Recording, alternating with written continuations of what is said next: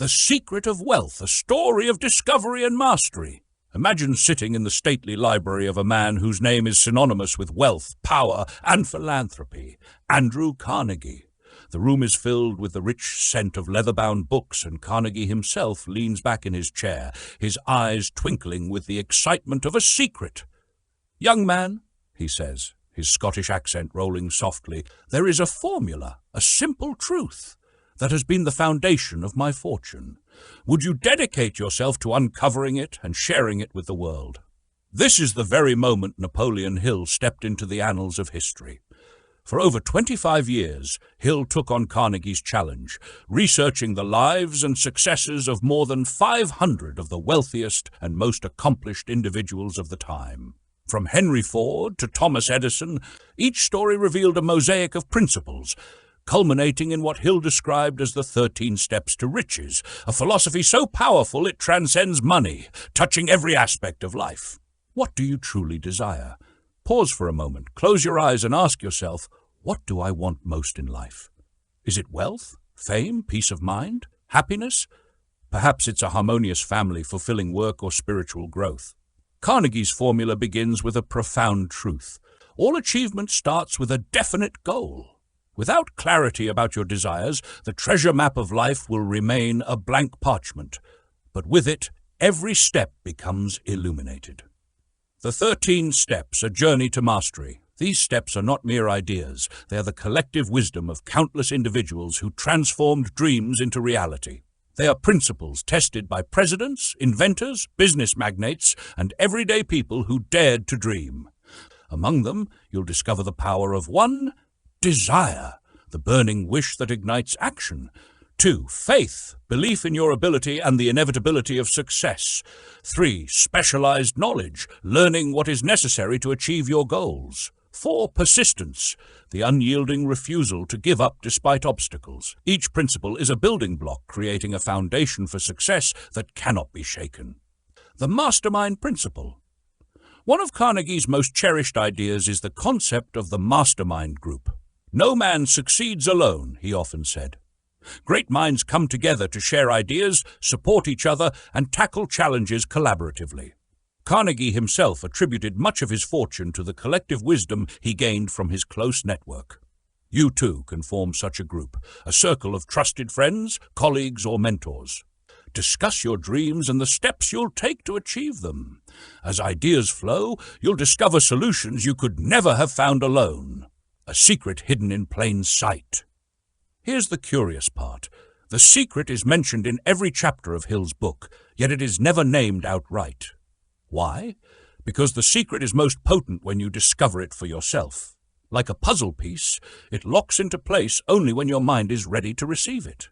Some have found it in the story of Hill's son, Blair, who, despite being born without hearing, used the principles to overcome his challenges and create a life of extraordinary achievement. Others discovered it in the tale of Charles M. Schwab, whose faith and audacity helped create U.S. Steel and amass a fortune. Riches beyond money. Though the principles can lead to material wealth, they are equally a path to spiritual and emotional riches. Harmony in relationships, inner peace, and a life of purpose often accompany those who master this philosophy. Your life transformed. As you read and apply these ideas, expect a profound change. The world will not shift. Instead, you will. Your thoughts, your habits, and your actions will align with your greatest aspirations. And as Carnegie believed, you will finally bargain with life on your own terms. So what will you do now? Will you merely glance over this story and move on? Or will you take the first step, deciding what you want and committing to learning how to achieve it? For as Carnegie said, all achievement begins with an idea. The power of thoughts, a story of desire, persistence, and triumph. Imagine for a moment the sheer power of your thoughts. They are not just fleeting whispers in your mind. They are things, powerful and transformative. When fused with a clear purpose, unwavering persistence, and an intense desire, these thoughts can shape your reality, manifesting dreams into tangible success. The story of Edwin C. Barnes stands as a timeless testament to this truth. Over 30 years ago, Barnes discovered the secret behind the philosophy of think and grow rich. His journey was not a sudden revelation, but rather a gradual unfolding of a single, focused desire to become a business associate of Thomas Edison, the renowned inventor.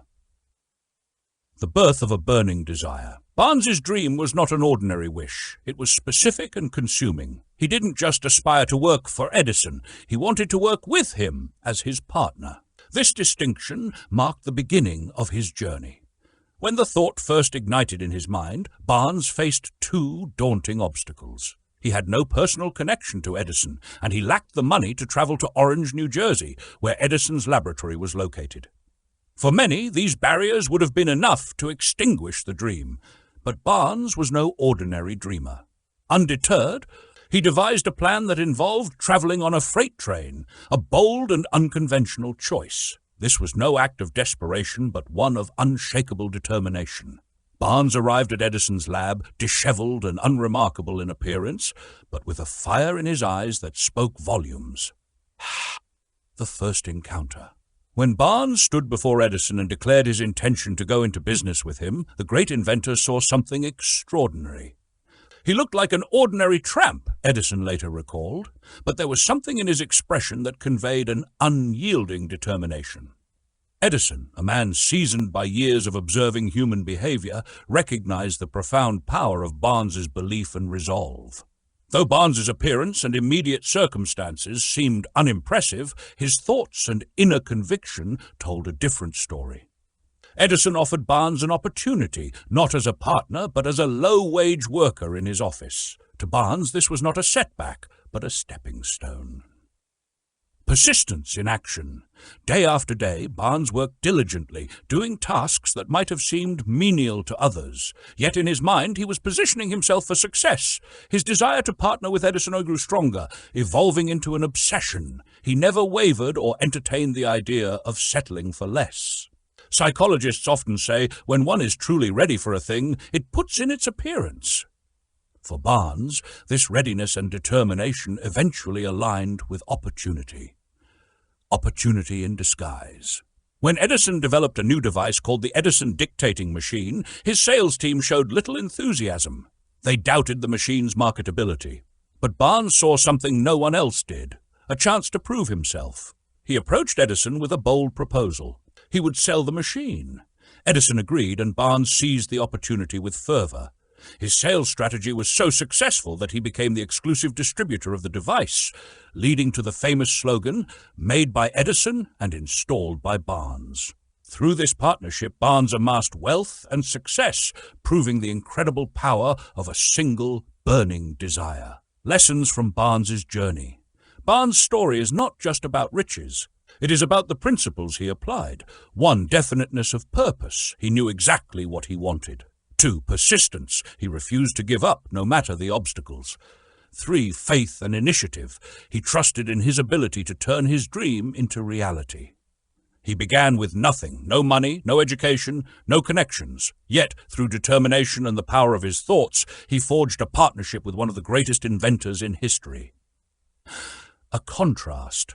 Stopping too soon. Barnes' success also highlights a cautionary tale. The danger of quitting too early. Many dreams are abandoned just a few steps away from fruition. Had Barnes given in to doubt or taken an easier path, his story would have been vastly different. Let this be a reminder. Your thoughts, when paired with purpose, persistence, and desire, hold the power to create a life of abundance. Don't stop 3 feet short of the gold. Think deeply. Desire intensely. Act persistently and watch your thoughts become things. 3 feet from gold, a lesson in perseverance and the true cost of giving up. In the rugged days of the gold rush, the promise of wealth drove countless dreamers westward. Among them was a man from Maryland, the uncle of R.U. Darby, who was captivated by gold fever. He ventured west with a pick, a shovel, and an unshakable determination to strike it rich. After weeks of grueling labor, he was rewarded. Glimmering beneath the earth, he uncovered gold, a vein so promising it sparked dreams of fortune. Yet extracting this treasure required machinery, and so he returned home to rally support. His family and neighbors, fueled by faith in his discovery, pooled their money to help. With the machinery acquired, Darby and his uncle returned to the mine, eager to turn their dreams into reality. The taste of success. Their work soon bore fruit.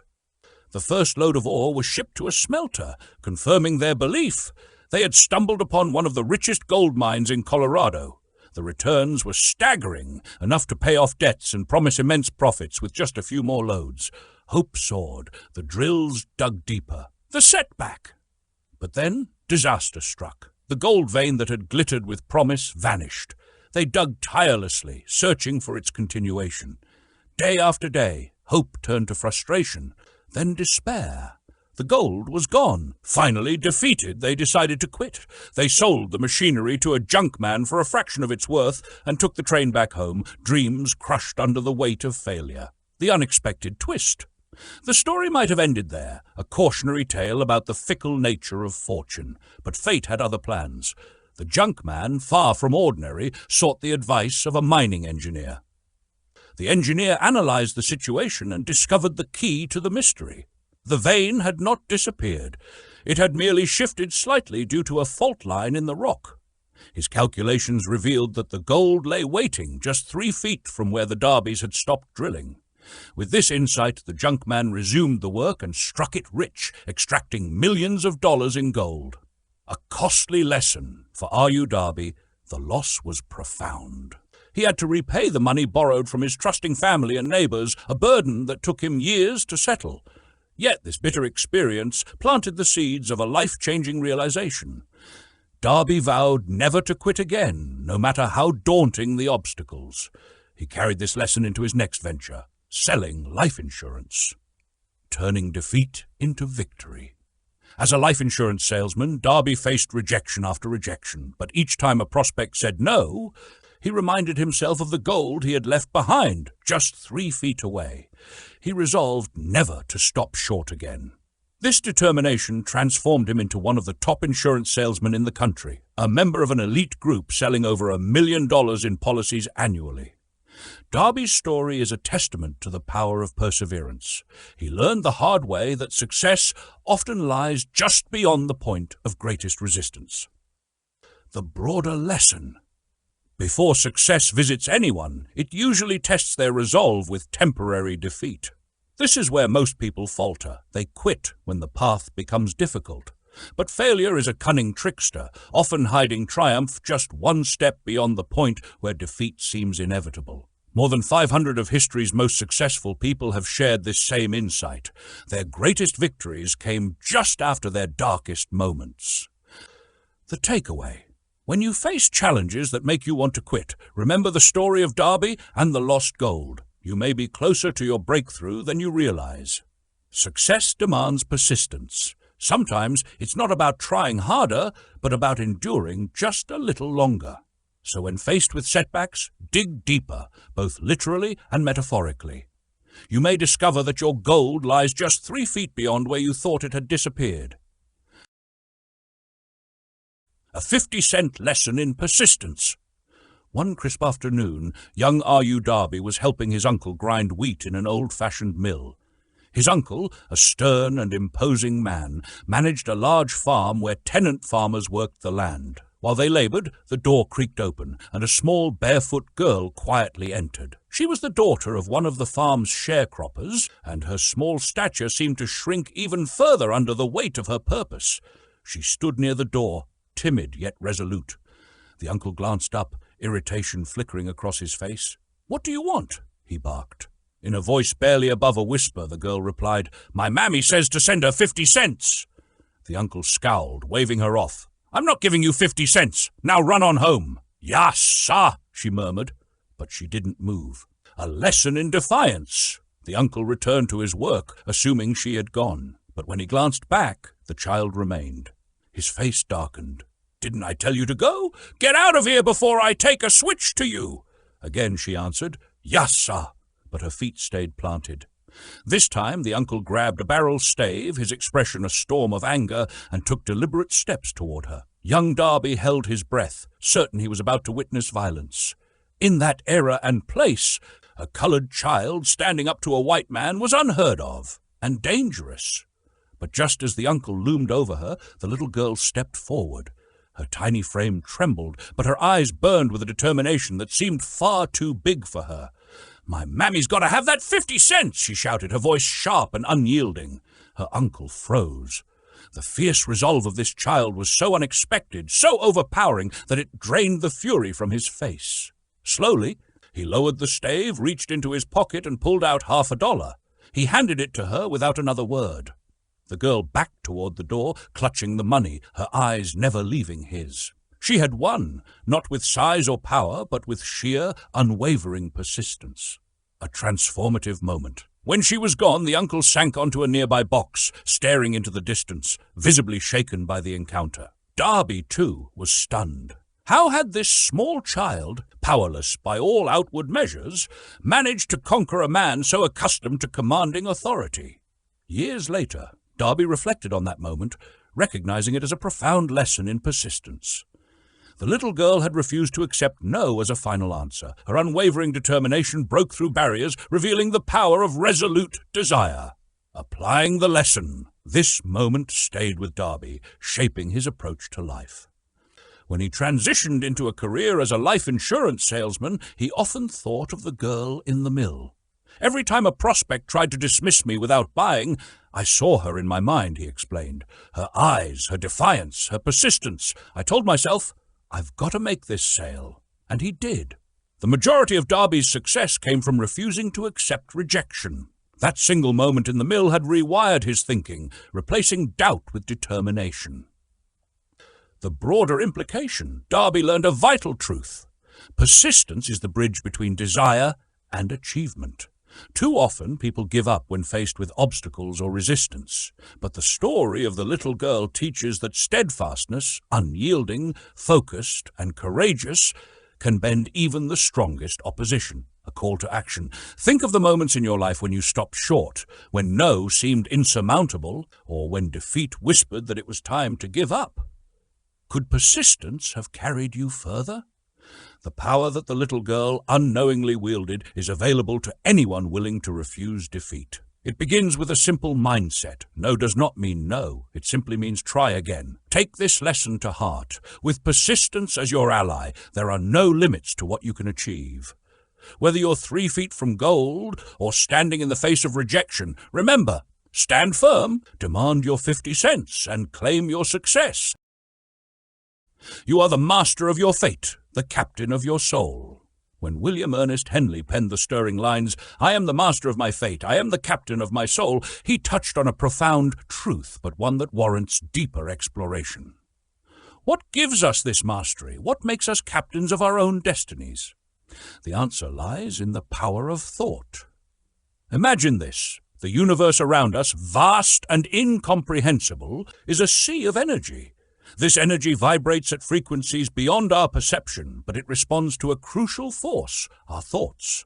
These vibrations adapt themselves to the nature of the dominant ideas we hold in our minds and guide us, often in ways we don't immediately understand, to transform those thoughts into reality. The neutral power of thought. Here is where Henley might have delved further. The universe does not distinguish between thoughts of success or failure, wealth or poverty. It simply takes what you feed it. If you dwell on fear, doubt, and defeat, the energy amplifies those thoughts into your reality. Conversely, if you focus on abundance, determination, and triumph, it aligns circumstances to bring those into being. To be masters or captains, we must first recognize this neutral but potent power and harness it. Our minds are like magnets, attracting forces, people, and circumstances that align with our dominant thoughts. If we think persistently about a goal with clarity and intensity, we set the stage for its manifestation. Desire, the first step to mastery. Before we can master our fates, we must start with a burning desire, a clear and unrelenting vision of what we want. This is not just wishful thinking. It's a force so compelling that it drives us to plan, act, and persist until the vision becomes reality. Let me share a story of transformation, one that reveals the principle of thought mastery in action. A commencement address that changed a life. Almost 15 years ago, I delivered a commencement speech at Salem College, a small institution in West Virginia. In that speech, I emphasized the profound impact of focused thought and desire. Among the graduates was a young man who took those words to heart. He wasn't extraordinary by birthright or resources, but he listened with intent. Years later, this same young man wrote to me as a member of Congress, recounting how that one idea of being the master of his thoughts had shaped his path. He had faced challenges, but the principle he adopted that day gave him the clarity and strength to overcome every obstacle. Lessons from leaders. The case of Henry Ford. Consider Henry Ford. At one time, Ford was a man with little schooling, no wealth, and few connections, yet he built an empire that revolutionized industry. How? By focusing his thoughts on his vision with unwavering clarity. When Ford's engineers told him it was impossible to cast an 8-cylinder engine block in a single piece, he didn't waver. "Produce it anyway," he said. Months passed without success, but Ford's persistent belief, his unwavering thought, ultimately led to the breakthrough. This wasn't just engineering, it was the triumph of thought, belief turned into reality through persistence and action. Applying the principle in your life. You might wonder, can I too master my fate? Can I achieve greatness despite my limitations? The answer is a resounding yes. The principles of thought mastery are universal. They worked for Ford, for my young graduate friend, and for countless others. Begin with desire, a clear, burning intention. Then, magnetize your thoughts with positivity and purpose.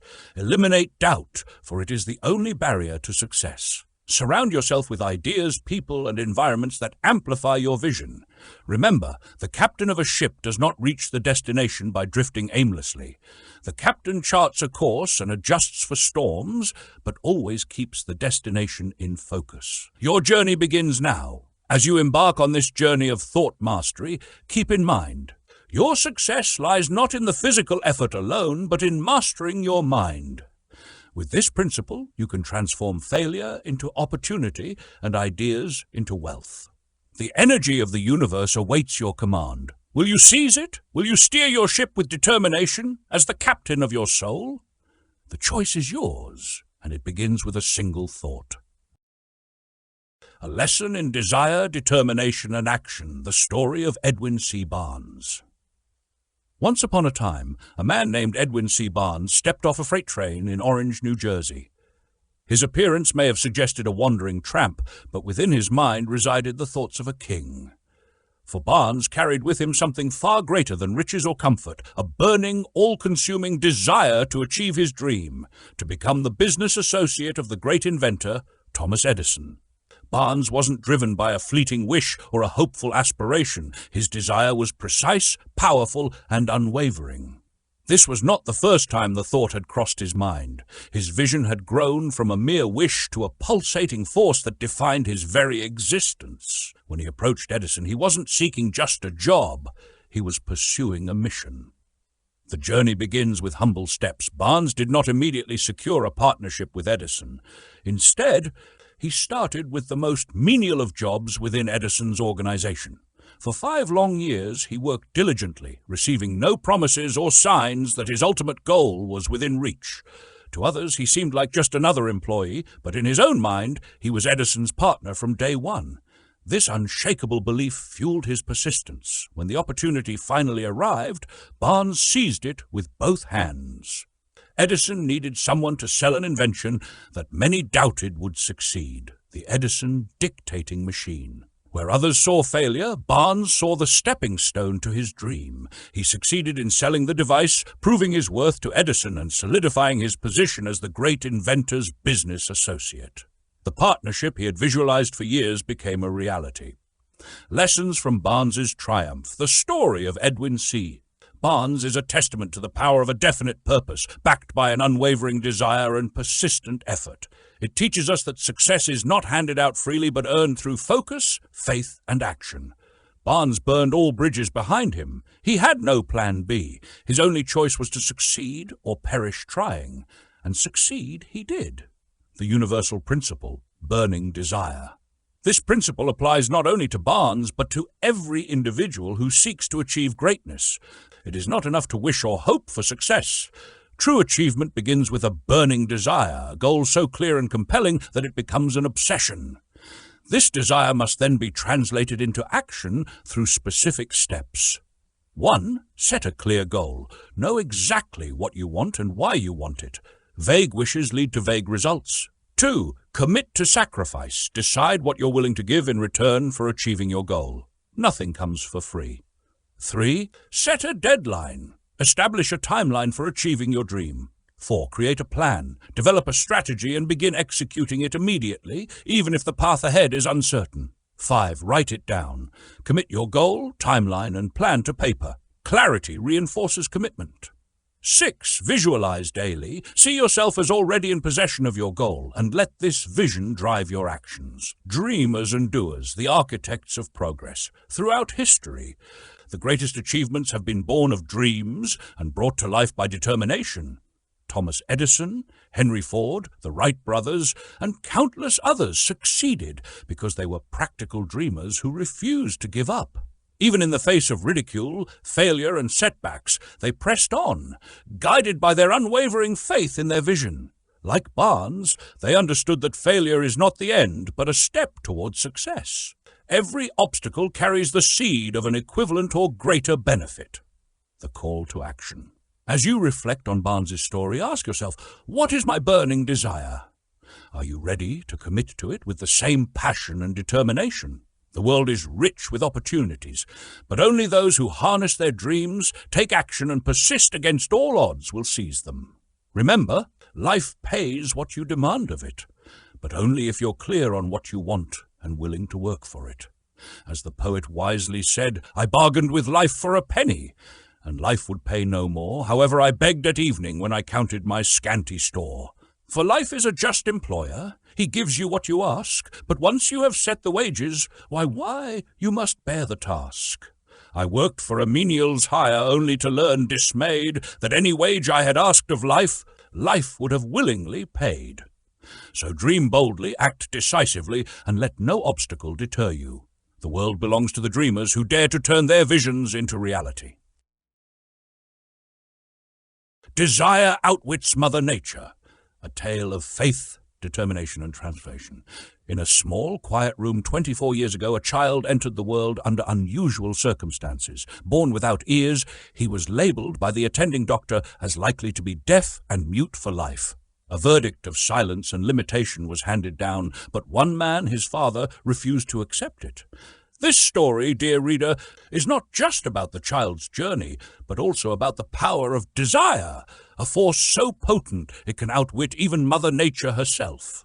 The birth of a burning desire. As the child's father, I stood in silent defiance of the doctor's words. While others saw affliction, I envisioned possibility. In the secret chambers of my heart, I decided my son would hear and speak. This was not a wish or a fleeting hope. It was a burning desire backed by unyielding faith. Every day I renewed my resolve, refusing to accept the world's definition of impossible. Guided by Emerson's wisdom, there is guidance for each of us, and by lowly listening we shall hear the right word. I discovered that word, desire. This became the foundation of my mission. If the natural world presented a challenge, I would find a way to transform it into an opportunity, planting the seed of possibility. From the moment my son could respond to the world around him, I began to shape his mind. When we noticed that he could hear faintly, our hope ignited. His slight ability to hear became the cornerstone of my belief that greater hearing was achievable. Then a serendipitous moment sparked an idea. One day, he pressed his teeth against the edge of a Victrola and experienced the vibration of music, a discovery that introduced us to the principle of bone conduction. It was a glimmer of light in a journey that demanded perseverance and creativity. Each bedtime I spun stories for my son, not mere tales, but tools crafted to instill self-reliance and ambition. I framed his affliction as a unique asset, though even I did not fully understand how this would be true. My purpose was clear, to nurture within him a belief in his potential, even when the world saw limitation. The triumph of a brave spirit. When my son turned 7, he demonstrated the first signs of independence. Determined to sell newspapers like his older brother, he ventured out on his own, borrowing 6 cents to buy his first bundle of papers. That evening, he returned triumphant, with a profit of 42 cents clenched tightly in his little hand. While his mother wept with worry, I rejoiced. This small victory signaled something far greater, the power of self-reliance and belief. Throughout his schooling, he faced challenges that would have deterred others. Despite his inability to hear his teachers unless they shouted, he persisted. We refused to let him learn sign language, choosing instead to integrate him into the world of sound and speech. This decision, though controversial, laid the groundwork for his eventual triumph. A miracle of desire and innovation. 18 years later, during his final week of college, my son encountered an electrical hearing aid that transformed his life. For the first time, he heard the world as others did. The joy of hearing his mother's voice over the telephone, of understanding his professors without strain, was indescribable. His lifelong desire for normal hearing had materialized. But this was not the end of the story. Inspired by his own experience, my son resolved to help others like him. He wrote to the manufacturer of the hearing aid, proposing ways to share the gift of sound with the millions who lived in silence. His idea was met with enthusiasm, and he began a career dedicated to improving the lives of the hard of hearing. The lesson in desire. What began as a father's unyielding determination became a transformative journey that impacted not only one life, but countless others. Through desire, backed by faith, my son turned his greatest challenge into his greatest strength.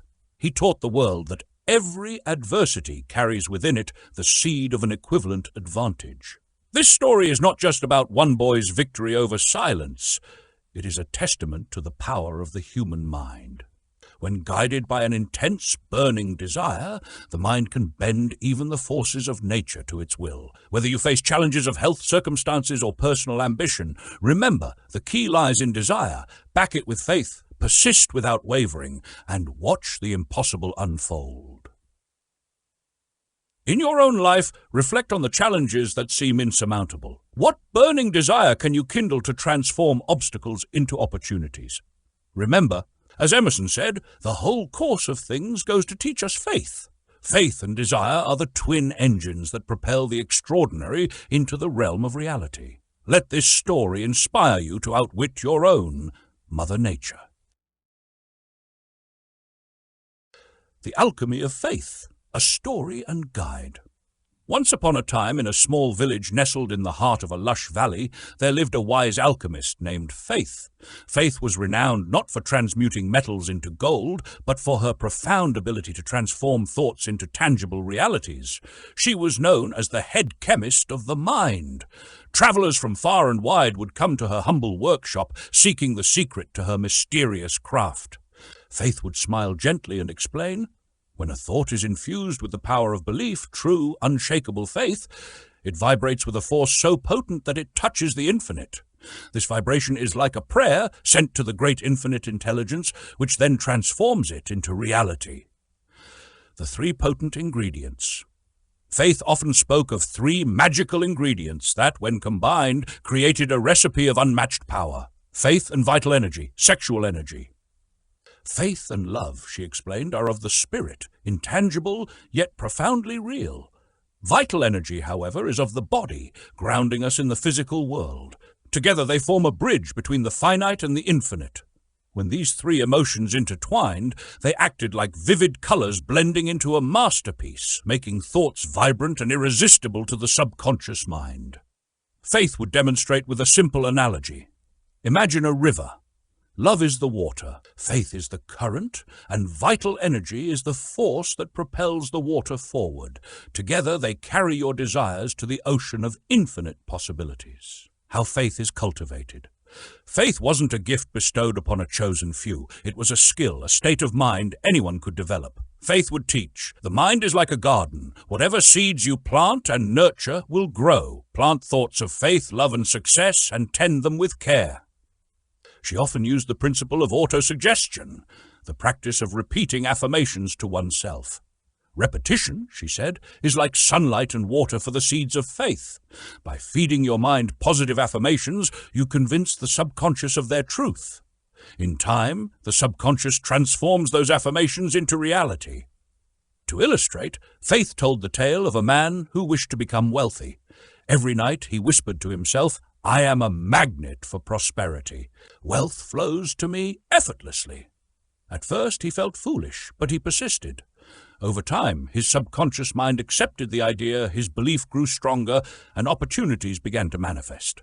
This, Faith would say, is the magic of belief in action.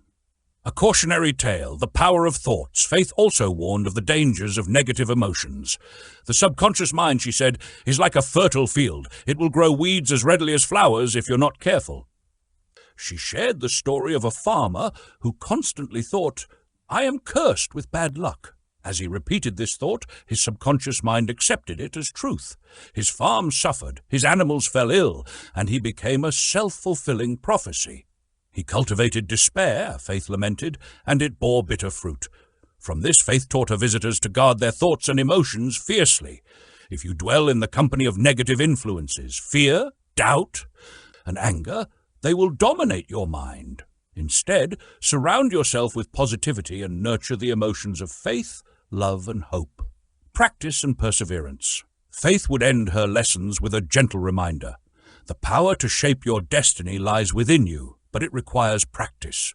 Just as you would learn to play an instrument or perfect a recipe, you must train your mind. She encouraged her students to start small. Visualize a simple desire, perhaps finding a lost item. Close your eyes, feel gratitude as if it is already found, and hold that belief. With time, you will see the power of faith. Her parting words were always the same. Faith is not built in a day, but like a muscle, it strengthens with use. Believe in your ability to believe. That is where transformation begins. And so the village thrived under Faith's wisdom. Her teaching spread, reminding everyone that the greatest alchemy lies not in turning lead into gold, but in transforming thoughts into reality through the vibrant energy of faith, love, and determination. The Power of Faith, a story of transformation and teaching. Long ago, in a village nestled at the base of a vast mountain range, there lived a young man named Arun. Arun was a dreamer, but he was also plagued by doubt.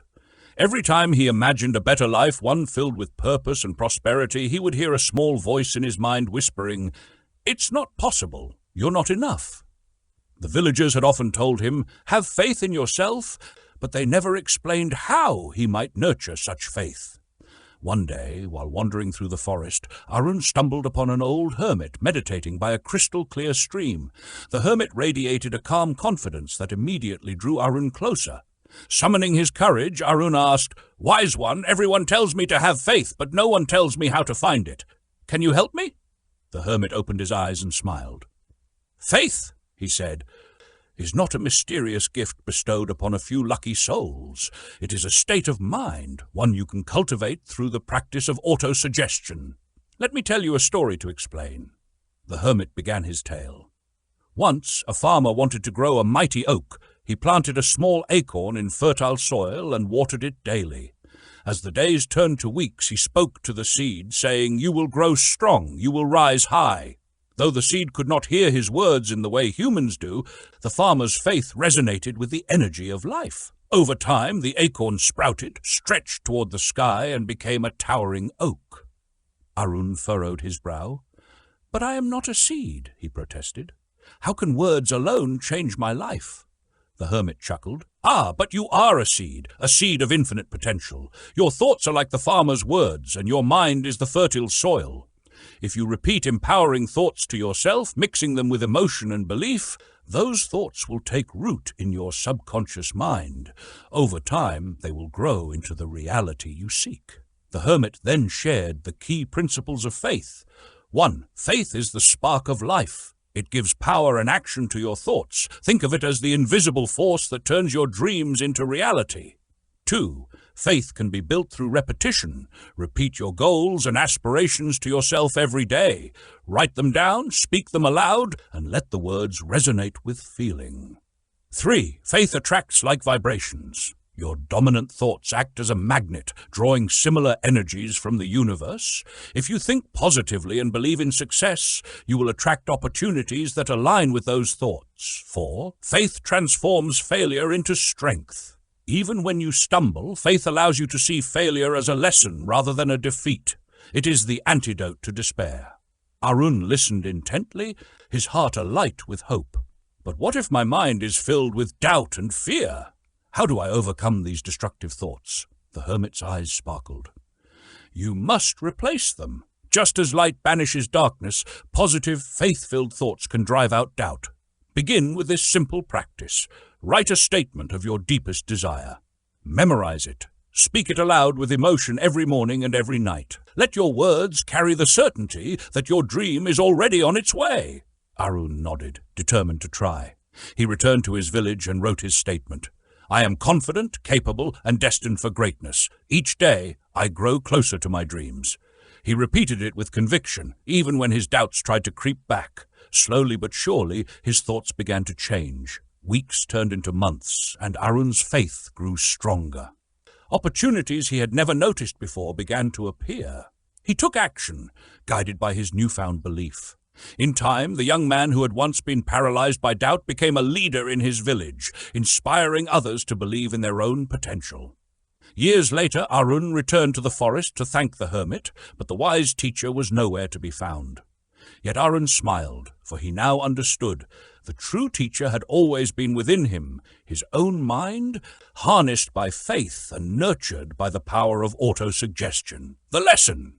Faith is not an abstract concept. It is a state of mind you can actively cultivate. By consciously choosing your thoughts and repeating them with emotion and belief, you can plant the seeds of success in your subconscious mind. Like the farmer's oak tree, your dreams will grow, transforming your life in ways you once thought impossible. So, take the first step. Write your statement of purpose. Speak it aloud with faith, and watch as the vibrations of your thoughts reshape your reality. The Formula for Self-Confidence, a Story and a Guide. Let me take you on a journey, a story of self-discovery and triumph. Imagine a young dreamer, someone not unlike yourself, standing on the precipice of life, holding within their heart the seeds of greatness. But to grow, these seeds require nurturing with the sunlight of self-belief and the water of purposeful action. This is the story of how one can cultivate self-confidence, a power so potent it can transform even the most unlikely person into a force of success. Step 1. The promise to act. Once there was a young artist named Lena. She dreamed of painting masterpieces that would inspire generations, yet she often doubted her ability. One day, Lena stood before her easel and declared, I demand of myself to act persistently and continuously toward my goal. She promised herself that she would show up every day, even when inspiration felt distant. This was her first step, acknowledging her ability and committing to persistent action. Lesson. Believe you have the ability to achieve your purpose. Demand action from yourself and promise to follow through, no matter the obstacles. Step 2. Picture the person you will become. Each evening, Lena spent 30 minutes visualizing the artist she aspired to be. She imagined her paintings in galleries, the awe on viewers' faces, and the sense of fulfillment she felt. As she held this vision, her thoughts began to transform, shaping her actions and drawing her closer to that future self. Lesson. Your dominating thoughts shape your reality. Devote time daily to vividly imagine the person you intend to become. Step 3. Speak confidence into existence. Every morning, Lena would stand before her mirror and declare, I am a confident, successful artist. My skills grow each day, and my art touches lives. Through the power of autosuggestion, she rewired her subconscious, aligning it with her aspirations. Lesson. Speak affirmations that build your self-confidence. Let the repetition etch belief into your mind and actions. Step 4. Define your purpose. Lena wrote down her definite aim, to create art that inspires change and brings beauty into the world. This clarity became her compass, guiding her through challenges. She vowed never to stop until her goal was achieved. Lesson. Write down your ultimate goal in life. Let it serve as a guiding light and commit to developing the confidence to achieve it. Step 5. Act with integrity and love. Lena knew her success depended on serving others. She shared her knowledge with budding artists, supported her peers, and infused love into her work. In return, she gained trust, cooperation, and respect. Lesson: success thrives on truth, justice, and mutual benefit. Eliminate negative thoughts and cultivate love for others. Success will follow when others believe in you as you believe in yourself. The science of autosuggestion. Behind Lena's transformation was a natural law called autosuggestion. The subconscious mind, like fertile soil, accepts whatever seeds, positive or negative, you plant. When you nurture it with thoughts of faith and courage, it yields success. But if fed fear and doubt, it can lead to failure. Illustration: Joseph Grant, a banker, succumbed to his fear of disgrace after a mistake.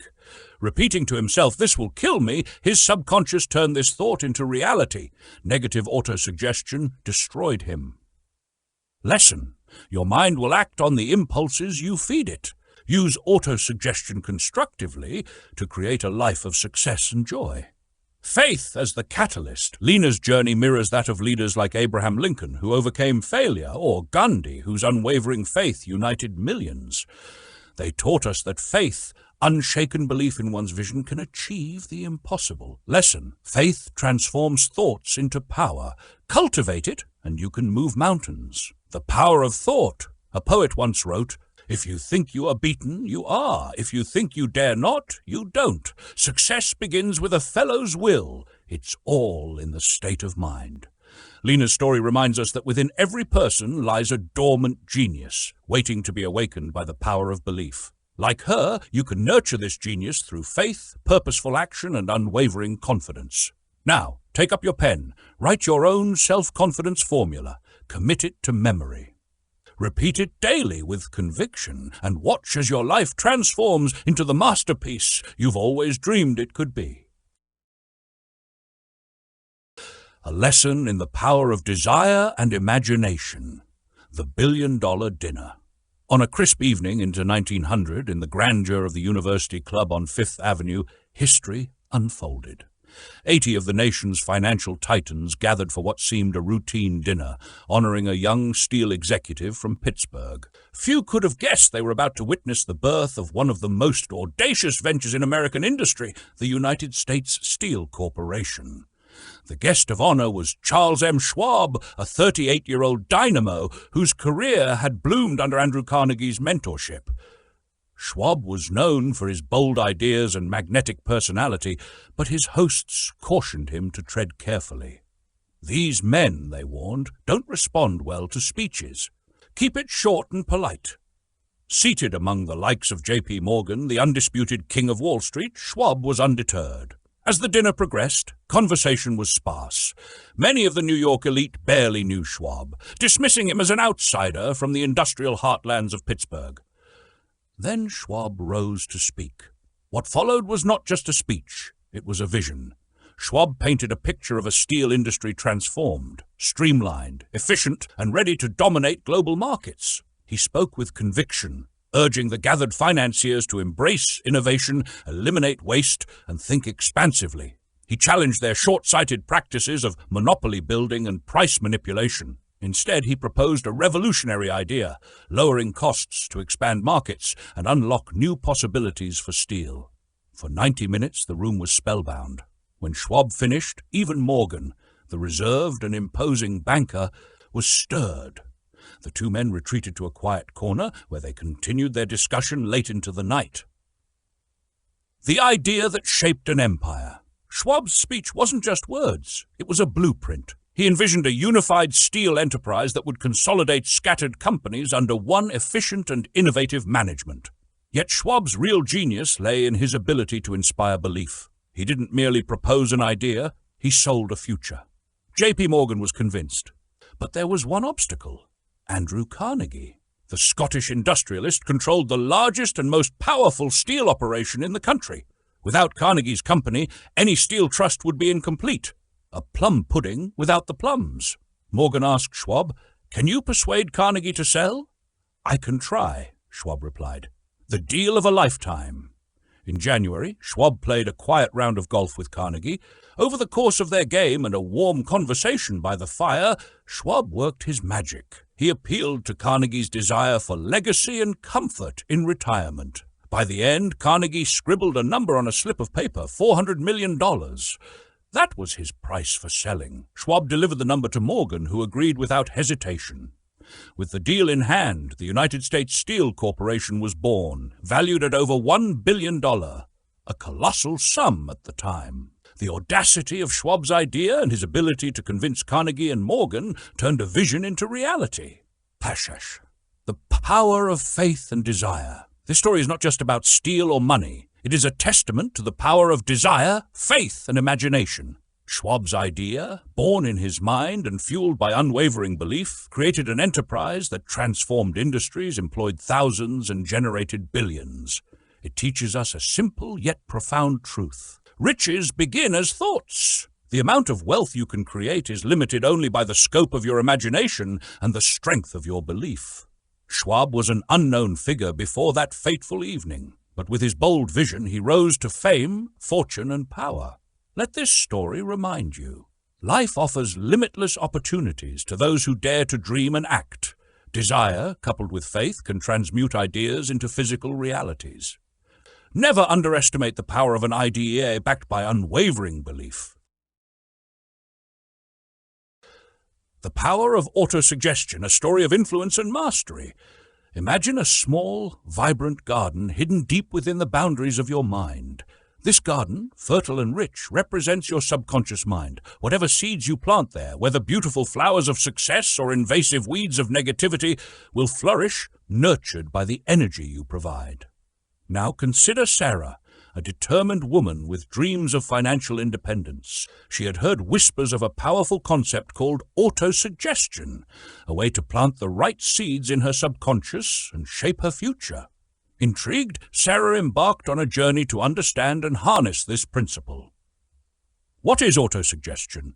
Sarah learned that autosuggestion refers to all the stimuli and thoughts that reach the mind through the five senses. It is, in essence, self-suggestion, a bridge between the conscious mind, where logical thinking happens, and the subconscious mind, which serves as the seat of action and power. Through her research, Sarah discovered a critical truth. The subconscious mind accepts only what the conscious mind allows. It doesn't discriminate between positive and negative thoughts. It simply absorbs what's given to it, especially when mixed with emotion. Thoughts without feeling are like seeds without water. They hold potential but won't grow. Sarah realized that every day her mind was bombarded with countless impressions. Many of them, she admitted, were not consciously chosen but rather passively absorbed. This lack of control explained why her life sometimes felt chaotic and unfocused. The garden of the subconscious. Sarah envisioned her subconscious as a garden overrun with weeds. She had neglected to plant the seeds of success deliberately. If I don't take control, she thought, these weeds will choke out my dreams. With this realization, Sarah committed to applying autosuggestion purposefully. She remembered a principle from her studies. Repetition, emotion, and faith are the keys to influencing the subconscious. Steps to master autosuggestion. Sarah began following a structured process. 1. Clarify your desire. She wrote down the exact amount of money she wished to accumulate, along with a deadline and the service she would provide in exchange. She committed to reading this aloud twice daily, visualizing herself already in possession of the money. 2. Mix emotion with words. Sarah didn't just read her statement. She infused her words with excitement, faith, and a deep sense of belief. She closed her eyes and saw herself living her dream life. 3. Persist with faith. Even on days when doubt crept in, Sarah reminded herself that persistence was the price of success. The subconscious doesn't respond to fleeting whims, but to consistent, emotionally charged repetition. 4. Stay alert to inspiration. Sarah understood that practical plans for achieving her goals might come as sudden flashes of insight. These ideas, born of her subconscious mind, needed to be acted upon immediately, a test of commitment. One evening, Sarah sat quietly, visualizing the exact amount of money she desired. She imagined herself delivering a service that made people's lives better. At first her mind wandered, but she gently brought her focus back, determined to see and feel her success. Days turned into weeks. One morning, an idea flashed into her mind, a business concept that perfectly aligned with her skills and passions. Acting swiftly, Sarah began working on her plan, trusting that her subconscious had guided her correctly. The results of faithful action. Months later, Sarah's business was thriving. She had achieved her financial goal, but more importantly, she had cultivated a habit of directing her subconscious mind toward success. Her garden now overflowed with vibrant blooms. Her dreams realized. The lesson for all of us. Sarah's journey teaches us that autosuggestion is a tool of immense power, but it requires persistence, focus, and belief.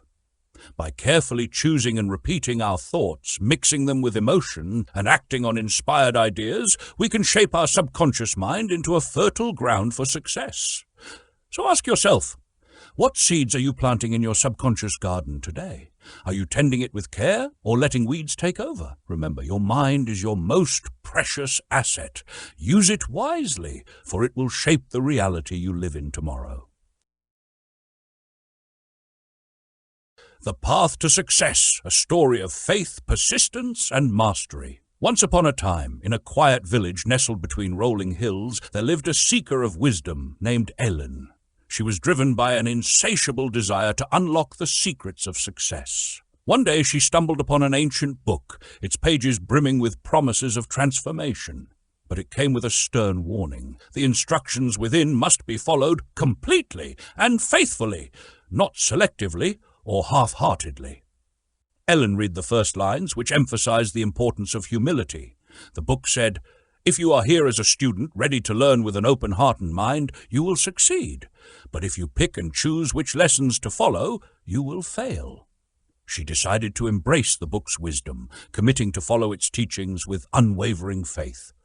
Here is the story of how Ellen turned the principles into action. Dashna, the 6-step ritual. 1. A quiet commitment.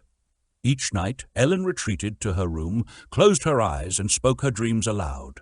She began with a specific goal. By the first day of January, 5 years from now, I will have $50,000 in my possession. In return, I will offer my best services as a craftswoman, creating fine jewelry of unmatched quality. As she spoke, Ellen didn't just say the words, she felt them. In her mind's eye, she could see her vault brimming with gold coins and crisp bills. She could feel their texture in her hands. This vivid visualization filled her with excitement, as if her dream had already come true. 2. Morning and night. Every morning and night, Ellen repeated her affirmation. It became as natural as breathing. At first, it felt strange, almost as if she were pretending. But she trusted the process. Over time, her imagination grew sharper and her faith stronger. 3. The power of the written word. On her desk, Ellen kept a handwritten copy of her statement. She placed it where she would see it every morning as she rose and every night before she slept. She read it so often that the words became etched in her memory and heart. Harnessing the subconscious. The book taught that autosuggestion was the bridge between conscious dreams and subconscious action. It explained that the subconscious mind responds only to instructions imbued with strong emotions and unwavering belief. At first, Ellen doubted whether reciting a statement or imagining money could truly make a difference. But she remembered the advice. Approach this with the faith of a child. Persist even when it feels abstract or impractical. Over time, skepticism will give way to belief, and belief will solidify into faith. Ellen noticed changes. She began to notice opportunities she had overlooked before. Ideas and plans for her jewelry business came to her effortlessly, as if her mind had unlocked a hidden treasure chest of creativity. Faith! Ellen's journey taught her that faith was the most critical element. Faith was the emotional fuel that powered her subconscious mind, driving her toward her goal. She recalled the book's promise. You are the master of your destiny because you have the power to influence your own subconscious mind. She began reading the chapter on autosuggestion aloud every night, just as the book instructed. Each time she read, she underlined sentences that resonated deeply, allowing the words to sink into her very being. The transformation. Years passed, and Ellen's humble workshop blossomed into a renowned jewelry brand. She had surpassed her financial goal, but more importantly, she had transformed herself. Through faith, persistence, and the application of the principles, she had become the captain of her soul and the master of her fate. The lesson for all seekers. If you wish to embark on a journey like Ellen's, remember these guiding principles. 1. Approach the instructions with humility and an open mind. 2. Be specific about your goals and express them aloud with conviction. 3. See your success vividly in your mind as though it has already arrived. 4. Repeat your affirmations daily, letting faith guide your subconscious. 5. Read and revisit the instructions until they become second nature. The path may seem abstract at first, but persistence will unlock the power of your subconscious mind. Like Ellen, you can turn your deepest desires into reality. All it takes is faith, effort, and an unshakable commitment to follow through. The Tale of Two Knowledges. Once upon a time, in a bustling kingdom of learning, there were two scholars named Generalis and Specialists. Generalis prided himself on knowing a little about everything. From ancient myths to modern machinery, his mind was a treasure trove of trivia. Specialists, on the other hand, focused deeply on the art of gem crafting, honing her skill to perfection. One day, the king announced a grand contest. Whoever can turn the raw diamonds from the royal mines into the most magnificent crown shall be richly rewarded. Generalis, with his vast but shallow knowledge, eagerly entered the contest, believing his ability to talk about diamonds, metallurgy, and history would impress the judges. Specialist, too, stepped forward, armed with her deep expertise in gem crafting. When the contest day arrived, Generalis created a crown that was decent. He had ideas but lacked the skill to execute them. Specialist, however, presented a masterpiece so stunning that it left everyone speechless. The king declared her the winner, and she became the royal gemsmith, her fortune secured. After the contest, Generalis approached Specialist and said, "How did you manage to create something so extraordinary? I know so much about diamonds and crowns, yet I couldn't do what you did." Specialist smiled and replied, "It's not about knowing everything. It's about organizing knowledge and using it with purpose." The secret to turning knowledge into power. This story echoes a truth as old as time. There are two types of knowledge, general and specialized. General knowledge, while vast and diverse, often lacks practical value in achieving specific goals. Specialized knowledge, when directed and applied with intent, becomes a powerful tool. Think of the professors in universities. They possess immense general knowledge, yet many struggle to accumulate wealth. Why? Because knowledge alone is not power. Knowledge must be organized and applied through deliberate plans of action toward a definite goal. Without this, knowledge is merely potential power, like a bow without an arrow or a ship without a sail. Henry Ford's push buttons. Consider the story of Henry Ford, a man often criticized for his lack of formal education. During a legal dispute, he was called ignorant and subjected to a barrage of questions designed to prove his lack of general knowledge. Questions like, who was Benedict Arnold and how many soldiers fought in the Revolutionary War were met with Ford's candid replies. I don't know, but I can find out. Finally, Ford, tired of the ridicule, said something remarkable. Why should I clutter my mind with general knowledge when I can summon experts with the push of a button? This response silenced the courtroom. Ford demonstrated that true education is not about memorizing facts, but knowing how to access and apply knowledge effectively. He was not uneducated. He was a master of organized knowledge, a trait that made him one of the wealthiest men of his time. The mastermind group, the key to unlimited knowledge. Both Henry Ford and Andrew Carnegie, another titan of industry, relied on what they called a mastermind group. These were alliances of specialized individuals who brought their expertise to the table, enabling collective success. Carnegie famously admitted that he knew little about steel manufacturing. Instead, he surrounded himself with people who did and directed their knowledge toward achieving his vision. This principle is a beacon of hope for anyone who feels inadequate because of limited formal education. The ability to organize and direct specialized knowledge is as valuable, if not more so, than possessing it yourself. Acquiring and applying knowledge. To succeed, one must first determine what kind of specialized knowledge is required and where to find it. This could involve personal experience, collaboration with experts, formal education, or even self-study through books and courses. The key is to channel this knowledge into actionable plans aligned with a clear purpose. For instance, think of a young inventor named Edison. With only 3 months of formal schooling, Thomas Edison became a prolific innovator. He mastered the art of acquiring knowledge and using it to bring his ideas to life, proving that education is not confined to classrooms. The modern lesson: Specialized to thrive. In today's world, the need for specialization is more critical than ever. Employers and industries value not just knowledge, but its practical application. As Robert P. Moore of Columbia University once said, candidates who combine specialized skills with strong interpersonal abilities and leadership qualities are the most sought after. The moral of the story: knowledge, like raw diamonds, is abundant and inexpensive, but its value lies in how it is cut, polished, and transformed into something purposeful. Decide what you need to know, seek it from reliable sources, and most importantly, organize and apply it with intent. Whether you dream of wealth, innovation, or personal growth, remember, it's not how much you know, it's how well you use what you know.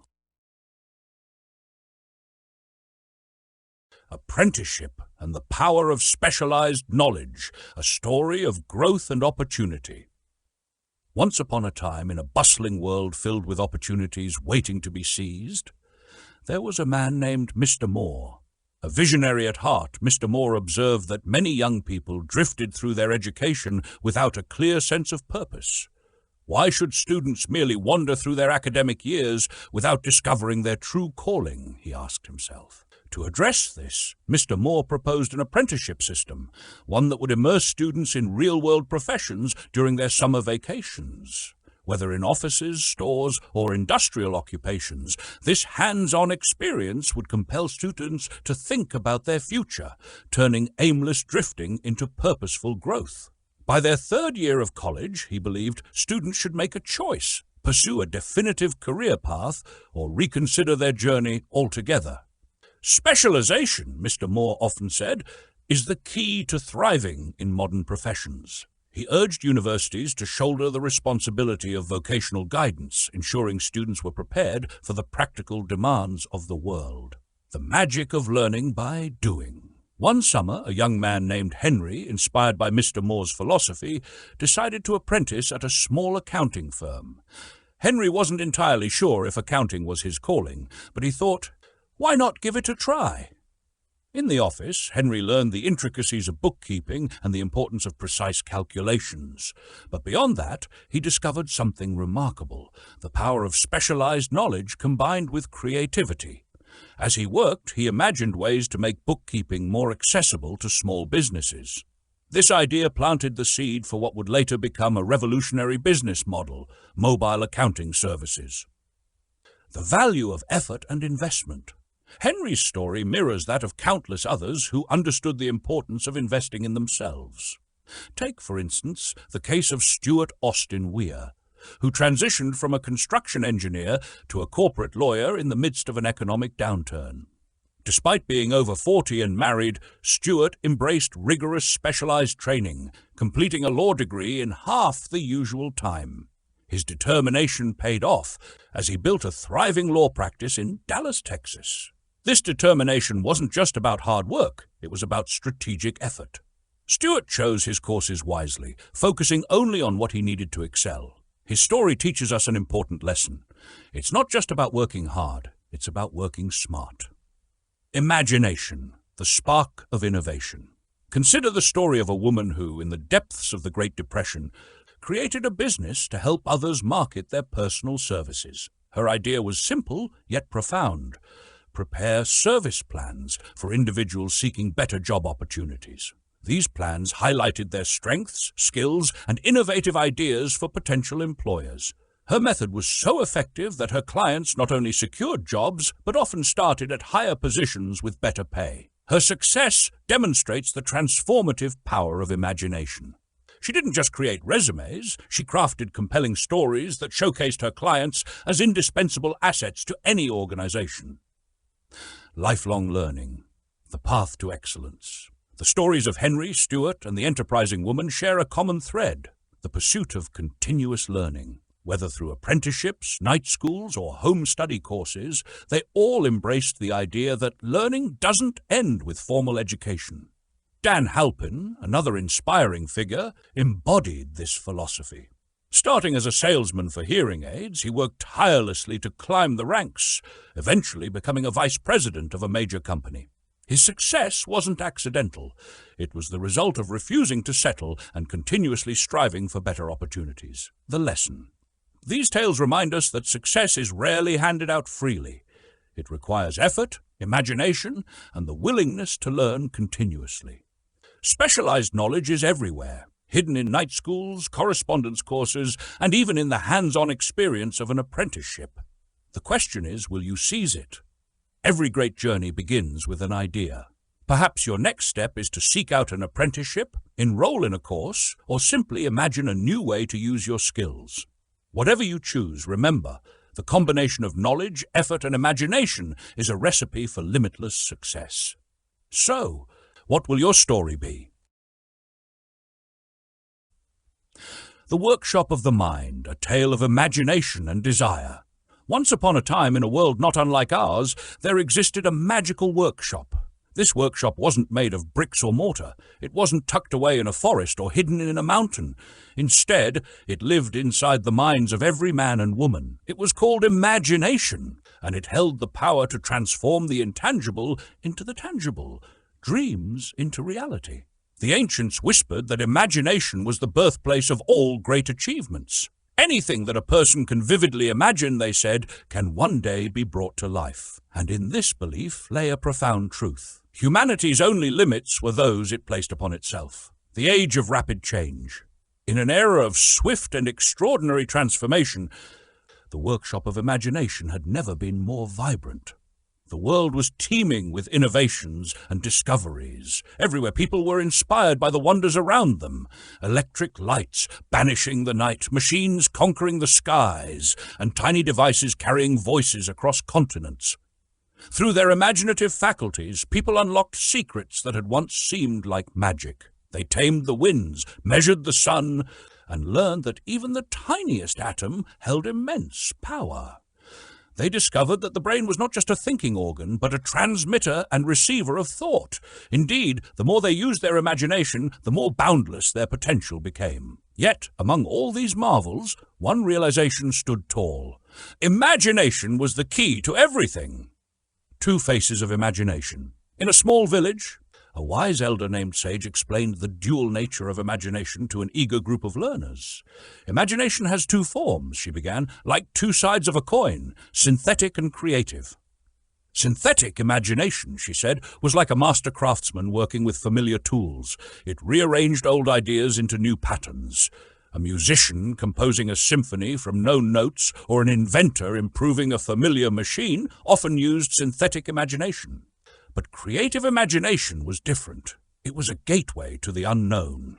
Through creative imagination, Sage continued, we connect to a higher intelligence, a source of inspiration and new ideas. It's how we get hunches or moments of brilliance that seem to come from nowhere. She paused, looking at her students. Remember this, synthetic imagination will often solve your problems, but when it cannot, creative imagination takes over, guiding you to new realms of thought. The power of desire. One of the students, a young dreamer named Arun, raised his hand. Sage, if imagination is so powerful, why don't we all achieve our dreams? Sage smiled.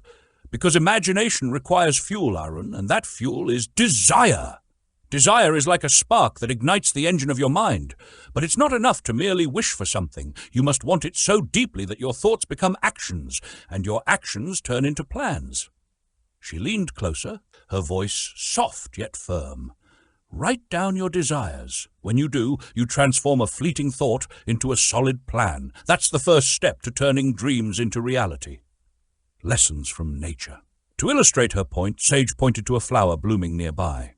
Think about this flower, she said. It started as a seed, tiny and fragile. Through the forces of nature, energy and matter, it grew into this beautiful creation. The same forces are at your disposal. Desire is your seed, and imagination is your sunlight and rain. Arun nodded, a spark of understanding in his eyes. So our thoughts and desires are like seeds, and we must nurture them to grow into something real? Exactly, Sage exclaimed. But remember, this isn't magic, it's a process. Just as nature takes time to create a forest, you must persist in your efforts. Keep learning, practicing, and imagining. Your journey may be long, but it will be worth it. The path forward. The students left the gathering that day with newfound determination. They realized that the limits they faced were not barriers, but opportunities to use their imagination. They understood that every great leader, artist, and inventor had walked this path before them, fueled by desire and guided by imagination. As Arun wrote his desires in a small notebook, he felt the first stirrings of change. He knew it wouldn't be easy, but he also knew that his imagination was his greatest tool. With every step he was building his future, one thought, one plan, and one action at a time. And so, dear reader, the same holds true for you. Your imagination is your workshop, your desires are your seeds, and your persistence is the gardener that brings your dreams to life. Use them wisely, for the universe has already provided the tools. You need only to learn how to wield them. The journey has begun. Will you take the next step? Let me How to make practical use of imagination, a story and lesson. The power of an idea. Every great fortune begins with an idea, a spark of imagination that transforms the ordinary into the extraordinary. Imagination is the fountainhead of innovation, the unseen force that turns dreams into reality. Let us journey into the past, to a small southern town where a seemingly simple transaction unleashed a wave of prosperity that changed lives and industries around the globe. This is the story of the Enchanted Kettle, a tale of imagination's boundless potential. The mysterious meeting. Picture an old country doctor driving into town, his horse and buggy rattling along the dusty streets. He stops at a modest drugstore, slips in through the back door, and begins a hushed conversation with a young drug clerk. The clerk listens intently, his face a mixture of curiosity and resolve. After an hour of discussion, the doctor steps out to his buggy and returns with an unusual assortment, a large, old-fashioned kettle and a wooden paddle, tools of his trade. The doctor also carries something even more valuable, a scrap of paper inscribed with a secret formula. The clerk, in an act of daring faith, hands over his entire life savings of $500 in exchange for the kettle and the formula. Neither man could have foreseen that this exchange would give birth to a fortune that would ripple across industries and continents. The birth of Coca-Cola. What did the young clerk Asa Candler actually buy? At face value, an old kettle, a paddle, and a slip of paper. But in truth, he purchased an idea, a vision for what this formula could become. Candler took the secret recipe for what we now know as Coca-Cola and infused it with the magic ingredient that the doctor lacked. Imagination. He saw not just a drink, but a world of possibilities. By adding marketing genius, branding innovation, and a relentless belief in the product, he transformed a modest investment into a global empire. Imagination's ripple effect. The influence of Asa Candler's imagination went far beyond a single product. Coca-Cola became one of the world's largest consumers of sugar, creating jobs for farmers, refiners, and marketers. It spurred demand for millions of glass bottles, sustaining an entire industry of glassworkers. It employed armies of artists, advertisers, and clerks. Even in times of economic depression, the Coca-Cola empire provided stable employment to thousands, proving that a strong idea, powered by imagination, could withstand the harshest challenges. Coca-Cola didn't just quench thirst. It built schools, supported communities, and inspired countless people to dream big. Its influence stretched into every corner of the globe, demonstrating the transformative power of a single idea, nurtured with vision and creativity. The lesson for you. What does this story mean for you? It teaches that imagination is the key to turning the ordinary into the extraordinary. Like Asa Candler, you must look beyond the surface of your opportunities. Where others see a kettle, see an empire. Where others see a formula, see a solution to a global need. When you combine an idea with action, belief, and persistence, you hold the power to create something that can change the world. The magic of imagination lies in its ability to take a single thought and expand it into endless possibilities. Practical steps to harness your imagination. 1. Cultivate curiosity. Ask questions about how things work and how they can be improved. Curiosity is the seed of imagination. 2. Visualize possibilities. Imagine the best-case scenario for your ideas. How can they impact people, industries, or even the world? 3. Take bold risks. Like Asa Candler, dare to invest your time, resources, and energy in your ideas. 4. Seek collaboration. Surround yourself with people who inspire creativity and challenge your thinking. 5. Refine your vision, continuously improve your idea, and adapt it to meet the needs of a changing world. Final thought. Thought things. Remember, thoughts are not merely fleeting notions. They are the raw materials of your future. Every time you see the words Coca-Cola, let them remind you that an ordinary idea, when infused with imagination, can grow into a force that transforms the world. What will your imagination create?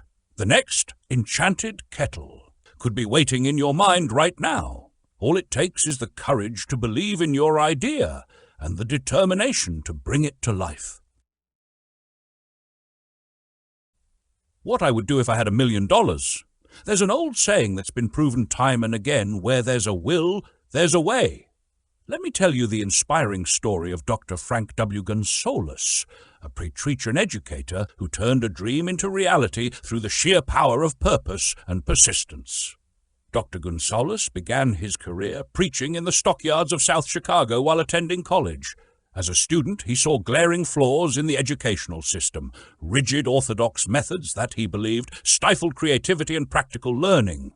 His vision was bold, a college where young men and women could learn by doing, blending knowledge with practical skills to prepare them for real-world challenges. The only thing standing between him and his dream? $1 million. Now, $1 million in those days was an astronomical sum, enough to make men give up before they began. But not Dr. Gonzalez. Night after night, he lay awake thinking of ways to bring his vision to life. Morning after morning, he woke up with that same thought. It consumed him, driving every decision and action. Yet, for 2 years, he made no tangible progress. Like many, he was stuck in the realm of vague hopes, wishing for a miracle but taking no concrete action. Then one Saturday, everything changed. Dr. Gonzalez decided, I will get that $1 million within a week. He didn't know how, but he didn't let that stop him. For the first time, his goal was backed by a firm deadline and an unwavering commitment. That decision ignited a surge of confidence, a belief that success was not only possible but inevitable. Immediately, he began to act. He contacted the local newspapers and announced he would deliver a sermon the next morning titled, What I Would Do If I Had $1 Million. The topic was no stranger to him. He had been mentally preparing for it for years. The next morning, with his heart full of hope and determination, Dr. Gonzalez stepped into the pulpit. In his excitement, he had forgotten his written sermon at home. But perhaps that was a blessing. Speaking from his heart, he described in vivid detail what he would do with $1 million, how he would build an institution where education was practical, dynamic, and transformative. As he spoke, his words resonated deeply with the audience. When he finished, a man seated in the back rose and made his way to the pulpit. Introducing himself as Philip D. Armour, he said, Reverend, I liked your sermon. I believe you can do everything you said you would if you had $1 million. Come to my office tomorrow morning and I'll give it to you. Within 36 hours of his decision, Dr. Gonzalez had the $1 million he needed. With it, he founded the Armour Institute of Technology, an institution that embodied his vision of practical education. Now, what can we learn from this story? First, definiteness of purpose is key. Gonzalez spent years dreaming vaguely, but everything changed the moment he made a firm decision with a specific deadline. Second, a burning desire fueled success. His passion for his vision sustained him through years of uncertainty and doubt. Third, action brings results. Many people have great ideas, but few take the decisive steps needed to turn those ideas into reality. Gonzales's bold sermon was his leap of faith. Finally, never underestimate the power of an idea. Dr. Rivlin. Gonzales didn't win people over with technical blueprints or detailed business plans. He won them over with the strength of his vision, communicated with conviction and sincerity. So, if you ever find yourself wondering what you would do with $1 million, perhaps the real question to ask is, what idea are you so passionate about that it could inspire others to help you achieve it? Remember, ideas backed by determination and action can move mountains or raise $1 million. What I would do: the journey from dream to reality, a tale of desire, imagination, and persistence. In the bustling heart of a small town, there lived a young dreamer named Marcus. Marcus had one burning desire: to transform his modest beginnings into a legacy of wealth and influence. He often pondered how great inventors, visionaries, and leaders before him had turned their dreams into reality. One day, while reading a treasured book of wisdom, Marcus stumbled upon a profound truth. Every creation or acquisition begins as a spark of desire. Desire, Marcus learned, is not merely a wish, but the foundation upon which empires are built. To bring his desire to life, Marcus had to take it from the abstract, a flicker in his mind, to the concrete, a tangible reality. The workshop for this transformation? His imagination, where plans would be forged and strategies organized. The 6 steps to transformation. Marcus realized that to succeed, he needed more than just dreams. He needed a plan. In the book, he found 6 definite steps to transform his desire for wealth into its equivalent in riches. One step stood out: the creation of a definite, practical plan. It was here his journey truly began. The power of a mastermind. The book taught Marcus an essential principle: no one achieves greatness alone. It urged him to form a mastermind alliance, a group of like-minded individuals whose collective wisdom and strengths would fuel his ambitions. The steps were clear. 1. Find allies. Marcus sought people who shared his vision or brought valuable skills to the table. He understood that collaboration could amplify his efforts. 2. Offer value. Before asking for help, Marcus carefully considered what he could offer in return. He knew that partnerships thrive on mutual benefit, not one-sided requests. 3. Meet regularly. Twice a week, Marcus gathered his group. Together, they brainstormed, refined, and perfected plans. 4. Maintain harmony. He ensured that every meeting was rooted in mutual respect and perfect harmony. Discord, he learned, could unravel even the best-laid plans. Lessons from history. Persistence in action. One evening, as Marcus faced his first failure, doubts crept in. Would his plans ever succeed? Then he recalled the stories of giants who had walked this path before him. Thomas Edison endured 10,000 failed experiments before perfecting the light bulb. Each failure was a stepping stone, not an end.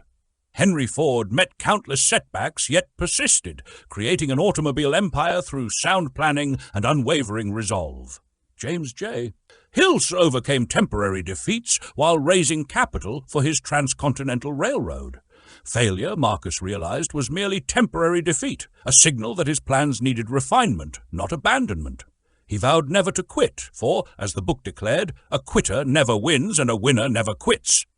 The marketplace of ideas and services. To build his wealth, Marcus began with what he had: his ideas and personal services. He understood that many great fortunes began this way, not with money, but with creative ideas and hard work. He reflected on 2 types of people in the world: leaders and followers. Though Marcus started as a follower, he became an intelligent follower, learning, observing, and growing under the guidance of those he admired. Step by step, he positioned himself as a leader, knowing that leadership brought not only greater rewards, but also greater responsibilities. The final truth: desire calls wealth into being. As Marcus pursued his journey, he internalized one last truth: money itself is inert. It doesn't think, act, or speak, but it does respond to the call of a determined mind. Fueled by desire, supported by his mastermind alliance, and guided by sound plans, Marcus knew that his success was inevitable, as long as he remained persistent and adaptable. And so, Marcus's journey continued. Not as a story of riches already gained, but as a testament to the process of turning dreams into reality. His life became a living example of the power of desire, imagination, and persistence.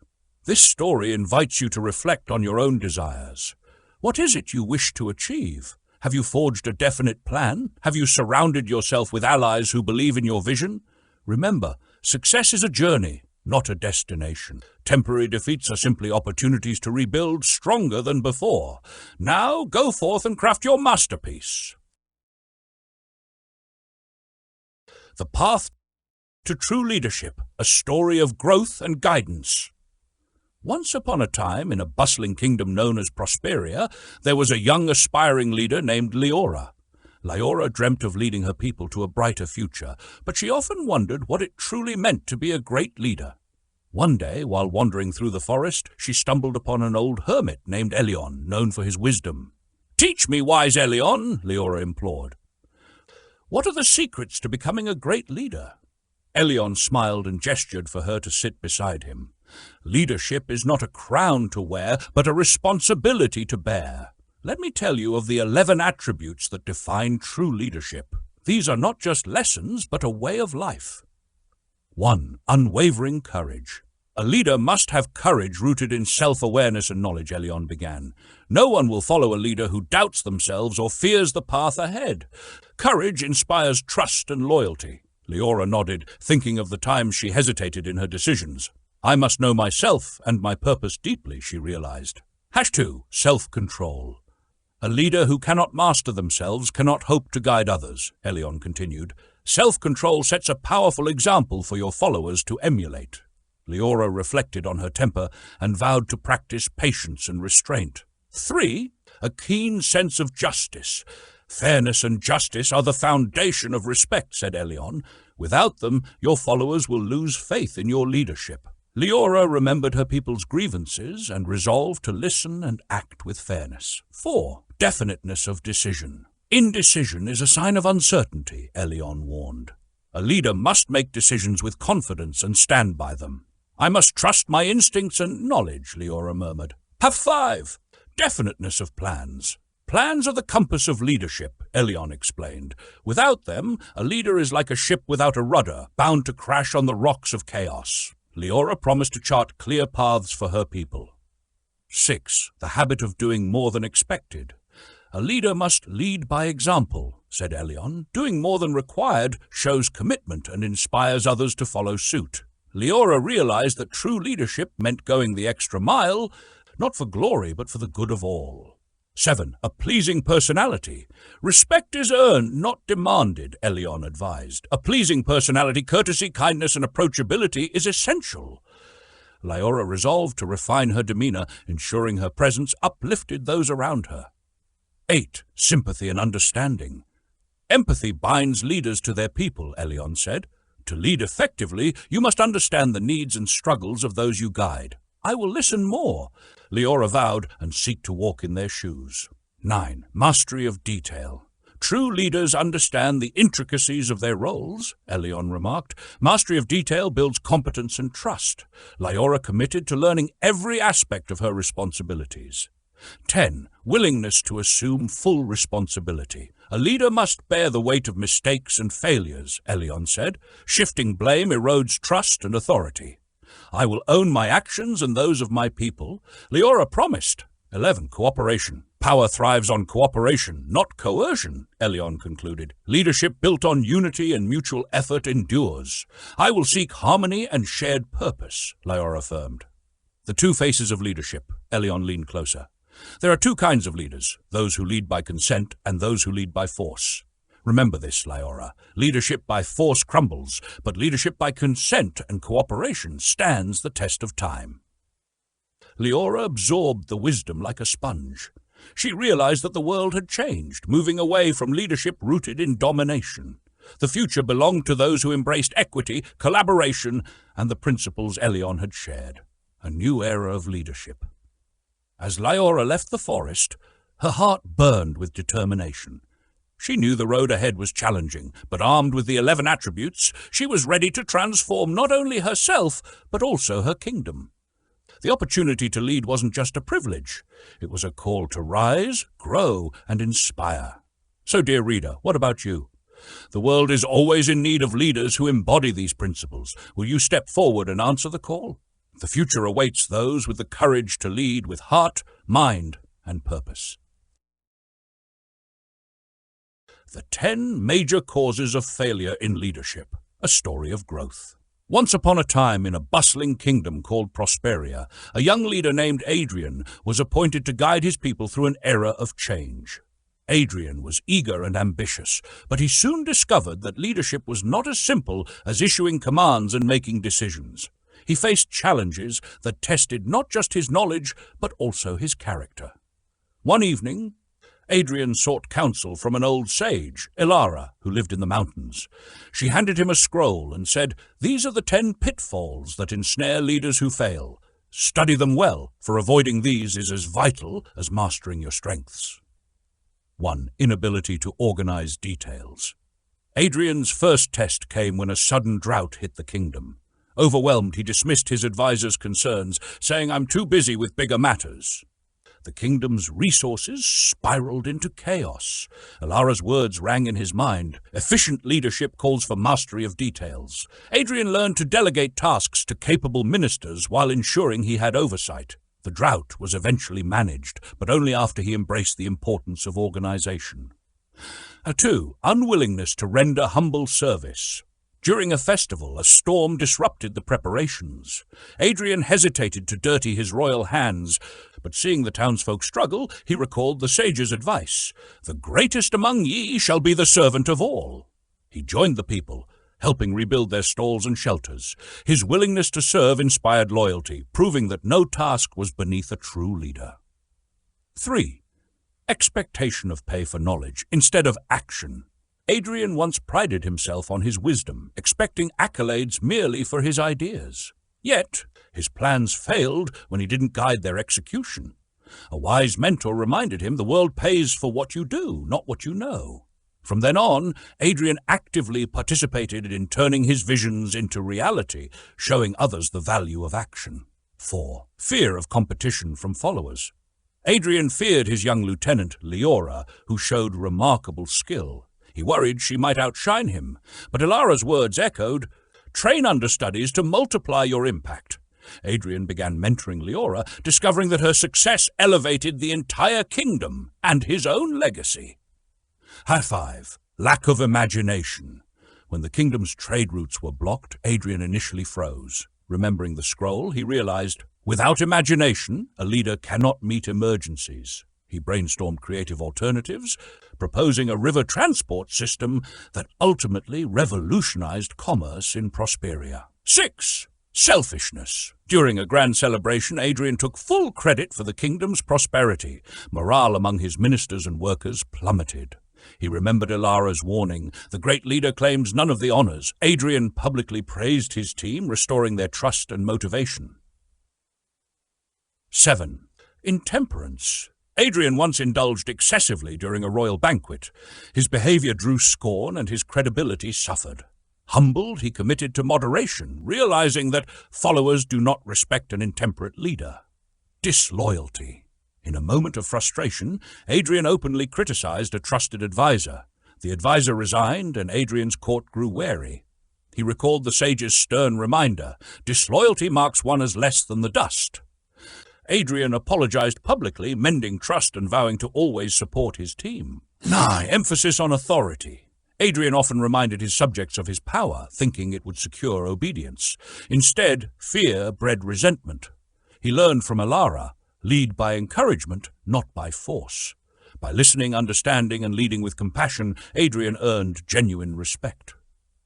10. Emphasis on title. Finally, Adrian discovered that his obsession with being called Your Majesty distanced him from his people. He opened his doors, inviting dialogue and collaboration, realizing that a real leader needs no title to command respect.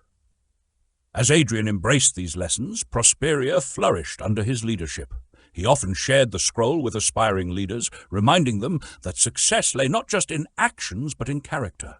Leadership, he would say, is a journey of growth, marked by learning what not to do and striving to become better each day. and so Adrian became not just a ruler, but a guide whose wisdom lit the path for generations to come. The fertile fields for new leadership, a guide to opportunity and impact. In times of change, challenges often serve as a fertile ground for leadership to grow and flourish. Let's explore some fields where the demand for new leaders is not only apparent, but urgent. Through these narratives, consider the opportunities and responsibilities that await those bold enough to step into these roles. 1. Politics, a call for integrity and reform. Imagine a political landscape teeming with disillusionment, where leaders are no longer seen as public servants, but as opportunistic racketeers. Taxes climb, systems falter, and public trust erodes. Now picture a new leader, a visionary dedicated to rebuilding trust and championing the public good. This leader emerges not as a critic, but as a builder, ready to craft policies that serve people rather than interests. The opportunity is immense, the need is dire. Those with the courage to lead here can shape the course of nations. 2. Banking, restoring confidence through reform. The banking sector has seen its credibility crumble, leaving citizens skeptical of institutions they once relied upon. But this crisis presents a rare chance for new leaders to redefine the role of banks. Imagine a banker who prioritizes community well-being over quarterly profits, a steward who fosters trust by emphasizing transparency and ethical practices.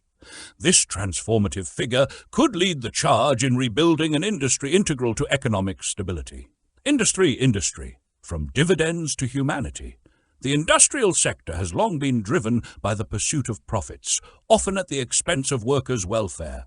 Now, envision a leader who reimagines this dynamic, a steward who balances profitability with the dignity of labor. This leader sees factories not as machines for wealth generation, but as ecosystems where innovation and human potential thrive. The future of industry belongs to those who value people as much as production. 4. Religion, addressing present-day realities. Religious leaders of the past often focused on eternal questions, sometimes neglecting the immediate struggles of their communities. Today, there is a need for leaders who connect the spiritual with the temporal, offering guidance on both moral and practical matters. These leaders would not only preach hope, but also provide actionable solutions for economic and personal challenges, making faith a living force in daily life. Education, from theory to application. The classroom must evolve. The leaders in education of tomorrow will focus less on abstract theory and more on practical application. Picture an educator who not only imparts knowledge, but also teaches students how to harness it in real-world contexts. This leader bridges the gap between learning and life, empowering a generation to thrive in a rapidly changing world. 6. Journalism, pursuing truth over sensation. The media's role as society's watchdog has been compromised by sensationalism and corporate influence. Imagine a journalist or publisher who places truth above profits, producing content that informs and uplifts rather than misleads and divides. This leader's commitment to integrity could redefine journalism, turning it into a pillar of democracy once again. A world in transition, seizing the moment. As the world transforms, so too must its leaders.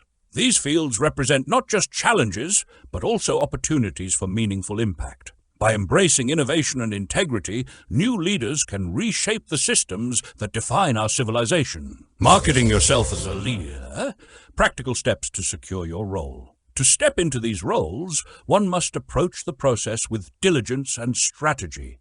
Here's how you can market your services effectively. 1. Employment bureaus. Choose reputable agencies with proven track records. Their network can open doors to the right opportunities. Advertising. Utilize classified and display ads in strategic media outlets. Ensure your advertisements highlight your unique qualifications and are crafted by experts. 3. Personal letters of application. Directly approach firms with a polished letter and a detailed outline of your qualifications. Personalize each application to the prospective employer's needs. 4. Leveraging personal acquaintances. Connections can be invaluable. Approach employers through mutual acquaintances for added credibility. 5. In-person applications. Sometimes nothing beats a face-to-face interaction. Present a written statement of qualifications during your meeting. Crafting a winning brief. A well-prepared brief can set you apart. Here's what it should include. 1. Education. Summarize your academic background and areas of expertise. 2. Experience. Detail relevant roles and highlight achievements. 3. References. Provide endorsements from trusted professionals. 4. Photograph. Include a recent professional photo. 5. Specific position. Clearly state the role you seek. 6. Qualifications. Explain why you're the ideal candidate for the position. 7. Trial period offer. Propose a probationary period to prove your worth. 8. Employer research. Showcase your knowledge of the company and industry. Bind your brief professionally and personalize it for each application. A polished presentation conveys seriousness and attention to detail. Final thoughts. Leadership is not just about seizing opportunities.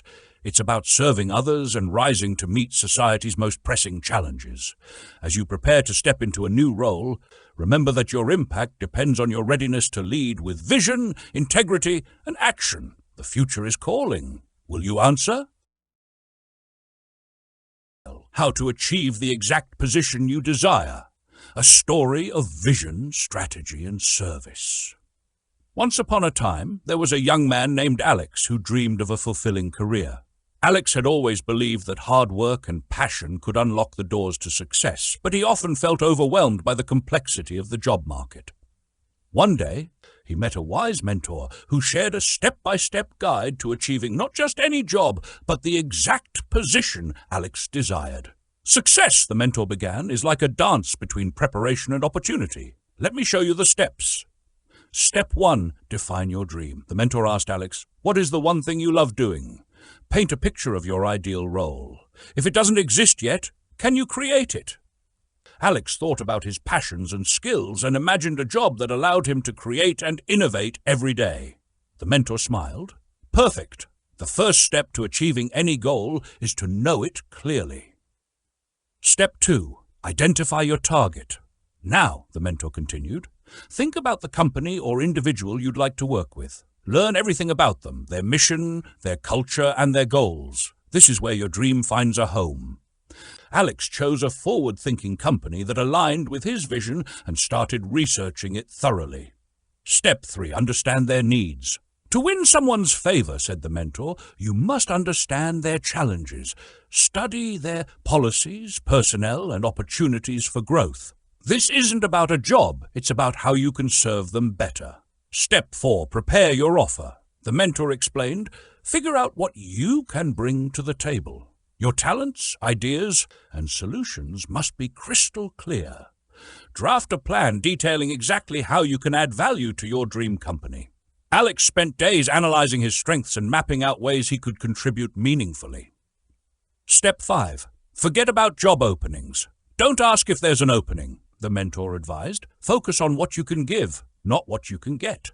Employers are always looking for people who bring value. Alex realized this was a powerful shift in mindset. He wasn't just seeking a job, he was offering a partnership. Step 6. Craft a winning proposal.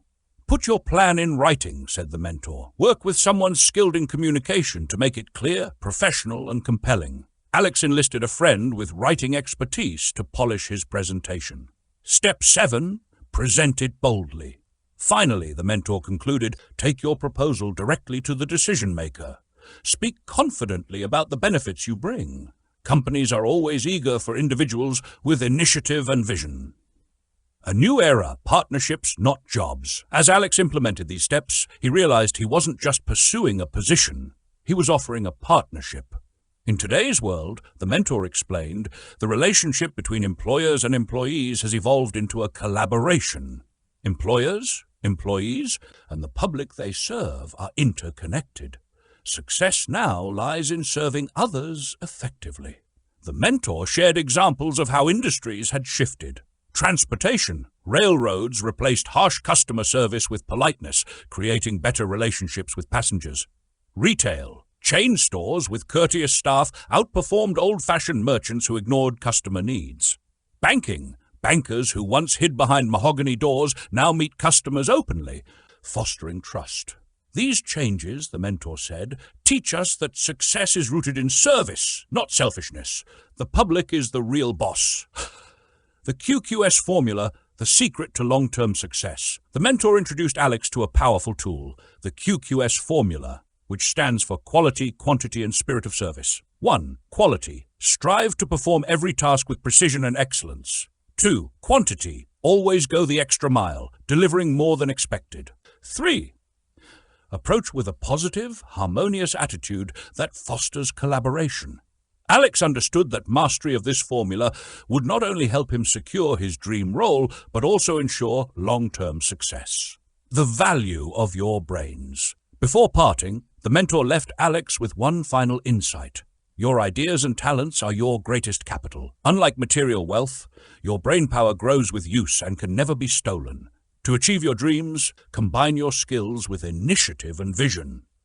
Inspired and equipped with these lessons, Alex followed the steps, applied the QQS formula, and presented his proposal. It wasn't long before he secured his dream role, a position he had crafted through preparation, strategy, and a focus on service.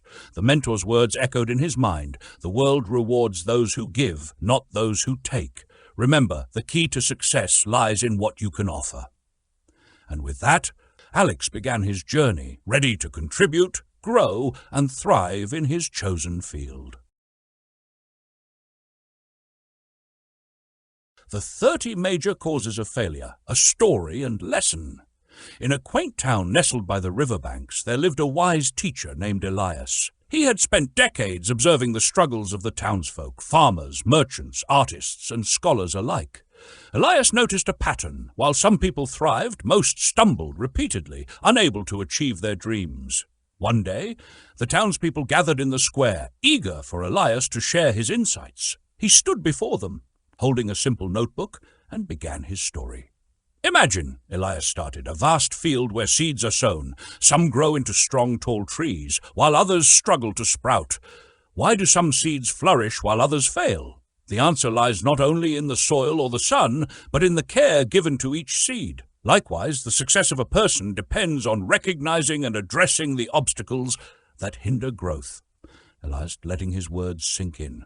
Then he continued, Today, I will share with you the 30 major causes of failure. As I do, think of these not as criticisms, but as keys to unlock your potential. Reflect on them, for each may hold a mirror to your life.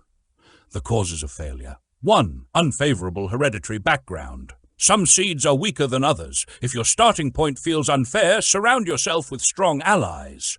The mastermind, the wisdom of others, can lift you where you cannot go alone. 2. Lack of a well-defined purpose in life. A ship without a destination will never reach a port. Define your purpose or risk drifting aimlessly. 3. Lack of ambition to aim above mediocrity. Complacency is the silent thief of greatness. If you settle for mediocrity, greatness will never find you. 4. Insufficient education. Education is not just schools or books, it's the ability to apply knowledge, learn persistently, and act wisely. 5. Lack of self-discipline. Self-mastery is your greatest challenge and your greatest reward. Discipline yourself or be ruled by your impulses. 6. Ill health. Your body is the vessel of your journey. Care for it with nourishing food, clear thoughts, and regular movement. 7. Unfavorable environmental influences in childhood. While you cannot change your past, you can rewrite your story. Seek environments that uplift you. 8. Procrastination. The perfect time will never come. Begin now with what you have and grow as you go. 9. Lack of persistence. Success whispers to the persistent. Keep going even when failure seems insurmountable. 10. Negative personality. Your energy shapes your relationships. A positive attitude invites cooperation. A negative one repels it. 11. Lack of controlled sexual urge. Power lies in balance. Channel your strongest energies into meaningful creation. 12. Desire for something for nothing. True wealth comes from value, not shortcuts. Avoid gambling with your future. 13. Lack of decision. Indecision chains you to mediocrity. Choose boldly and stand your choices. 14. Fear. Fear is a thief that robs you of opportunity. Face it, understand it, and master it. 15. Wrong choice of life partner. Marriage is a bond of two souls. Choose a partner who uplifts, supports, and harmonizes with your purpose. 16. Overcaution. Life rewards the brave, not the overly cautious. Risk is the price of growth. 17. Wrong business associates. You become like those you surround yourself with. Choose your company wisely. Superstition and prejudice. An open mind is the key to learning. Reject ignorance and embrace understanding. 19. Wrong vocational choice. Your work should inspire you. Passion and purpose fuel success. 20. Lack of focus. A scattered effort yields scattered results. Focus on one goal at a time. 20. Indiscriminate spending. Save systematically. A financial cushion gives you freedom and courage. 22. Lack of enthusiasm. Enthusiasm lights the way for others to follow. Cultivate it. 23. Intolerance. A closed mind closes doors. Embrace diversity in thought and experience. Intemperance. Moderation ensures longevity. Balance is the cornerstone of success. 5. Inability to cooperate. No one succeeds alone. Learn to work with others harmoniously. 26. Inherited wealth without effort. Easily gained power can easily slip away. Value and grow what you have. 27. Intentional dishonesty. Integrity builds trust, and trust is the currency of success. 28. Egotism and vanity. Humility invites connection. Arrogance isolates. 29. Guessing instead of thinking. Base decisions on facts, not assumptions. Knowledge is power. 30. Lack of capital. Begin small, save diligently, and expand wisely. Elias closed his notebook. Dear friends, he said, life offers endless opportunities, but they remain hidden behind obstacles. Reflect on these 30 causes. Identify which hold you back and resolve to overcome them. For, as the ancient saying goes, man, know thyself. In knowing and improving yourself, you hold the key to success. And the townsfolk left that day not just with a list, but with hope, a renewed belief in their ability to grow, change, and thrive. Take inventory of yourself. A story of self-discovery and growth. In the quiet moments between the end of one year and the beginning of another, there lies an opportunity to take stock of yourself. Imagine your life as a ship navigating through the vast ocean of time. Every decision, every action, every interaction acts as either a steadying force or a stormy wave. If you don't occasionally pause to check your course, how will you know if you're moving toward the shore you've envisioned? Self-inventory is your compass, a method to ensure you're not just drifting aimlessly, but moving with purpose and direction. Let's embark on this journey of reflection together as you answer 28 questions designed to guide your self-analysis. Each answer will help illuminate the path ahead, whether it leads to improvement, reaffirmation, or a necessary course correction. The framework. Questions that guide your growth. Every year, just as merchants take inventory of their goods, you must take inventory of your virtues and faults. Have your strengths grown stronger? Have your weaknesses diminished? Life is not static. You are either advancing or regressing. Use this self-analysis to ensure you're always moving forward, even if the progress is slow. Here are the 28 questions to reflect on. 1. Achievements. Have you reached your primary goal for the year? 2. Quality of service. Did you deliver the best possible quality in your work? 3. Quantity of service. Did you maximize your potential output? 4. Cooperation. Has your behavior been harmonious and cooperative? 5. Procrastination. Have you let procrastination reduce your efficiency? 6. Personality. In what ways have you improved your personality? 7. Persistence. Have you followed through on your plans? 8. Decisiveness. Do you make decisions promptly and confidently? 9. Fears. Have fears, such as criticism or failure, limited your effectiveness? Caution. Are you too cautious or not cautious enough? 11. Relationships. Have your workplace relationships been positive? 12. Focus. Have you wasted energy by failing to concentrate your efforts? 13. Open-mindedness. Have you remained tolerant and open to new ideas? 14. Service improvement. How have you enhanced your ability to serve?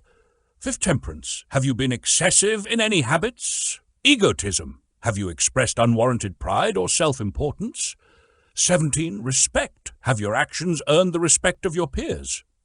18. Accuracy. Are your decisions based on analysis or guesswork? 19. Budgeting. Have you budgeted your time, income, and expenses effectively? 20. Efficiency. How much time have you wasted on unproductive efforts? 21. Rebudgeting. What changes will make you more efficient next year? 20. Conscience. Have your actions aligned with your values? Extra service. Have you gone beyond what is required in your work? 24. Fairness. Have you treated others fairly? 25. Self-satisfaction. If you were your own employer, would you be satisfied? 26. Vocation. Are you in the right career, and if not, why? 27. Client satisfaction. Have those you serve been satisfied with your work? 28. Fundamentals of success. How would you rate yourself on the principles of success?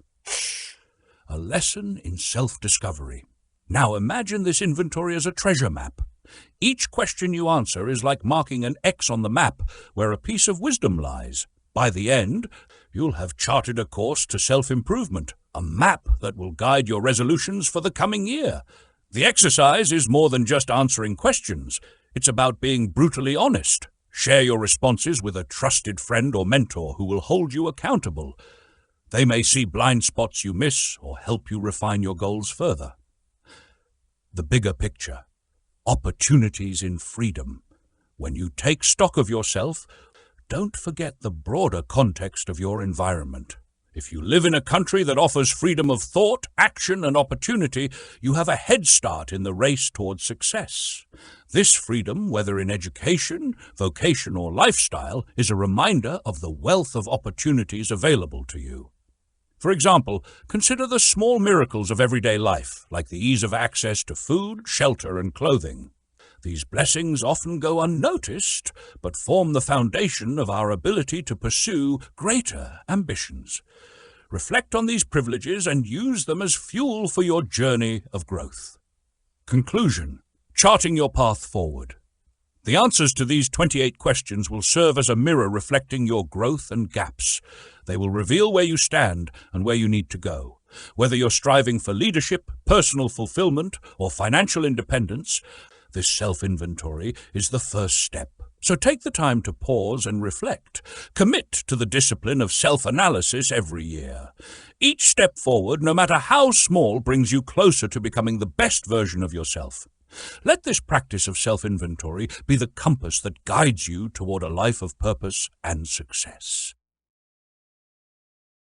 The Miracle of Opportunity, a story of America's unseen power.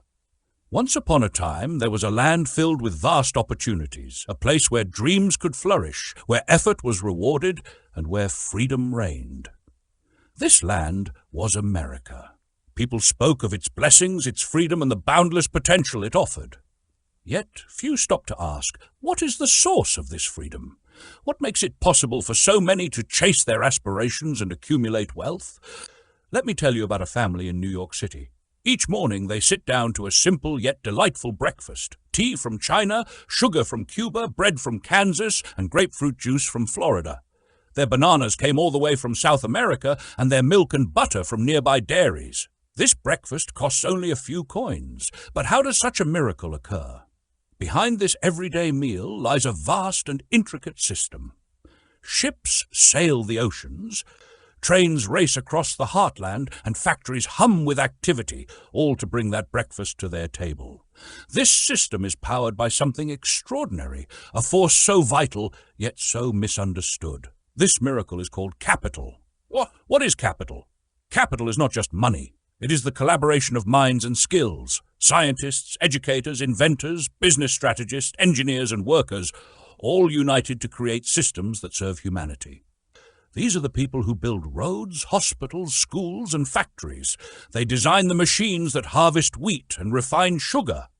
They organize transportation networks and market the goods that fill our stores. In short, they are the architects of civilization. Without capital, imagine how challenging it would be to deliver even a single breakfast. To fetch tea, you'd have to travel to China or India, a journey requiring weeks or months. Without ships or planes, you'd swim across oceans. To find sugar, you'd trek to Cuba or Utah's sugar beet fields. To enjoy grapefruit juice, you'd walk to Florida and carry it back by hand. And forget about bananas unless you fancy swimming to South America. This hypothetical journey underscores the magic of organized capital. It is capital that builds the ships, lays the tracks, and provides the infrastructure to connect the world. Through its brilliance, something as simple as breakfast becomes accessible to all. The law of economics. Yet this system operates under an unyielding principle, the law of economics. This law teaches that nothing comes without effort. To enjoy its blessings, one must give in order to receive. This law rewards those who render service, be it through innovation, labor, or enterprise, and it demands accountability from those who seek to take without contributing. Consider those who try to disrupt the system, demanding wealth without effort or trying to legislate rewards without service. Such attempts may succeed temporarily, but they come at a cost. History has shown that when the law of economics is ignored, society suffers. Businesses collapse, jobs disappear, and freedom erodes. A lesson in opportunity. America's greatness lies in its ability to provide opportunities for all who are willing to work for them. It is a land where riches are possible, not guaranteed, but attainable through effort and creativity. This system, while imperfect, has made America one of the wealthiest nations on earth. Yet, some choose to criticize the very foundation that enables these blessings. They mock big business, vilify Wall Street, and condemn the capitalists who take risks and build industries.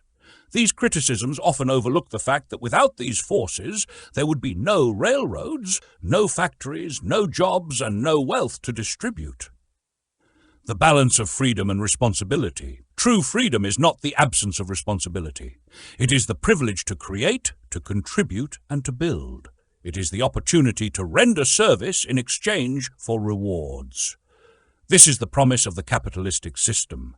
It ensures that everyone has a chance to participate and prosper, but it also enforces the principle that riches cannot be earned without effort, nor sustained without value. So what can we learn from this miracle of capital? First, respect the system that makes freedom possible. Second, understand that opportunity requires effort. And finally, embrace the truth that wealth is not a gift, but a reward for service rendered. If you seek riches, remember this: the tools are before you. The roads have been paved, the machines are ready, and the opportunities are endless. Step forward with a plan, commit to persistence, and render your service. America, with all its flaws, remains a land of unparalleled potential. And as you journey through life, never forget the unseen power that enables it all, a power driven by imagination, faith, and effort. This is the miracle of capital, the foundation of freedom, and the engine of progress. Let us cherish it, respect it, and use it wisely. The Tale of Two Paths. Decision versus procrastination. In a bustling village long ago, two friends, Clara and Edwin, set out on a journey to a distant city where fortunes were rumored to be made. Their path was lined with countless choices: forks in the road, merchants offering deals, and strangers with opinions about the best routes to take. Clara, known for her swift decisions, had a knack for listening to advice, but ultimately trusting her gut. She moved with purpose, choosing her path quickly and adjusting course only when absolutely necessary. Edwin, on the other hand, was paralyzed by the weight of decisions. He spent hours, sometimes days, debating every step, seeking reassurance from others, and often second-guessing himself. The first fork. The first fork in the road presented a simple choice: the well-trodden path or a shortcut through the forest. Clara, after a moment of thought, chose the forest, reasoning that the risk was worth the potential time saved. Edwin hesitated, consulting passers-by and worrying about what lay ahead. He eventually followed Clara, but did so reluctantly, plagued by doubt. As they navigated the forest, Clara encountered a trader who offered her a sturdy compass for a fair price. She decided quickly, investing in the tool that could guide her journey. Edwin, skeptical and unsure, refused, believing he could find a better deal later. The cost of indecision.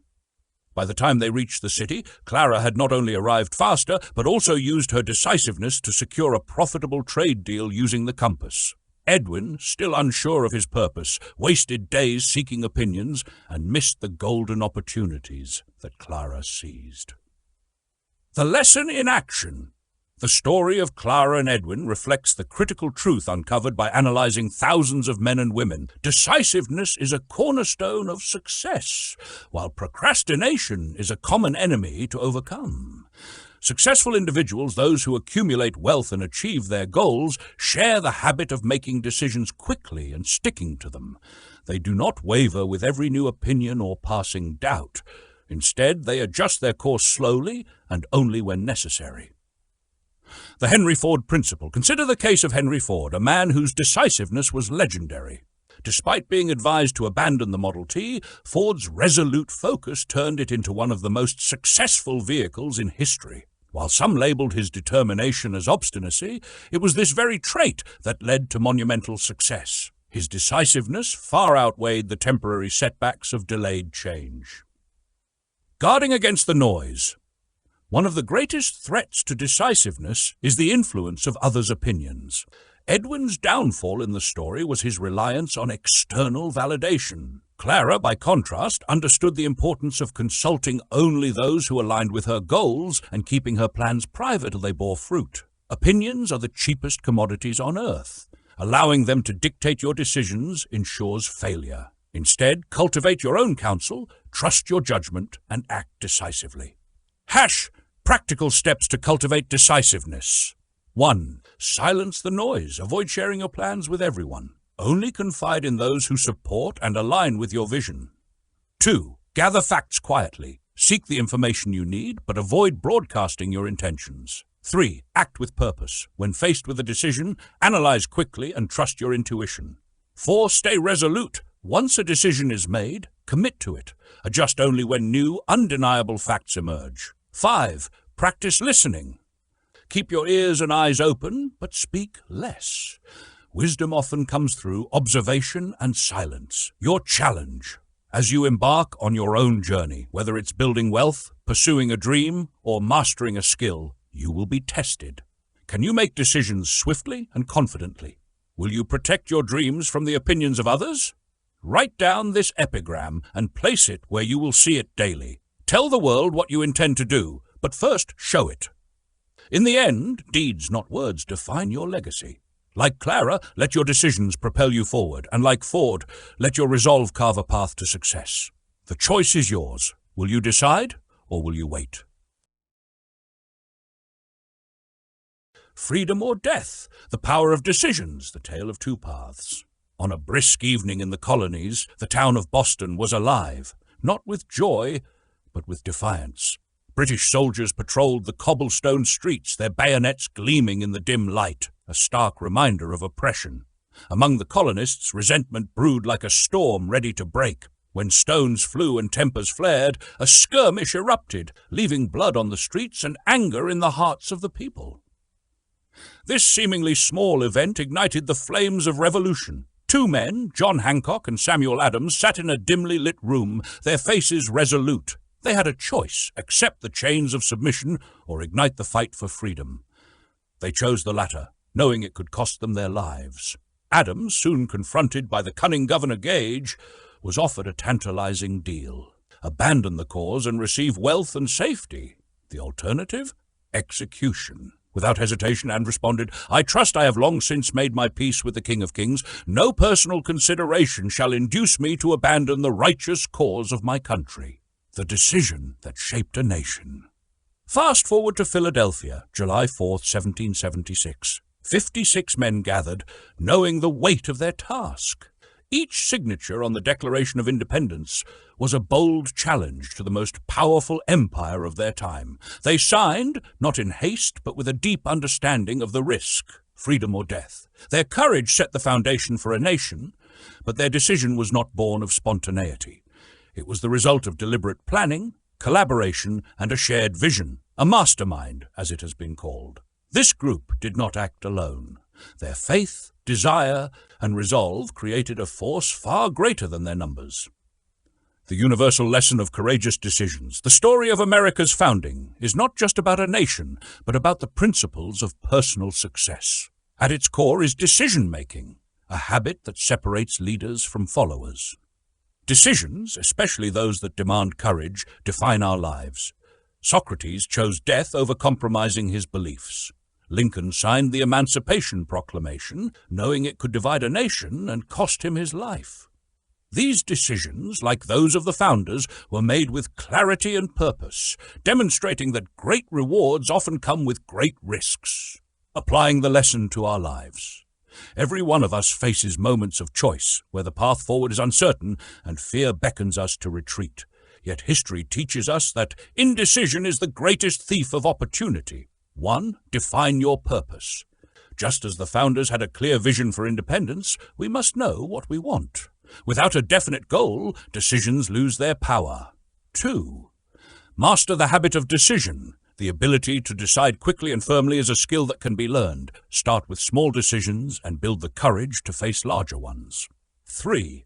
Organize your efforts. The revolution was not won by scattered skirmishes, but by coordinated action. Similarly, success requires organized planning and collaboration. 4. Embrace risk. Every significant decision comes with potential failure. True courage lies in choosing the path aligned with your values, despite the risks. Final reflection. The Declaration of Independence was more than a political document. It was a testament to the power of human will. Those 56 men showed that freedom, be it political, financial, or personal, requires the courage to decide. The same principles apply to every challenge we face. Like Samuel Adams and his companions, we must stand firm against fear, embrace the unknown, and make decisions that shape our destiny. The Unyielding Flame, a story of persistence.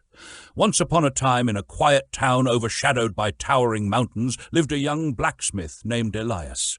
His small forge sat at the edge of the village, where sparks from his hammer danced with the winds of ambition.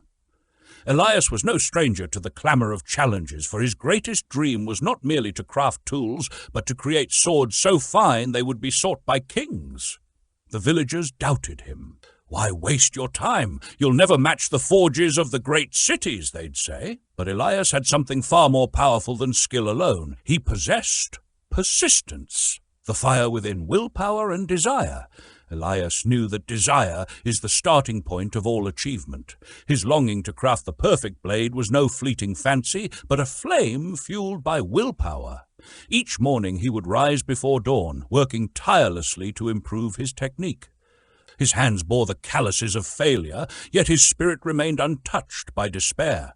He understood that desire without persistence is like a fire without kindling. It burns out before its purpose is fulfilled. One day a wandering merchant stopped by his forge. "Why do you persist in this quest?" the merchant asked, observing Elias's relentless effort despite repeated failures. Elias replied, "The mountain does not move for the weak. Each swing of my hammer brings me closer to shaping my destiny." The lesson of the masters. Elias drew inspiration from tales of those who had turned their desires into monumental achievements. He had read of Henry Ford, a man who turned his persistence into a legacy that transformed the world. Ford's critics called him cold and ruthless, yet it was his unwavering commitment to his plans that silenced opposition and brought success. Elias also admired the persistence of Thomas Edison, who endured thousands of failures before creating the electric light bulb. These stories taught him that willpower and persistence, when united, create an unbeatable force. The 8 sparks of persistence. Elias knew that persistence could not thrive in isolation. Like a blade tempered by fire, it needed the right elements to take form. 1. Definiteness of purpose. Elias was crystal clear about his goal, to create a blade so perfect that its brilliance would endure for generations. 2. Desire. His longing for excellence burned as brightly as the forge itself. 3. Self-reliance. Elias trusted his ability to learn and improve, even when failure loomed. 4. Definiteness of plans. He sketched his designs, testing each until he found a method that worked. 5. Accurate knowledge. Elias sought the wisdom of seasoned blacksmiths and experimented relentlessly. 6. Cooperation. He partnered with the village miners, ensuring a steady supply of the finest ore. 7. Willpower. Elias refused to let fatigue or doubt extinguish his determination. 8. Habit. Daily he hammered at his craft, transforming persistence into a natural rhythm. The turning point. After years of effort, Elias finally succeeded. He forged a blade so exquisite that its edge gleamed like sunlight, and its strength was unmatched. Word of his creation spread far and wide, attracting nobles and warriors from distant lands. The same villagers who had doubted him now hailed him as a master craftsman. When asked the secret of his success, Elias shared this wisdom. The difference between failure and triumph is persistence. Every strike of my hammer was a step closer to victory, no matter how small. The moral: cultivate your flame persistence. Like a sword is forged through repeated effort. It requires the fire of desire, the anvil of willpower, and the steady rhythm of daily action. Without persistence, even the most ambitious dreams crumble at the first sign of resistance. But with persistence, the mountain moves and the world becomes yours to shape. Reflection: as you journey toward your goals, take inventory of your own persistence. Ask yourself, do I have a clear purpose? Is my desire strong enough to withstand setbacks? Am I willing to form habits that align with my aspirations? Remember, there is no substitute for persistence. When the path seems arduous and success distant, let the stories of those who came before you and the fire within you guide your way. The Tale of Persistence, Conquering the Enemies Within. In a small village surrounded by towering mountains, there lived a young dreamer named Elias. He spent countless hours gazing at the peaks, longing to climb them and discover what lay beyond. Yet year after year, he remained in the valley, held back by unseen forces. One day, an old traveler named Orin, weathered by countless journeys, came to the village. Spotting the fire in Elias's eyes, he offered a proposition. "Do you truly wish to conquer the mountains?" Orin asked. "Yes!" Elias exclaimed. "But I don't know where to begin." Orin smiled. "Before you take a single step, you must face the enemies within. They are the shadows that sap your strength and the chains that bind your will. If you recognize them and fight, the peaks will no longer seem unreachable." The enemies of persistence. Orin laid out the enemies Elias must face, and as he described them, Elias saw echoes of his own struggles. 1. Unclear desires. Many wander aimlessly because they have not clearly defined what they want. Without a goal, the journey has no direction. Elias realized he never truly pictured himself atop the mountain or planned what he'd do once there. 2. Procrastination. This sneaky thief whispers, "There's always tomorrow," yet each delay strengthens its grip. Elias admitted he often found excuses to delay his climb. Bad weather, lack of supplies, or simply fear. 3. Disinterest in knowledge. The mountain's secrets can only be unlocked with learning. If you ignore the need for knowledge, you're climbing blind. Elias had never sought advice or studied the paths others took before him. 4. Indecision. Do not pass the burden of choice to others or fear making a wrong step. Inaction is the surest way to remain in the valley. Elias had hesitated, worrying about which trail to follow. 5. Reliance on Alabish. Excuses are soft pillows, comfortable, but they keep you from rising. Orin's words struck deep. Elias often blamed circumstances instead of seeking solutions. 6. Self-satisfaction. Beware the comfort of mediocrity. Those content with the valley never see the view from the summit. Elias had grown too comfortable in his routine, forgetting the fire of his dreams. 7. Indifference. Compromise and apathy are the death of ambition. To conquer, you must care deeply.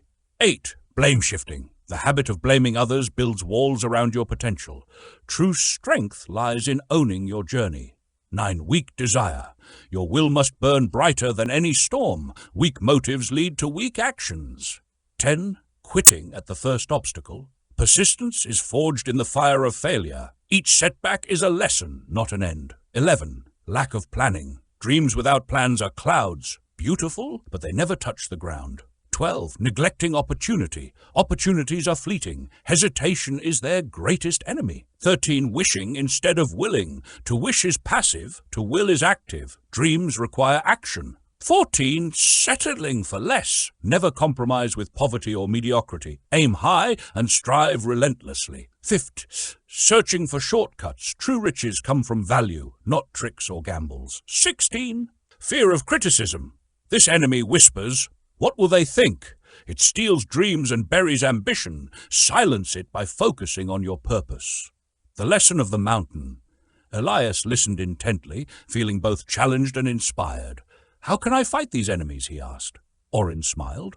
"Persistence is your shield and purpose is your sword. Start by defining what you want. Make a plan and act on it immediately. Each time you confront an enemy, remember that action is the cure." Elias took Orin's words to heart. He wrote down his goal, to climb the tallest mountain and see the world beyond. He studied maps, learned from other climbers, and committed to taking one step each day, no matter how small. The triumph of persistence. Years later, Elias stood atop the highest peak, gazing at the horizon. The enemies that once held him captive were now distant memories. His journey was proof that persistence could conquer any obstacle, even the ones within. As Elias descended the mountain, he met a group of young dreamers at its base. Smiling, he shared Orin's wisdom, passing on the lessons of persistence to those ready to climb their own mountains. Your challenge. What mountains do you long to climb? Reflect on the enemies of persistence that hold you back. Face them with courage, craft your plan, and take the first step today. Remember, the summit belongs to those who persist. The Tale of Unyielding Will. How to develop persistence. Once upon a time, nestled within the hearts of ordinary people, there lay an extraordinary force waiting to be awakened. This force was persistence, the invisible power that transforms dreams into reality. Throughout history, this force has propelled kings to abandon thrones, inventors to illuminate the world, and lovers to defy empires. Yet, persistence is not a gift reserved for a chosen few. It is a habit anyone can develop. Let us journey into its essence, learning from both tales of triumph and the principles that guide its mastery. 4 keys to persistence. Like the foundation stones of a grand cathedral, 4 essential steps underpin the habit of persistence. These steps are neither complex nor dependent on extraordinary talent. They require only a willing heart and determined spirit. Or 1. A definite purpose backed by burning desire. To begin any journey of persistence, one must first know where they are headed. This is the definite purpose. It is the beacon that guides a sailor through a stormy sea. Yet, the purpose alone is insufficient. It must be fueled by an unrelenting, burning desire to achieve it. Without this fire, even the strongest plans falter. Consider the story of King Edward VIII, who forsook the throne of the British Empire for love. His purpose, to live authentically with the woman he adored, was unshakable. It was his burning desire for love that led him to face criticism, sacrifice power, and embrace the uncertain. 2. A definite plan, expressed in continuous action. Dreams without action are but castles in the air. A definite plan, followed by relentless action, transforms aspirations into achievements. Every great inventor, like Thomas Edison, started with a plan, a vision of what could be, and took continuous steps, refining along the way until success was inevitable. Imagine Wallis Simpson, whose love story intertwined with King Edward's. Her rise from obscurity to royalty was not by chance, but by persistence. With courage, she sought and held firm to her purpose, knowing her steps would lead her there. A mind closed to negativity. The journey to any great achievement is fraught with challenges, and naysayers will abound. To persist, one must guard the mind, shutting out all discouraging influences. Friends, family, and even self-doubt can sow seeds of failure if permitted. But by keeping the mind closed to negativity, the soil of belief remains fertile for success. When Henry Ford faced ridicule for his vision of the automobile, he didn't waver. Instead, he kept his focus and moved forward, driven by the certainty of his purpose. A friendly alliance. No one climbs the peaks of greatness alone. Surround yourself with allies who uplift, encourage, and hold you accountable. These are the friends, mentors, or partners who believe in your purpose as much as you do. Edison had his team of collaborators. King Edward had Wallis Simpson. Muhammad had his earliest followers who stood by him during his most trying times. Each drew strength from their alliances, proving that persistence is bolstered by the power of unity. Lessons from lives transformed by persistence. History offers countless examples of persistence at work. From the spiritual fervor of Muhammad to the industrial brilliance of Henry Ford, each figure teaches us that persistence is not an extraordinary talent but a habit forged by willpower and practice. Take Muhammad, who began with little more than conviction in his purpose. Despite ridicule, rejection, and hardship, he pressed forward. His story, as chronicled by Esad Bey, is a testament to persistence, the force that shapes empires and changes destinies. Or consider Thomas Edison, who endured thousands of failures before inventing the incandescent light. It wasn't intelligence or education that made him succeed, but sheer determination to persist until his vision came to life. The mystical power of persistence. Why does persistence seem to summon unseen forces to our aid? Perhaps it is the alignment of mind and spirit, the unyielding focus on a goal that draws opportunities and inspiration. Persistence is the antidote to fear, discouragement, and indifference, the bridge from dreams to reality. Even the Duke and Duchess of Windsor, often criticized for their choices, demonstrated the power of persistence in pursuing love over duty. Their story, like all tales of persistence, reminds us that the rewards of staying true to our purpose far outweigh the price. The call to action. In your own life, the habit of persistence can unlock treasures beyond imagination. Begin by embracing the 4 steps. 1. Define your purpose and ignite your burning desire. 2. Chart your plan and act upon it tirelessly. 3. Guard your mind against negativity. 4. Surround yourself with those who champion your cause.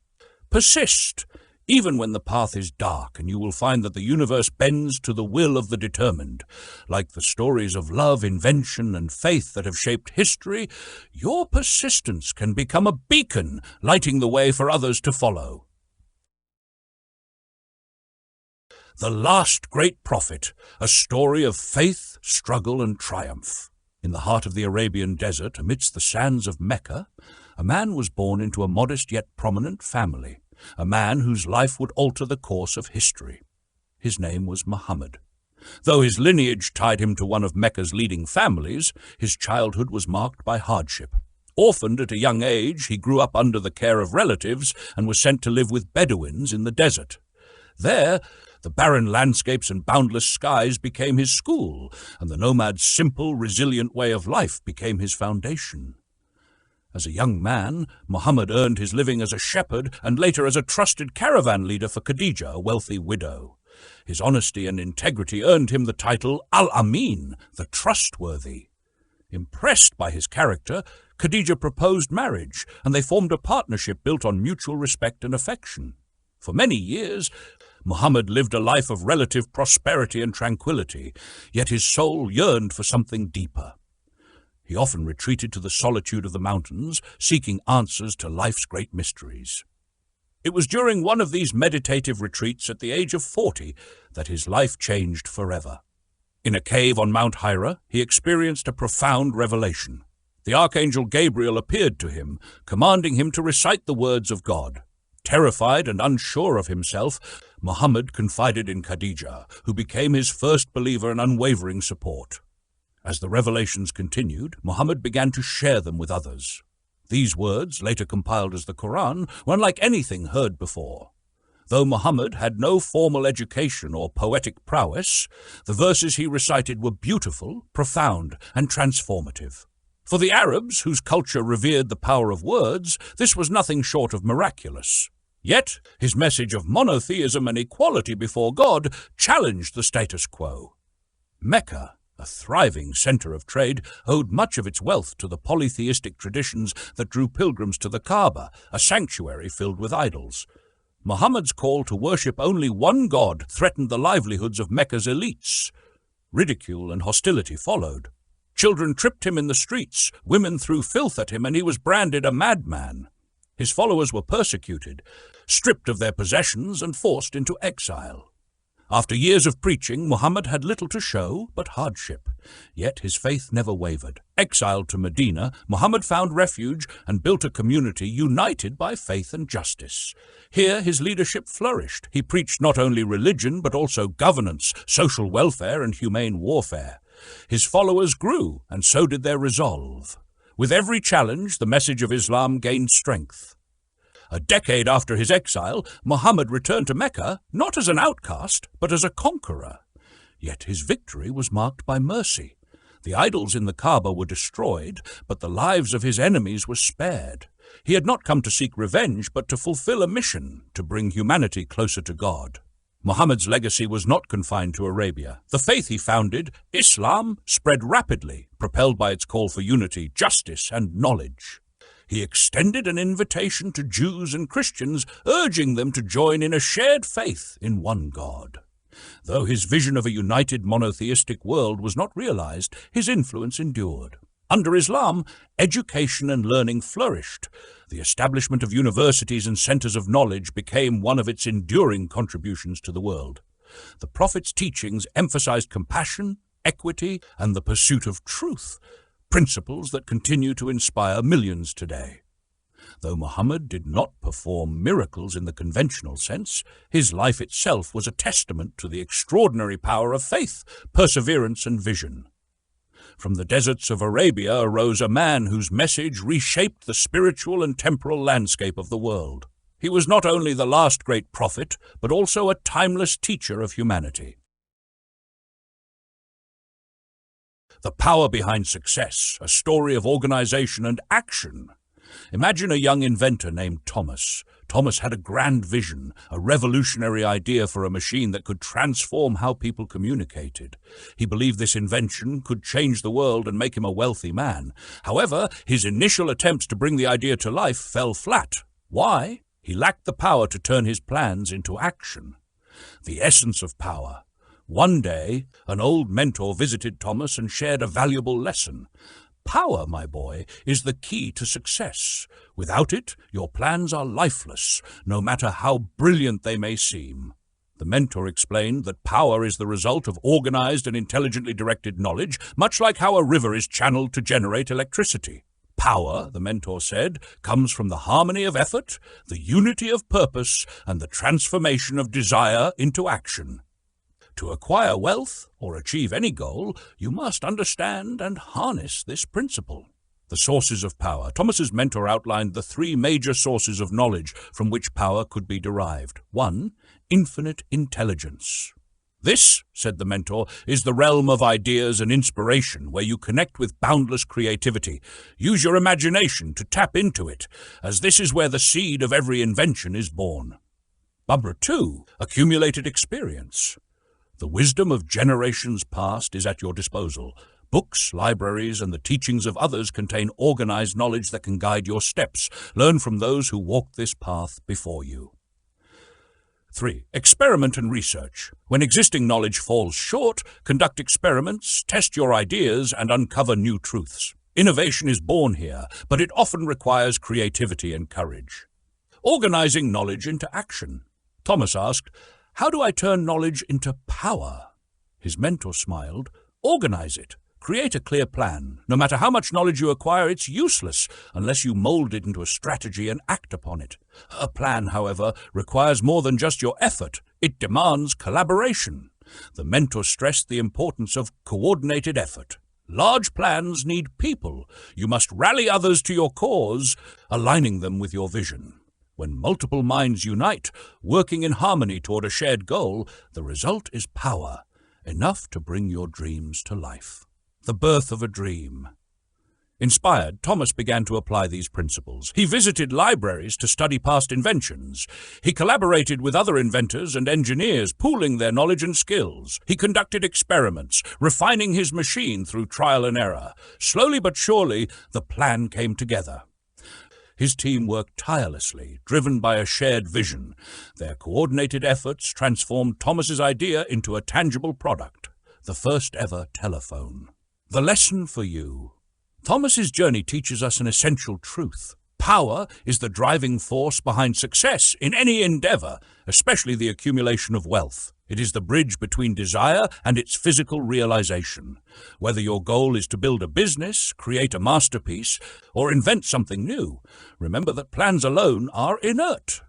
They require the spark of power to become reality. Seek knowledge, organize it, and collaborate with others to bring your vision to life. Only then will you transform your dreams into success. The Power of the Mastermind, a tale of unity and achievement. Once upon a time in a bustling town there lived a young dreamer named Ethan. Ethan was ambitious, but often found himself overwhelmed by the enormity of his goals.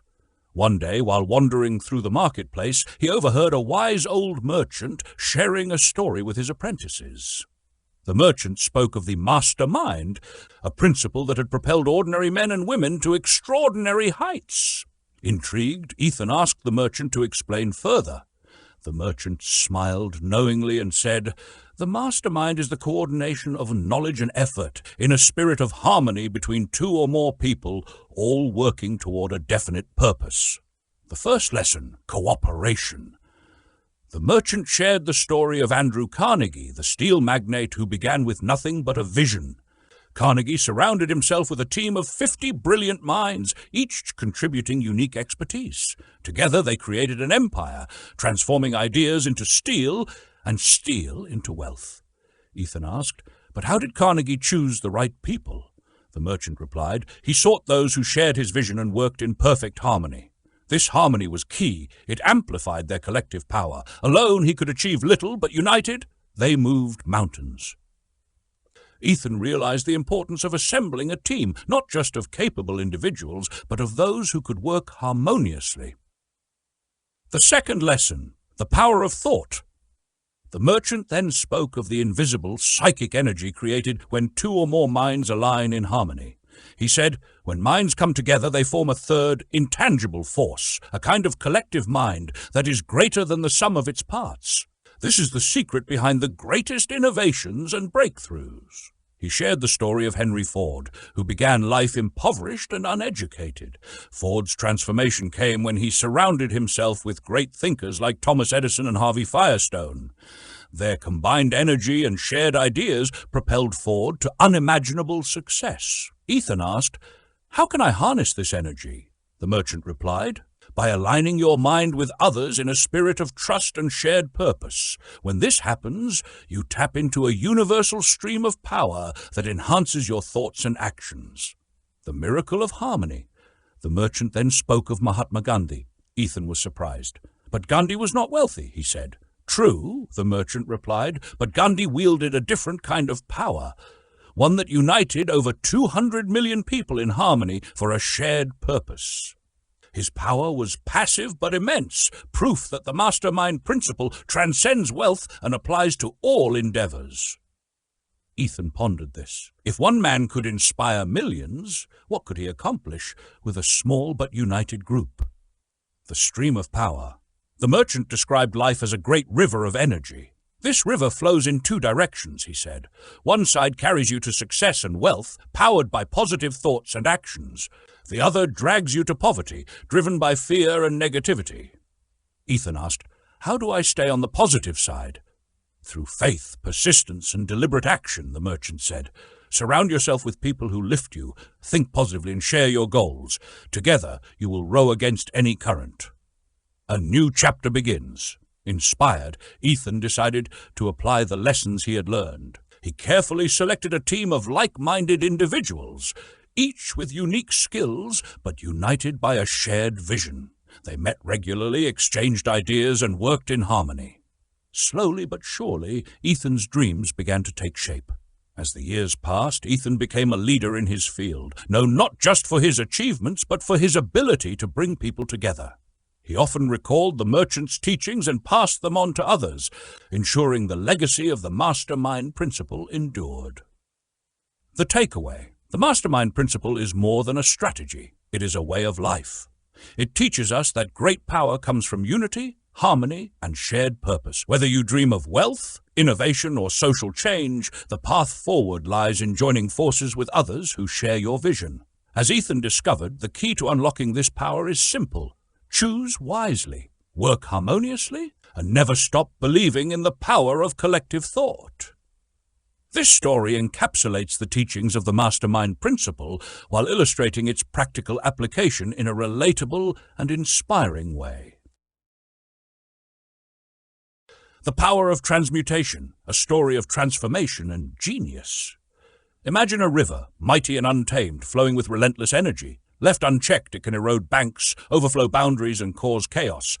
But when harnessed and redirected through channels, this same river powers cities, irrigates fields, and nurtures life.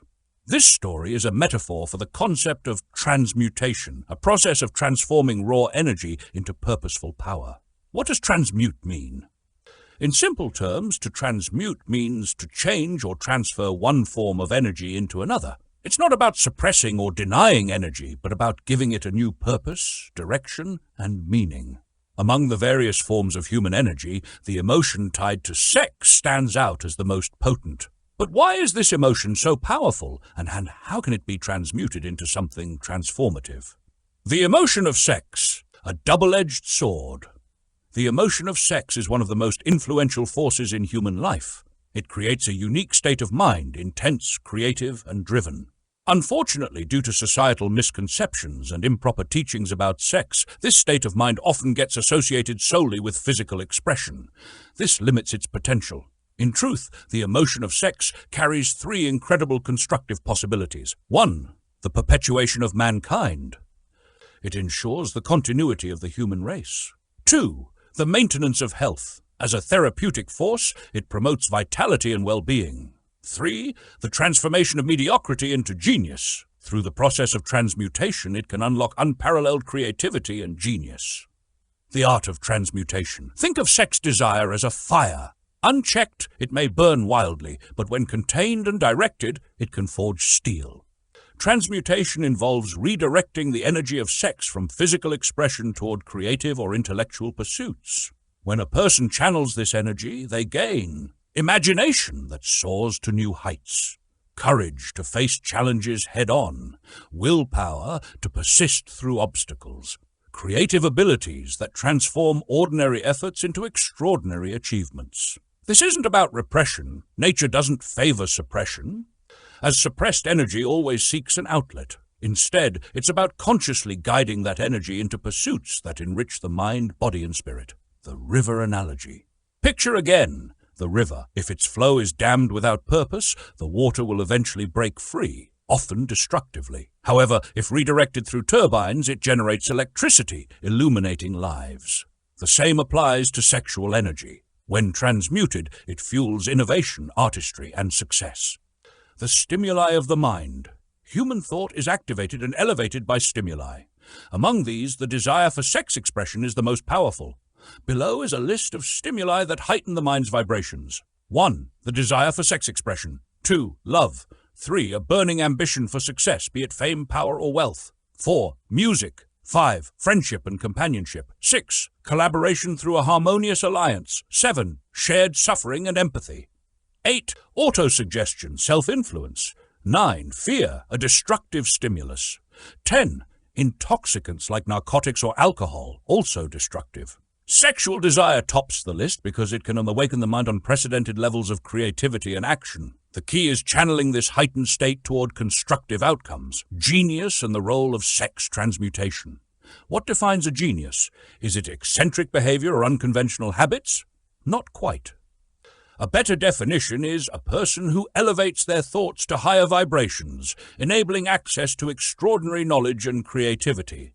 Many great achievers in history had highly developed sex natures, but discovered how to transmute this energy into groundbreaking accomplishments. Scientific research and biographical studies have revealed that 1. Men of great achievement often possess highly developed sex natures. 2.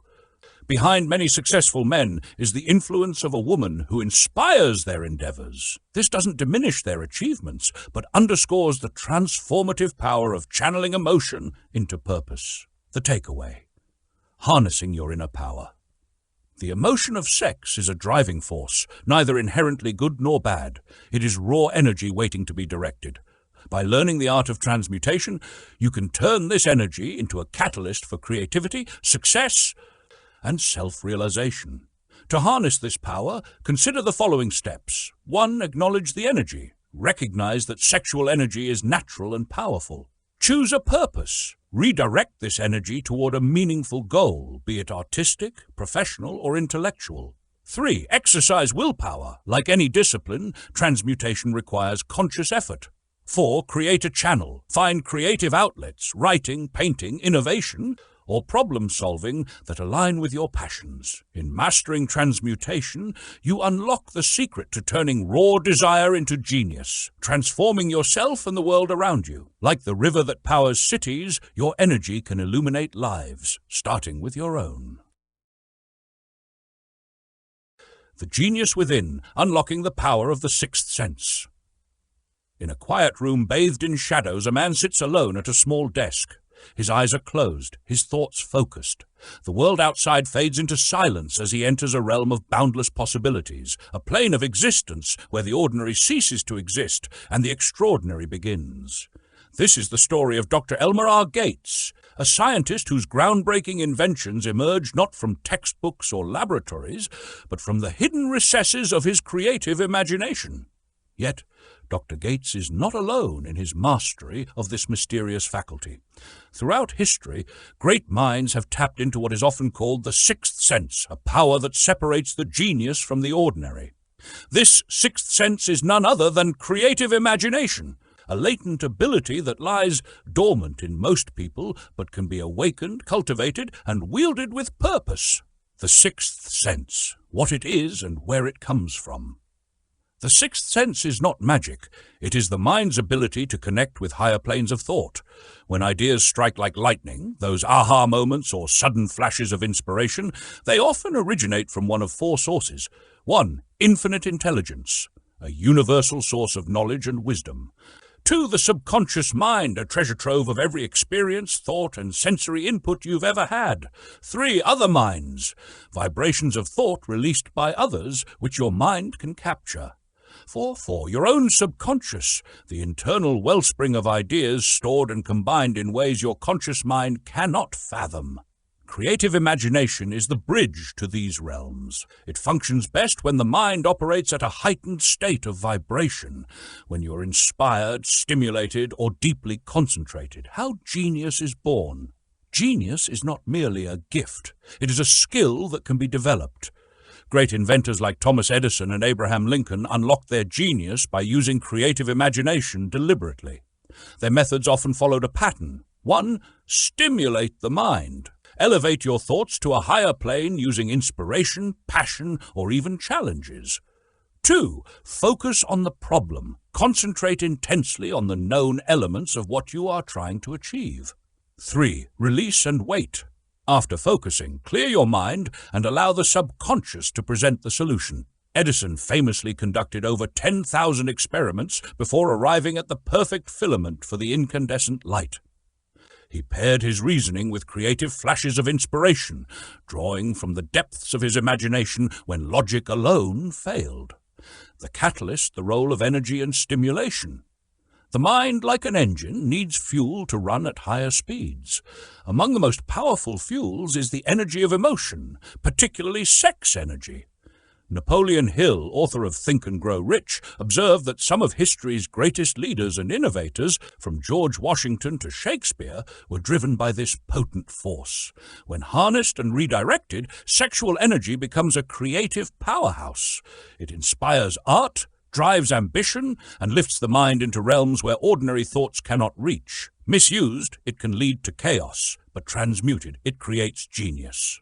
The secret rituals of the great minds. Dr. Gates had his personal communication room, where he would sit in complete darkness, concentrating on his problem until ideas flowed into his consciousness. One of America's greatest financiers habitually closed his eyes before making important decisions, relying on what he called a source of superior intelligence.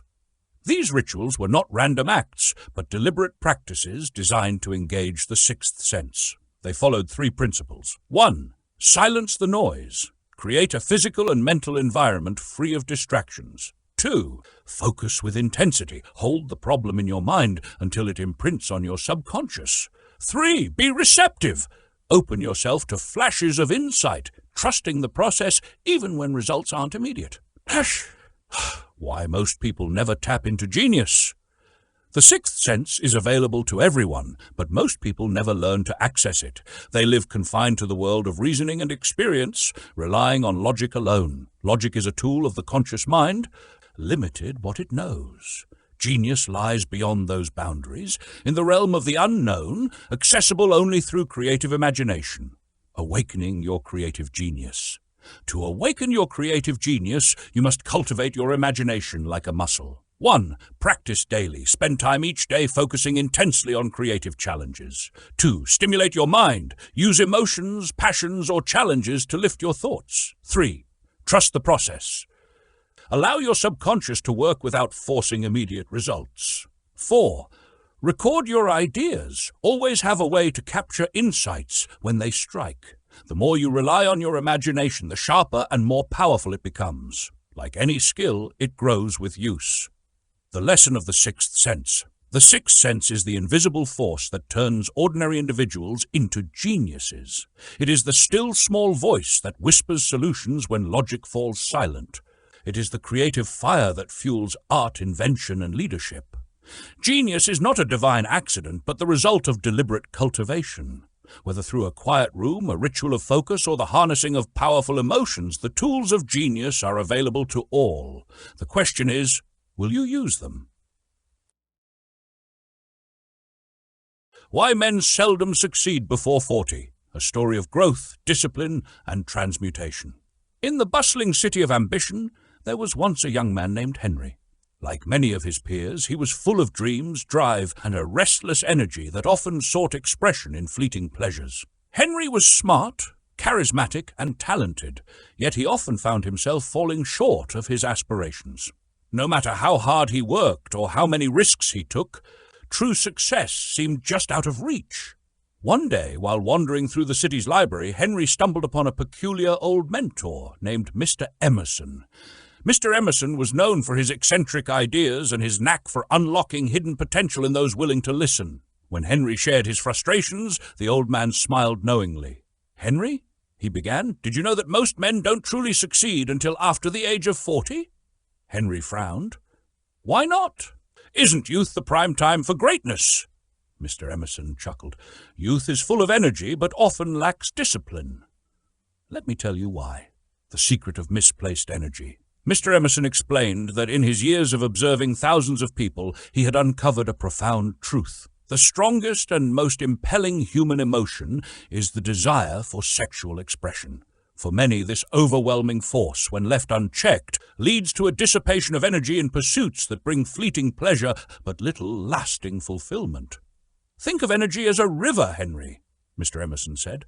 "When it flows wildly, it carves shallow, scattered paths, but when it is channeled and harnessed, it can power entire cities." Henry nodded thoughtfully. "Are you saying that success comes from self-control?" "Precisely," replied the mentor. "It's not about denying the emotions, but transmuting them, redirecting that powerful energy into creative and purposeful endeavors." Lessons from the Greats. Mr. Emerson shared stories of men like Henry Ford, Andrew Carnegie, and James J. Hill. Each of these titans of industry had spent their younger years learning, struggling, and often misplacing their energy. It wasn't until they reached their 40s or beyond that they began to channel their desires and emotions into monumental achievements. "They discovered," said Mr. Emerson, "that the urge of sex, when transmuted, becomes a force of creativity, innovation, and genius. Instead of letting it control them, they mastered it, using it to fuel their ambitions." Henry was intrigued. "But how do you transmute something so primal?" "The art of transmutation. It starts with awareness," Mr. Emerson said. "Highly successful people learn to transform their raw emotions into constructive actions." He outlined a few methods. 1. Focus on a higher purpose. Redirect energy into a compelling goal or passion. 2. Surround yourself with inspiration, like the businessman inspired by his secretary or the creative genius uplifted by a muse. Find what stirs your imagination. 3. Cultivate personal magnetism. Develop habits that enhance charisma, like a confident handshake, a commanding voice, and an elegant demeanor. Above all, Mr. Emerson added, practice discipline. The mind, like a garden, thrives on what you nurture. Feed it with constructive thoughts, and it will flourish. The turning point. Henry took these lessons to heart. He began to notice how his emotions, especially the strongest ones, influenced his decisions. Instead of chasing instant gratification, he channeled his energy into his work, his relationships, and his dreams. Over time, Henry's life transformed. By the age of 45, he had built a thriving business, written a best-selling book, and become a mentor to others. When he returned to the library years later, he found Mr. Emerson still seated in his corner. "You were right," Henry said, smiling. "Success didn't come until I learned to master myself." The old man nodded. "That's the real secret, Henry. Success isn't about age. It's about when you learn to channel your energy toward greatness." The takeaway. For those who feel that time is slipping away, let this be a reminder. The most fruitful years of life often come after the storms of youth have passed. Harness your emotions, direct your energy, and remember that success is not a race, it's a journey. Key lessons. Transmutation of energy. Redirect primal urges into creativity and productivity, patience and growth. Understand that wisdom and discipline often come with time. Find your muse. Surround yourself with people and ideas that inspire you to reach higher.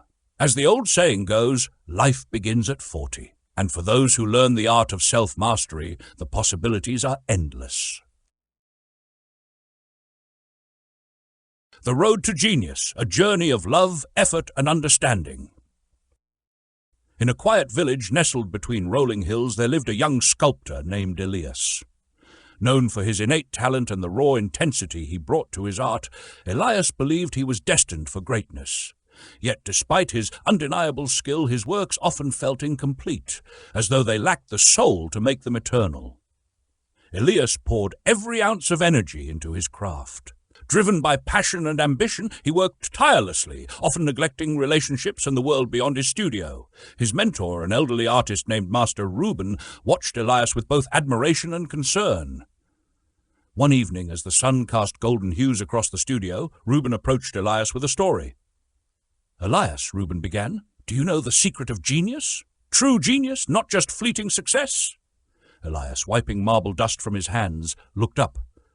"Talent and hard work, master. Isn't that enough?" Reuben smiled knowingly. "No, my boy, there is no other road to genius than voluntary self-effort, guided by the refining forces of love, self-awareness, and understanding. Let me explain. The power of love and its indelible marks," Reuben began. "Passion alone can drive a man to great heights, but untempered, it can also blind him. Love, Elias, is the force that softens the edges of passion, turning raw ambition into something sublime. A man consumed solely by the fire of desire might achieve wealth or fame, but he often carries flaws that prevent him from truly enjoying what he has gained. His spirit remains restless, his heart unfulfilled." Reuben gestured toward a statue Elias had recently completed. It was striking but harsh, lacking warmth. "Do you see this piece? It reflects your intensity, but not your soul. True art, like true genius, requires the refining touch of love. Love leaves its unmistakable imprint on a person, on their work, and even on their face." Elias frowned. "But love is fleeting, master. What happens when it fades?" Reuben chuckled. "Ah, love's effects endure, even when its flames subside. Memories of love linger, Elias, and they have the power to inspire long after the moment has passed. These memories can lift you above life's hardships, guiding you to create something greater than yourself." Hash! The eternal triangle, love, sex, and romance. "Let me teach you about the eternal triangle," Reuben continued. "Love, sex, and romance. These are the forces that unlock the door to genius. Love elevates, sex energizes, and romance harmonizes. Together, they remove the barriers between the finite mind and infinite creativity." Elias listened intently as Reuben described how these emotions, when balanced, could transform a person. "Many confuse the raw biological force of sex with love," Reuben said. "But love is spiritual, while sex is primal. It's when these forces blend harmoniously that a person achieves their highest potential." The role of relationships in achievement. "Do you know, Elias," Reuben said with a twinkle in his eye, "that men have always been driven to greatness by their desire to please women? Whether it was the hunter bringing home his catch or the modern businessman building an empire, the motivation remains the same. A woman has the power to inspire or destroy, depending on her understanding of a man's nature." Elias raised an eyebrow. "You mean men achieve only for the sake of women?"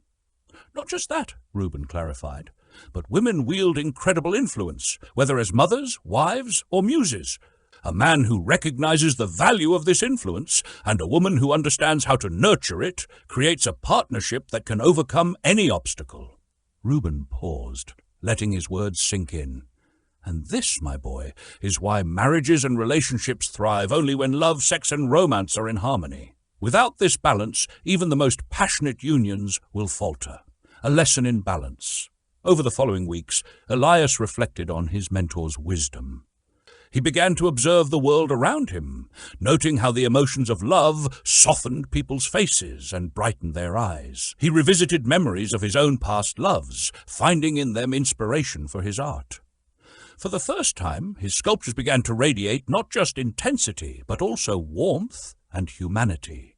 He also sought to better understand himself, embracing the need for balance between his passion and his relationships. He realized that his journey to genius required not just effort, but also openness to the refining power of love and connection. The takeaway: Reuben's teachings offer lessons not just for Elias, but for all of us. 1. Effort is essential, but incomplete without refinement. Genius comes from balancing raw drive with emotional depth. 2. Love leaves an enduring impact. It softens, inspires, and elevates, shaping not just art, but life itself. 3. Understanding the interplay of love, sex, and romance is key. These forces, when harmonized, unlock the highest forms of creativity and connection. 4. Relationships are a source of power. The right partnership can elevate both individuals, while ignorance or indifference can undermine even the strongest bonds. Like Elias, we are all sculptors, shaping our lives, relationships, and legacies. To create something timeless, we must embrace not just effort, but also the transformative power of love and understanding. The Gateway to Transformation, a journey into the subconscious mind. Imagine for a moment that your mind is a vast kingdom divided into two powerful realms. One is the conscious mind, the part of you that thinks, reasons, and makes decisions. It is like the bustling capital city, filled with activity and deliberate action. The other realm, hidden yet immeasurably vast, is the subconscious mind, a quiet but mighty force that governs the undercurrents of your life. This subconscious realm is not passive. It is constantly at work, shaping your reality in ways you may not immediately perceive. The subconscious as a filing system. Picture your subconscious mind as an intricate and infinite filing cabinet. Every thought, every impulse you experience through your 5 senses is recorded and stored here. It does not discriminate. Every impression, whether positive or negative, is filed away. When you recall a memory or a thought, it's as if you're pulling a letter from one of the drawers of this cabinet. Here's the fascinating part. You can voluntarily plant thoughts, desires, or plans into this filing system. When you do so with emotional intensity, such as faith, love, or enthusiasm, your subconscious begins to act on these thoughts, working tirelessly, day and night, to bring them into reality. Like a gardener sowing seeds, what you plant will grow. The power of desire and emotion. Consider this analogy. Your subconscious mind is like fertile soil. If you sow seeds of negativity, fear, doubt, or hatred, it will nourish and grow them. Conversely, if you plant seeds of desire, faith, and love, it will nurture those instead. However, the soil does not act on reason. It responds to the energy with which the seeds are sown. Emotion is the water and sunlight that nurture these seeds. Desire, when combined with strong emotion, acts as a command to the subconscious mind. It signals, "This is important, bring this to fruition." This is why vague wishes or casual thoughts rarely yield results. The subconscious requires clarity and emotional conviction. The subconscious as a bridge to infinite intelligence. Imagine now that the subconscious mind is more than just a storage system. It is also a bridge, a conduit that connects your finite human mind to the boundless expanse of infinite intelligence, the universal source of wisdom and creative energy. Through this bridge, your subconscious can access solutions, insights, and inspirations far beyond the reach of your conscious reasoning. Prayer, for example, is a powerful way to engage this bridge. However, it is not the words of the prayer that matter, but the emotion behind them. Fear, doubt, or ritualistic repetition will block the connection. Faith, on the other hand, acts as a signal boost, forming your thoughts into spiritual vibrations that infinite intelligence can receive and act upon. mastering the language of the subconscious. To effectively communicate with your subconscious, you must learn its language, the language of emotions. There are 7 primary positive emotions you can use to influence your subconscious mind. 1. Desire, the starting point of all achievement. 2. Faith, the belief that your desires are attainable. 3. Love, a powerful force that magnifies positive thought. Sex, not just physical but creative energy. 5. Enthusiasm, a contagious driving force. 6. Romance, the gentle flame of inspiration. 7. Hope, the beacon that keeps you moving forward. In contrast, there are 7 major negative emotions: fear, jealousy, hatred, revenge, greed, superstition, and anger that must be avoided. Positive and negative emotions cannot occupy your mind simultaneously. One will dominate. Through consistent practice, you can cultivate the habit of allowing positive emotions to lead. Thought impulses and the imagination.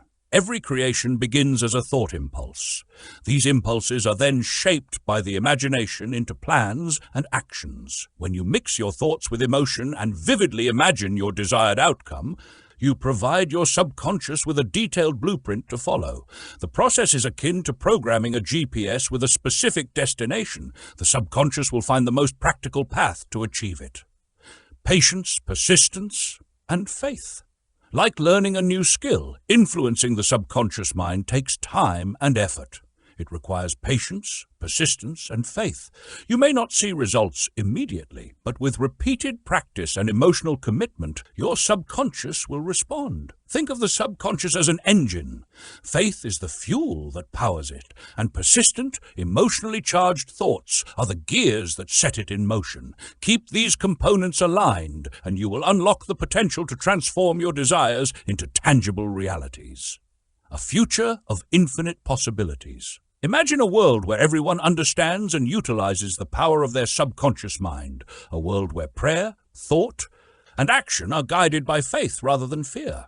As humanity continues to explore this profound inner realm, the possibilities for creative and personal growth are truly limitless. You hold the key to this vast and powerful realm within you.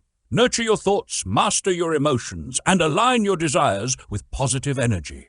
In doing so, you will not only unlock the doors to your subconscious mind, but also discover a connection to the infinite intelligence that governs the universe. The Brain's Hidden Power, a story of discovery. Imagine a young scholar, eager to unlock the mysteries of the human mind, working alongside 2 great thinkers, Dr. Alexander Graham Bell, the inventor of the telephone, Dr. Elmer R. Gates, a renowned scientist. Together, they embarked on a journey to explore a radical idea. The human brain is both a broadcasting and receiving station for thoughts. Just as a radio broadcasts music through invisible waves, they observed that the brain could pick up thoughts transmitted through the ether, an unseen medium that connects all things. Thoughts, they realized, are energy, vibrating at extraordinary speeds. These vibrations, when strong and infused with emotion, could leap from one mind to another, transcending distance and time. Your mind's inner radio. Think of your mind as a 2-part radio. The subconscious mind acts as the broadcasting station, sending out your thoughts into the universe. Meanwhile, the creative imagination is like a finely tuned receiver, capable of picking up ideas and inspirations from others. But here's the catch. Not all thoughts are strong enough to travel. Only those charged with emotion, whether love, passion, anger, or determination, gain the power to vibrate at the high frequencies needed to bridge the invisible ether. Among all emotions, the emotion of sex is the most potent, capable of amplifying thoughts to their peak power. When this energy is harnessed and redirected, a process called sex transmutation, it unlocks unparalleled creativity and connection to higher ideas. The secrets of thought vibration. Here's how it works. When your mind is stimulated, whether by positive emotions like desire or negative emotions like fear, it enters a heightened state of vibration. In this state, your thoughts become magnetic, attracting similar ideas from others while also influencing your subconscious mind. This is why it's vital to mix your thoughts with purpose and feeling. Without emotion, thoughts remain inert, unable to spark action or inspire others. Through a practice called autosuggestion, You can program your subconscious to amplify your desires. By repeating affirmations with conviction, you teach your mind to broadcast your goals with clarity and intensity. Over time, this process aligns your thoughts with the unseen forces of the universe, drawing resources, ideas, and people to help you achieve your dreams. A lesson from intangible forces. The greatest powers in the universe, like gravity, electricity, or the tides, are invisible. We cannot see, touch, or fully comprehend them, yet they govern our lives. Thought, too, is an intangible force, yet it has shaped every great achievement in history. From inventions to revolutions, the power of an idea, nurtured and amplified by the human mind, is immeasurable. For centuries, people relied on what they could see and measure, dismissing the unseen as unimportant. But we are now stepping into an age of enlightenment, where the intangible will take its rightful place as the cornerstone of human progress. This new understanding reveals that the brain, with its billions of nerve cells and intricate networks, is not just a tool for physical survival, but a bridge to limitless possibilities. The power of collective minds. Let me share a remarkable experiment. A group of individuals, through deep collaboration and discussion, discovered that by blending their thoughts, they could tap into knowledge far beyond their individual experiences. They would sit together, pose a problem, and allow their ideas to flow. In this harmonious exchange, solutions emerged, seemingly from nowhere. This phenomenon, known as the mastermind, demonstrates that when minds unite with a shared purpose, they create an amplified field of thought capable of accessing deeper truths. It's a powerful reminder that no great achievement is accomplished alone. What this means for you. The tools to unlock your mental broadcasting station are simple. 1. Desire. Start with a burning purpose or goal. 2. Autosuggestion. Repeatedly affirm this desire, charging it with emotion. 3. Imagination. Open your mind to inspiration, trusting that ideas will come. By combining these principles with positive emotions, you activate the vast potential of your mind, connecting to the infinite reservoir of thought and creativity. As we move into this new era of understanding, remember, your thoughts are not just private musings. They are powerful vibrations capable of shaping your life and the world around you. Treat them with care, infuse them with purpose, and watch as they open doors you never thought possible. The secret doorway to infinite intelligence, the sixth sense. Once upon a time, in the realm of the mind, there lay a hidden treasure, an untapped power known as the sixth sense. It was said to be the crown jewel of all human faculties, a bridge between the finite thoughts of man and the vast expanse of infinite intelligence. Those who mastered this principle found themselves guided by unseen hands, warned of dangers before they arose, and ushered toward opportunities as if by divine orchestration. But here's the secret. This sixth sense could not be grasped by mere wishful thinking or casual exploration. It was the culmination of a great journey, a journey through 12 other principles, each a stepping stone to the apex of understanding. The sixth sense, often referred to as the creative imagination, acted as a receiving set, a portal through which ideas, plans, and inspirations flashed into the conscious mind. These flashes, often called hunches or bursts of inspiration, were gifts from infinite intelligence itself. Yet to the untrained mind, this principle seemed elusive, even mysterious, for it resided in the subconscious, where it blended the mental and the spiritual into an inseparable force. A guardian within. Imagine, if you will, that through the mastery of the sixth sense, you gain access to a personal guardian angel, a guide who whispers wisdom in times of doubt, a protector who steers you away from danger and toward triumph. This guardian resides not outside of you, but within, emerging only when the mind has been finely tuned through discipline, meditation, and the mastery of the other principles. This guardian may not speak in words, but communicates through feelings, visions, or sudden clarity. The sixth sense is not a miracle in the mystical sense, but rather a natural law of the mind, so profound in its workings that it appears miraculous to those who do not understand it. A cabinet of giants. To illustrate the power of the sixth sense, let me share a story of a man who sought greatness by leaning on the wisdom of history's most remarkable figures. Each night before sleep claimed him, he would close his eyes and envision himself seated at a grand council table surrounded by his invisible counselors, Emerson, Edison, Lincoln, Napoleon, and others whose lives and work had inspired him. In this sacred mental space, he would call upon their qualities: Emerson's understanding of nature, Lincoln's justice and patience, Edison's faith and persistence, and Napoleon's indomitable spirit. He would speak to them as if they were alive, seeking their guidance and absorbing their wisdom. Over time, these imagined figures grew vivid, each with distinct personalities and quirks. Through this nightly ritual, he reshaped his character, building within himself a composite of their virtues. The power of autosuggestion, the act of planting intentional thoughts in the subconscious mind, transformed his thoughts into actions and his desires into reality. The nature of the sixth sense. But what exactly is this sixth sense? It is a faculty of the mind, a sensory organ of thought, as yet undiscovered by science, but well known to those who have experienced its effects. In moments of crisis, when emotions run high and the heart pounds with urgency, the sixth sense often activates, delivering split-second insights that avert danger or inspire action. This principle is especially critical to those who seek not just wealth, but the fulfillment of life's higher purposes. Through the sixth sense, great leaders, inventors, and thinkers, people like Joan of Arc, Edison, and even Henry Ford, received their most profound insights. However, this power does not come easily. It matures slowly, often emerging only after years of meditation, self-reflection, and deliberate practice of the other principles. TASH! A pathway to true understanding. The sixth sense completes the philosophy of success.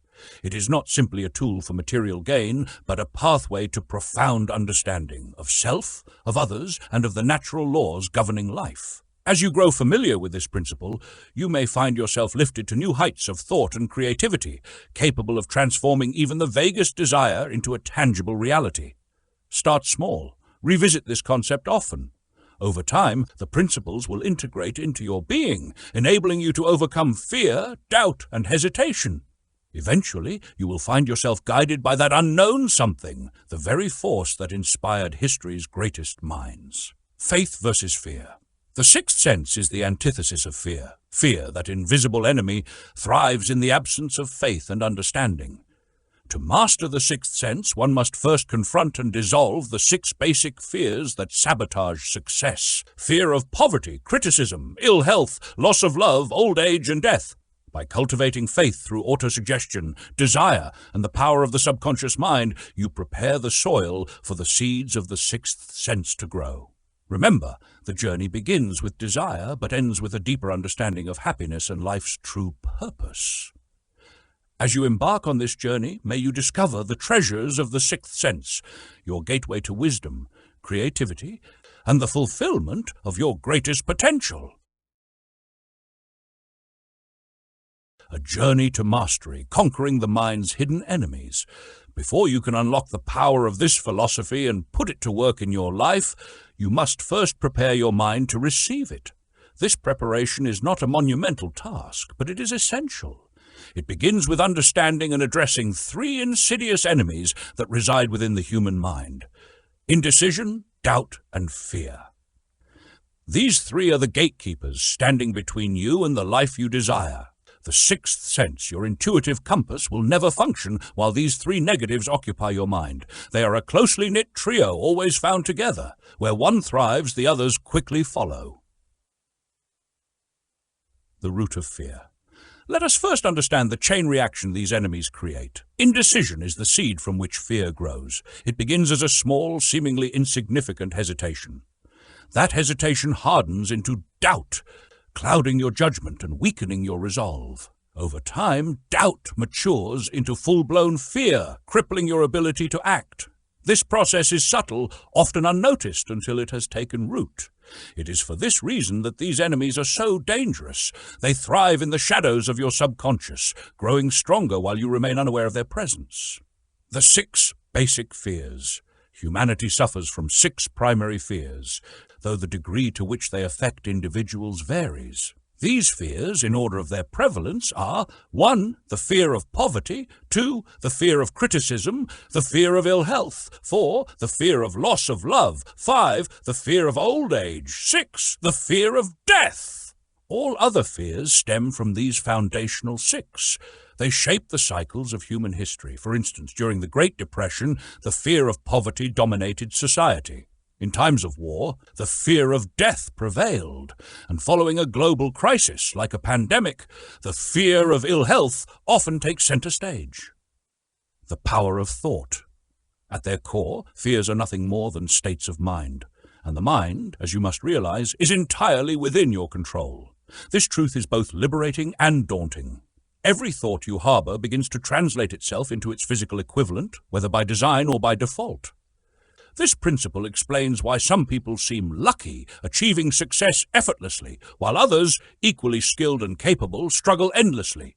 It all boils down to one fundamental truth. You have the power to control your thoughts. By doing so, you either attract success or invite failure. Fear as a self-fulfilling prophecy. Consider this.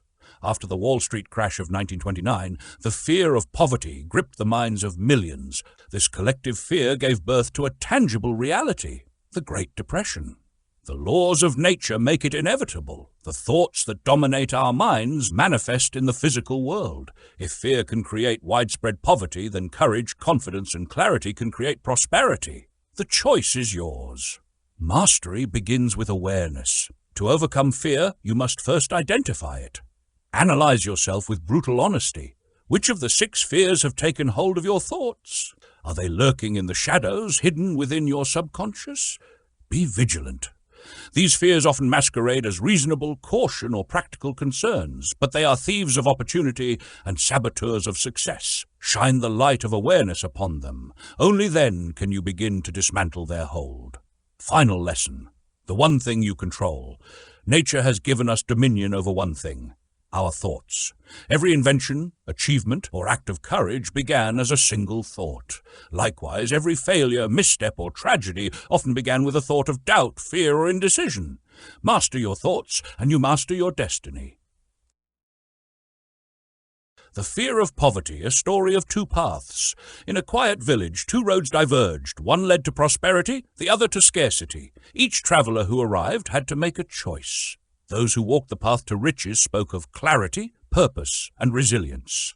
Those who wandered toward poverty described doubt, hesitation, and fear. The tale of Arjun and the 2 roads. Arjun, a young dreamer, stood at the crossroads. He yearned for a life of riches, not just material wealth, but also peace of mind, vibrant relationships, and personal growth. Yet as he gazed at the path to riches, doubts crept in. How do I know I won't fail? He wondered. The path seemed steep, littered with challenges. The other road, though dark and shadowy, appeared less demanding. Perhaps it's safer, he thought. But as Arjun hesitated, an old traveller approached, his face weathered, but his eyes alight with wisdom. "Why do you linger, young man?" the elder asked. "I'm afraid of failing," Arjun admitted. The elder smiled. "Ah, the fear of poverty. It's a thief of dreams. Let me tell you about its tricks and how to overcome it." The lessons of the elder, understanding the fear of poverty. The elder began to unravel the truth about fear.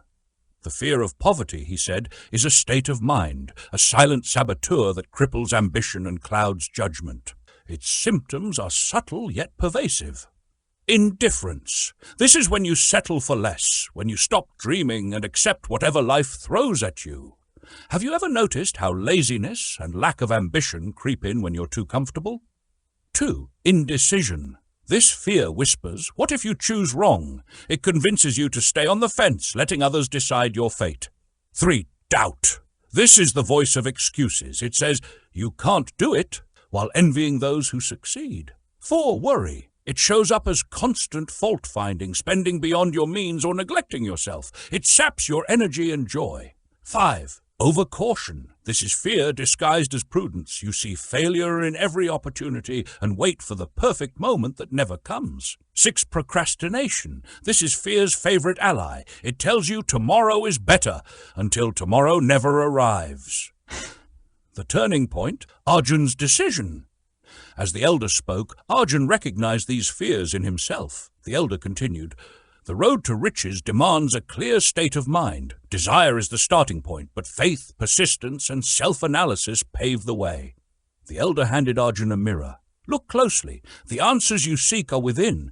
But be honest. Face your fears and decide. Will you let them rule you, or will you master them?" Arjun stared at his reflection. For the first time, he saw the weight of his fear, but also a flicker of determination. He realized that the fear of poverty had been steering his thoughts, making him hesitant and uncertain. The path to riches, a new beginning. Arjun made his choice. He stepped onto the path of riches with a heart full of desire and a mind committed to mastering his fears. He learned to recognize the symptoms of the fear of poverty and actively counter them. Indifference. He ignited his ambition with clear goals. Indecision. He practiced decisive action, even with imperfect information. Doubt. He replaced excuses with affirmations and small wins.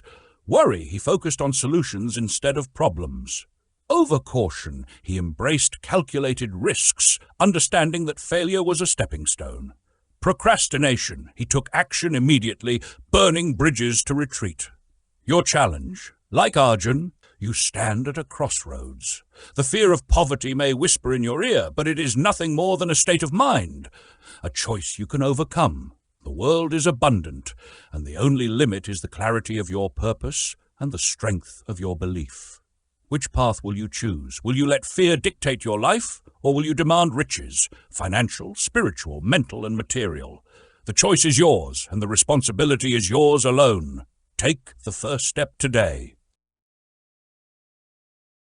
Have Money Talks, a story of fear, criticism, and the power of change. Imagine standing at a crossroads, uncertain and overwhelmed by a cacophony of voices. Among them, one voice rings loudest. Money talks. But what does it say?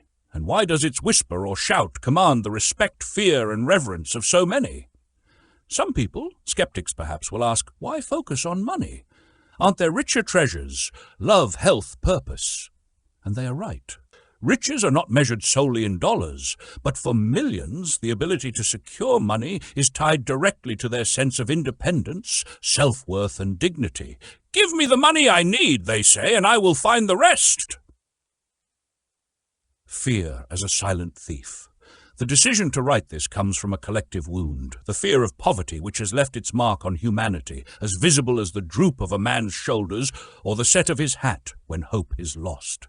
Westbrook Pegler once observed that money, though merely scraps of paper or metal, wields an undeniable power over the spirit. A man stripped of it is not just broke, he is broken. Without money, one feels inferior, even when standing among peers who might lack one's character or talent.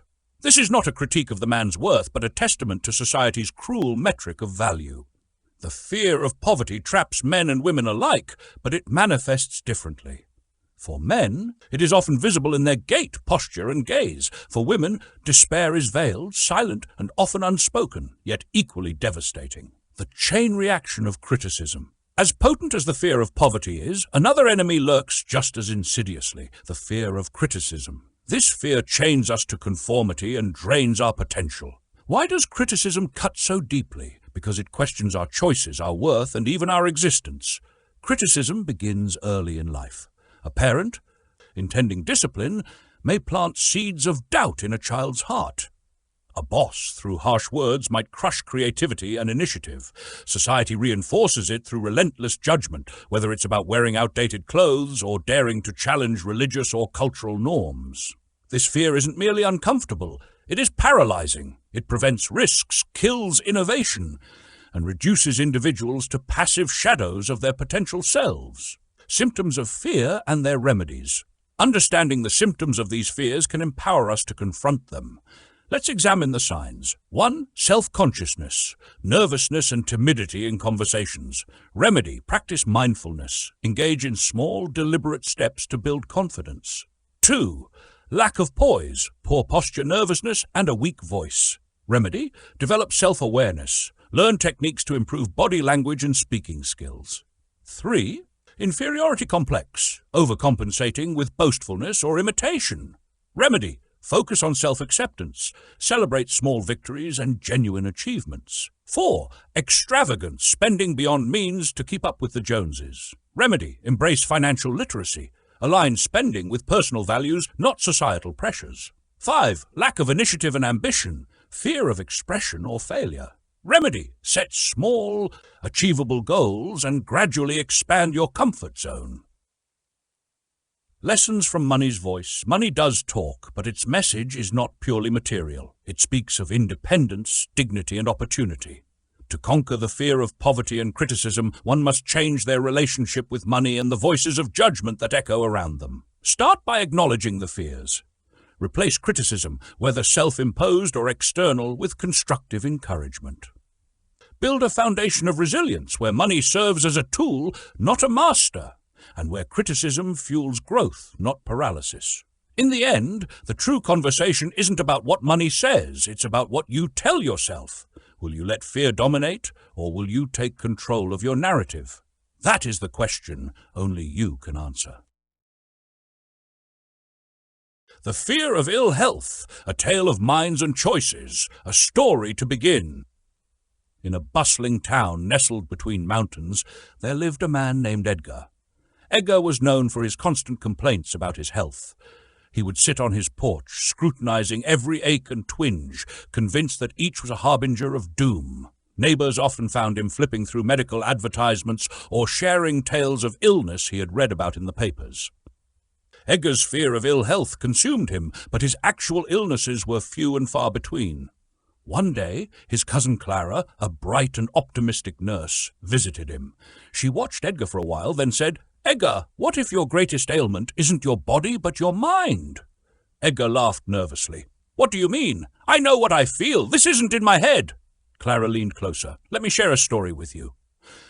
The Roots of Fear, a lesson in origins.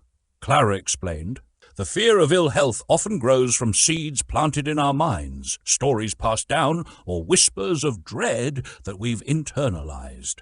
Much like your endless reading of health advertisements, these stories shape how we think and act. Did you know that during the flu epidemic of the war, fear alone drove many people to panic, making them sicker?" Edgar raised an eyebrow, intrigued. Clara continued, "The mayor of New York City at the time asked newspapers to stop publishing scary headlines about the flu. Do you know what happened? The epidemic eased, not because the flu disappeared, but because fear no longer controlled the people." The mind's role in health. Clara leaned in. "The mind, Edgar, is powerful. It can heal or harm us. A man fearing sickness can convince his body to show symptoms of a disease he doesn't even have. Physicians say that many patients suffer more from imagined illnesses than real ones. You've probably heard of people feeling better after being sent to a new environment. It's not the place, but the shift in their mindset that brings the change." Edgar scratched his chin. "So my thoughts can make me sick?" "Absolutely," Clara replied. "That's why unethical sellers of health cures prey on fear. They exploit your worry and turn it into profit. But you can reclaim your power. Let's look at the habits that keep this fear alive, the signs of fear and how to address them." Clara listed the symptoms of the fear of ill health. 1. Autosuggestion. Do you find yourself talking about ailments, imagining illnesses, or experimenting with remedies without a professional's advice? She asked. Edgar sheepishly nodded. That's autosuggestion. You reinforce negativity when you dwell on sickness. 2. Hypochondria, Clara explained. You've been concentrating so much on potential illnesses that you're inviting unnecessary stress. Negative thinking like this can't be cured with pills. Only a shift to positive thoughts can help. 3. Avoidance of exercise. When was the last time you walked outside, Edgar? Fear often keeps us from moving, which makes our bodies weaker and more prone to real ailments. 4. Susceptibility. Fear lowers your body's natural defenses, making you more vulnerable to actual diseases. By worrying, you're inviting the very thing you want to avoid. 5. Self-coddling and intemperance. Clara's voice grew firm. Using imaginary illness to avoid challenges or indulging in unhealthy habits like alcohol to numb the fear doesn't solve anything. It only deepens the cycle, turning fear into strength. Edgar was silent for a moment, then asked, How do I stop this fear? Clara smiled. The first step is awareness, which you've already taken. Now shift your focus. 1. Build positivity. Replace negative thoughts with affirmations of health and vitality. 2. Take action. Start small. Take a daily walk, eat balanced meals, and focus on things that make you happy. 3. Limit exposure. Stop reading material that fuels your fear. Instead, learn about health from reputable, empowering sources. 4. Seek professional help. Trust trained professionals for guidance, not fads or hearsay. 5. Change your perspective. Think of health as a partnership between your body and mind. 9. Nourish both. The ending months later, Edgar transformed. He started tending a small garden, walking in the mornings, and even joining a storytelling club to share his newfound wisdom. His health improved, not because he found a miracle cure, but because he overcame his greatest illness, the fear itself. And as he stood in his garden one sunny afternoon, Edgar whispered to himself, "The mind truly is powerful. I've seen it destroy, but now I know it can build too." The Fear of Loss of Love, a Story and a Lesson. Once upon a time, in a village nestled at the edge of a sprawling forest, there lived a young woman named Leela. She was known for her kind heart and radiant smile, which seemed to light up even the gloomiest days. Among the villagers was a young man named Aaron who adored Leela deeply, but his adoration came with a shadow, an overwhelming fear of losing her love. Aaron's fear was not unique. It stemmed from something ancient, something deeply woven into the fabric of human nature. Back in the days when survival meant competition, men and women fought, sometimes literally, for companionship and love. Over time, this competition evolved, but the fear remained, lurking like an invisible predator. A timeless fear. In the Stone Age, men might have stolen their rivals' mates through brute force. Today, the weapons have changed. Charm, wealth, promises of security, and tokens of affection have replaced clubs and strength. Yet, the stakes feel just as high.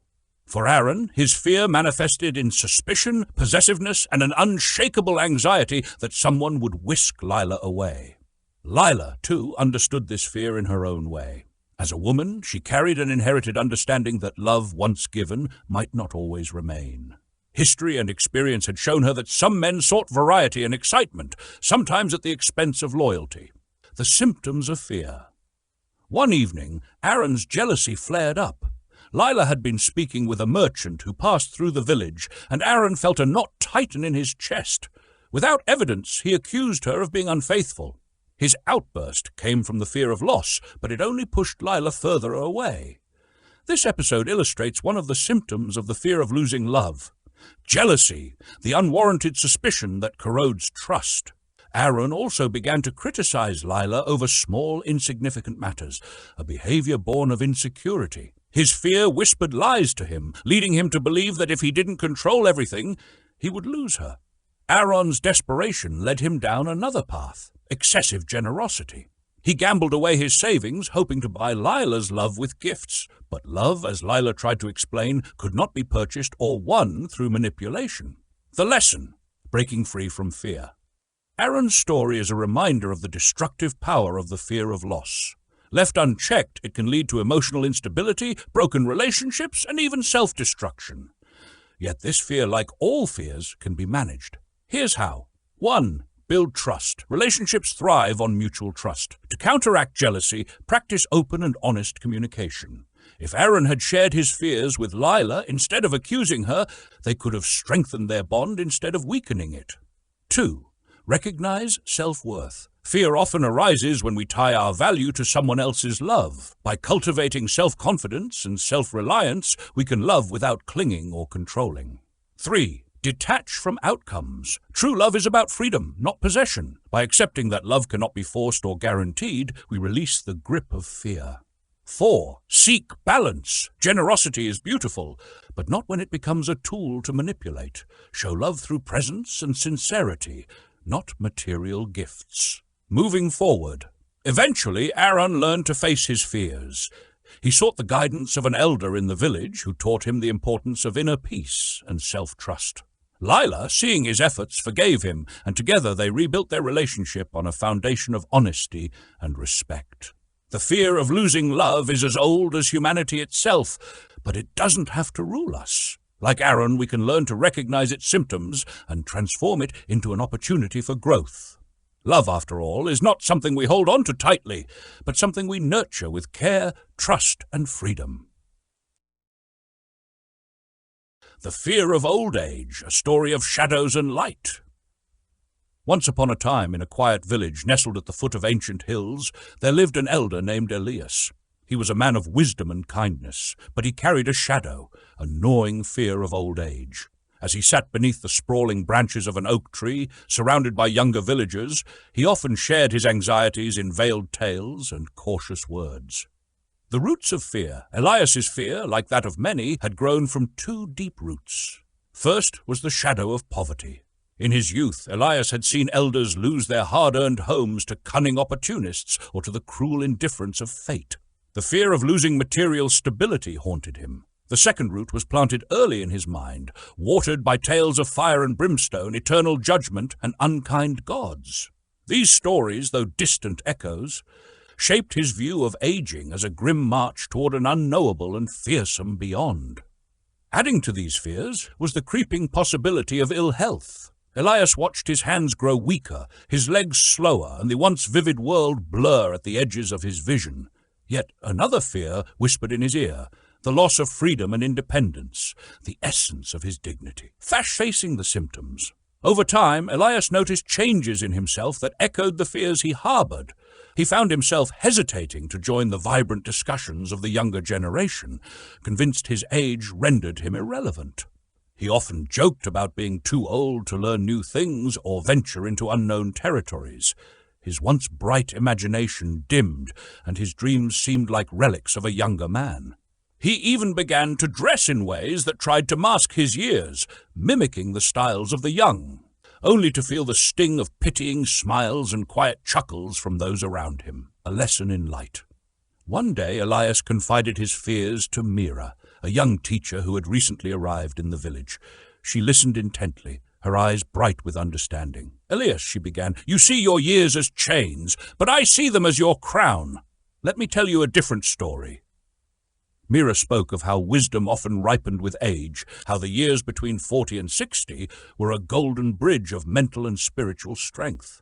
She reminded Elias that old age was not a diminishment but an elevation, an opportunity to mentor, to inspire, and to leave a legacy.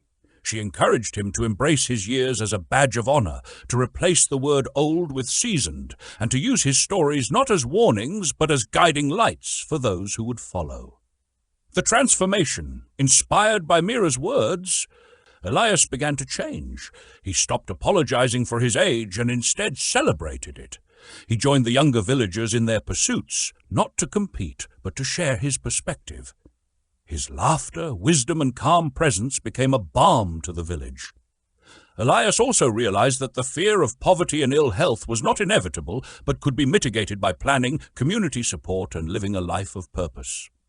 He began to cultivate his garden, both literally and metaphorically, planting seeds of resilience and self-reliance. Lessons for us all. The story of Elias teaches us this. The fear of old age, while natural, is a shadow that can be dispelled with light. Here are actionable lessons drawn from his journey. 1. Reframe your perspective. See aging as a time of growth in wisdom and influence rather than decline. Celebrate your milestones as badges of honor.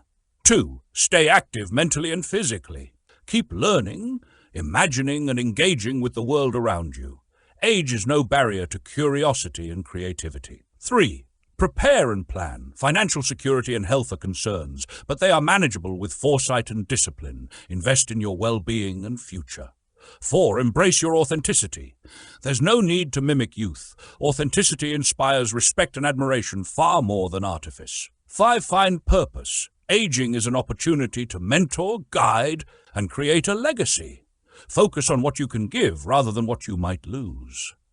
As Elias sat beneath the oak tree once more, his laughter rang through the village, a melody of wisdom and joy. His fears had not disappeared, but they no longer ruled him. He had learned to live not in the shadow of aging, but in the light of life's unending possibilities. The Fear of Death, a story and a lesson. Once upon a time, in a quiet village nestled in the mountains, there lived a man named Aram. He was a thinker, a seeker of truth, but above all, he was terrified of death. The mere thought of it made him shiver and robbed him of sleep. Every evening, as the sun set and shadows grew long, Aram would sit by the fire and ponder. Where did I come from? Where will I go? One day, a travelling monk visited the village. This monk was known for his wisdom and calm demeanour, so Aram sought his counsel.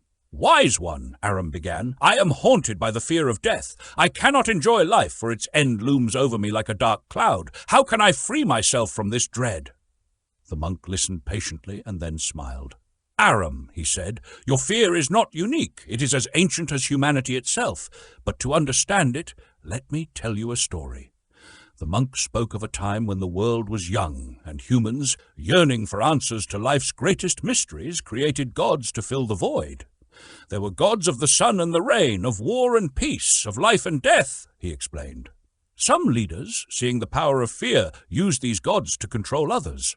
They painted pictures of eternal fire and unending torment for those who disobeyed their teachings. Over time, these ideas took root, and the fear of death became a shadow that followed humanity. "But is there no truth to these fears?" Aram asked. The monk's eyes twinkled. "The truth is simpler than you think. Life is energy, and energy cannot be destroyed. It transforms, it flows, but it does not vanish. Death is not an end, but a transition, like the changing of seasons. If after death there is nothing but sleep, why fear it? Is sleep not peaceful?" Aram was silent, contemplating this perspective. The monk continued, "Let me teach you another truth. The best remedy for the fear of death is a purpose so consuming that you lose yourself in it. When you live fully, when you serve others and embrace the joy of creation, death becomes a distant thought." The monk then asked Aram, "What do you love to do? What makes your heart sing?" Aram confessed he had always loved tending to his garden, watching the seeds grow into flowers and fruits. "Then focus on that," said the monk. "Nurture life, and in doing so, you will understand its continuity. Death is but a moment, not a monster. It is the end of one chapter and the start of another, even if we cannot yet read the words." Aram took the monk's advice to heart. He immersed himself in his garden, and as he did, his fear began to fade. He realized that life's beauty lay in its fleeting nature, in the cycles of birth, growth, and renewal. The teachings won. Fear stems from the unknown. Humanity's fear of death is rooted in the unknown. By understanding that life is energy, and energy cannot be destroyed, we can begin to see death not as an end, but as a transformation. 2. Beware of manipulation. For centuries, fear has been used as a tool for control. Religious or ideological leaders have often exploited humanity's fear of death for personal or political gain. Seek your own truths and question dogmas. 3. Find purpose in life. The most effective antidote to the fear of death is a life filled with purpose. When you are deeply engaged in meaningful work or service to others, thoughts of death diminish, replaced by the thrill of living. 4. Accept the inevitable. Death is a universal experience. To fear it is to resist the natural order. Acceptance brings peace. 5. Live fully. Spend your days creating, loving, and growing. A busy and fulfilled life leaves little room for fear. In the end, Aram found peace by focusing on the life he was living rather than the death he feared. And so can we all, if we remember that life, like energy, is eternal in its own way, forever changing, but never truly ending. The Old Man Worry, a story and a lesson. Once upon a time, in a small, quiet village, there lived an old man known to everyone as Old Man Worry. He was not called this because he caused worry, but because he himself was always consumed by it. From dawn till dusk, he would sit on his porch, furrowing his brows and muttering about things that might go wrong. What if the crops fail? What if the river floods? What if the blacksmith's forge catches fire? These were his constant refrains. One day, a wise traveller passed through the village. Hearing the old man's incessant muttering, the traveller paused and asked, "Old man, why do you let worry rule your life?" The old man sighed deeply and said, "Worry is like a shadow that follows me everywhere. If I don't think about the worst that could happen, how can I ever be prepared?" The traveller smiled gently and replied, "Ah, but have you ever considered that worry itself might be your biggest shadow, far larger than any real danger? Let me share a story with you." The Condemned Man's Wisdom. The traveller began. Once I met a man who was to face execution in just 2 hours. When I saw him, I was struck by how calm and at peace he seemed, even while others around him were paralyzed with fear. Curious, I asked him, "How can you remain so calm, knowing what is about to happen?" With a serene smile, he said, "I have decided to accept my fate. All my life I struggled with hardships, hunger, cold, rejection. But now those struggles are over. There is no longer any uncertainty, and I've made peace with that." He enjoyed his last meal with such gusto as if he were a free man. His decision to face the inevitable with courage freed him from the grip of fear. The old man listened intently, nodding slowly as the traveller spoke. The teaching of worry. The traveller continued, "Worry, my friend, is a state of mind that grows out of fear. It's like a thief in the night, sneaking into your thoughts, robbing you of peace and leaving you with indecision. But the truth is, worry only thrives where there is uncertainty and hesitation. It cannot survive a mind made resolute by decision." The old man leaned forward, his curiosity piqued. "Decision?" he asked. "How can that stop worry?" The traveller explained, "When you make a clear, firm decision, you take control of your mind. Worry stems from fear of the unknown, but once you choose a path, whether to act or to accept, you rob worry of its power. For instance, if you fear poverty, decide to live within your means and make peace with it. If you fear criticism, resolve to value your own opinion above all others. If you fear death, decide to accept it as a natural part of life." The old man nodded, his face softening as he mulled over the traveller's words. "Ha!" the ripple effect of thought. "Remember," the traveller said, "your thoughts have power. Negative thoughts, like worry, spread not just within your own mind, but to those around you. Have you ever noticed how a frightened dog cowers or a bee stings more readily when a person is afraid? The same is true for people. When you radiate fear and worry, others feel it too, and the cycle grows. But when you choose calmness and confidence, that too spreads like the ripples of a stone tossed into a pond." The old man sat back in his chair, silent for a long time. Finally, he said, "I see now that I have been feeding the shadow of worry, letting it grow larger with every fearful thought. But perhaps it's time to cast that shadow away." The traveller smiled. "Indeed, my friend, choose decisively to let go of worry and you will find peace. Life will still have its challenges, but you will face them with a calm and settled mind." Hush! The change in the old man. From that day forward, Old Man Worry was no longer seen muttering on his porch. Instead, he began greeting his neighbours with a smile, tending to his garden, and making decisions without hesitation.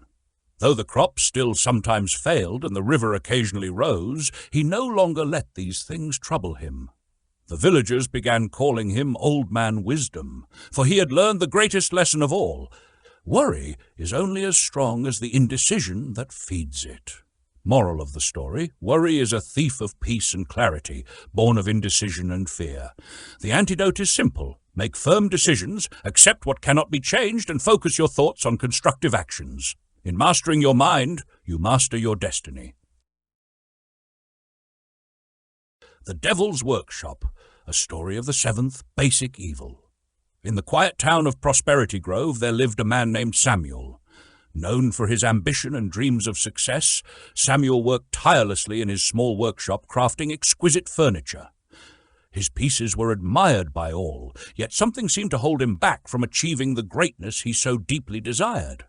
One evening, as Samuel sat alone in his workshop, pondering his struggles, an old man with a serene but mysterious presence appeared at the door. He introduced himself as Master Zephyr, a wandering sage who claimed to understand the mysteries of success and failure. Samuel, intrigued, shared his frustrations with Zephyr. He spoke of his relentless efforts and yet the persistent feeling of stagnation, as though an invisible hand held him back. Zephyr listened intently and then spoke. "Samuel, your skill and dedication are evident. But there is a foe more dangerous than failure itself, a foe that lives not in the world but in the mind. It is the seventh basic evil, susceptibility to negative influences." Samuel leaned in, curious. "Negative influences? You mean like bad advice or distractions?" "Not just those," Zephyr replied. "This evil is subtle and pervasive. It grows in the fertile soil of doubt, fear, and discouragement. It whispers to you in moments of weakness and can even disguise itself as the voice of loved ones offering well-meaning advice. It thrives when you are unaware, infiltrating your mind like a thief in the night. Zephyr paused, letting the words sink in, and then continued. To overcome this enemy, you must first recognize it. Conduct a searching self-analysis. Ask yourself these questions. Do I allow others to influence my decisions against my better judgment? 2. Do I habitually make excuses for my lack of progress? 3. Do I let fear of criticism or failure deter me from taking bold actions? 4. Do I permit my environment or past experiences to dictate my future? Be honest, Samuel, for only through truth can you defeat this intangible foe. Samuel thought for a moment. He realized how often he allowed doubts planted by others, or even his own fears, to shape his actions.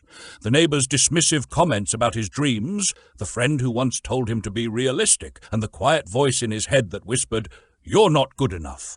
"I see it now," Samuel said. "But how do I guard against it?" Zephyr smiled. Fortify your mind just as you would strengthen a fortress. Surround yourself with those who believe in you. Fill your thoughts with positivity and unwavering faith in your vision. Reject discouragement, no matter its source, and focus steadfastly on your goals. Most importantly, hold yourself accountable. Discipline your thoughts, for they are the seeds from which your reality grows. Before leaving, Zephyr handed Samuel a small mirror.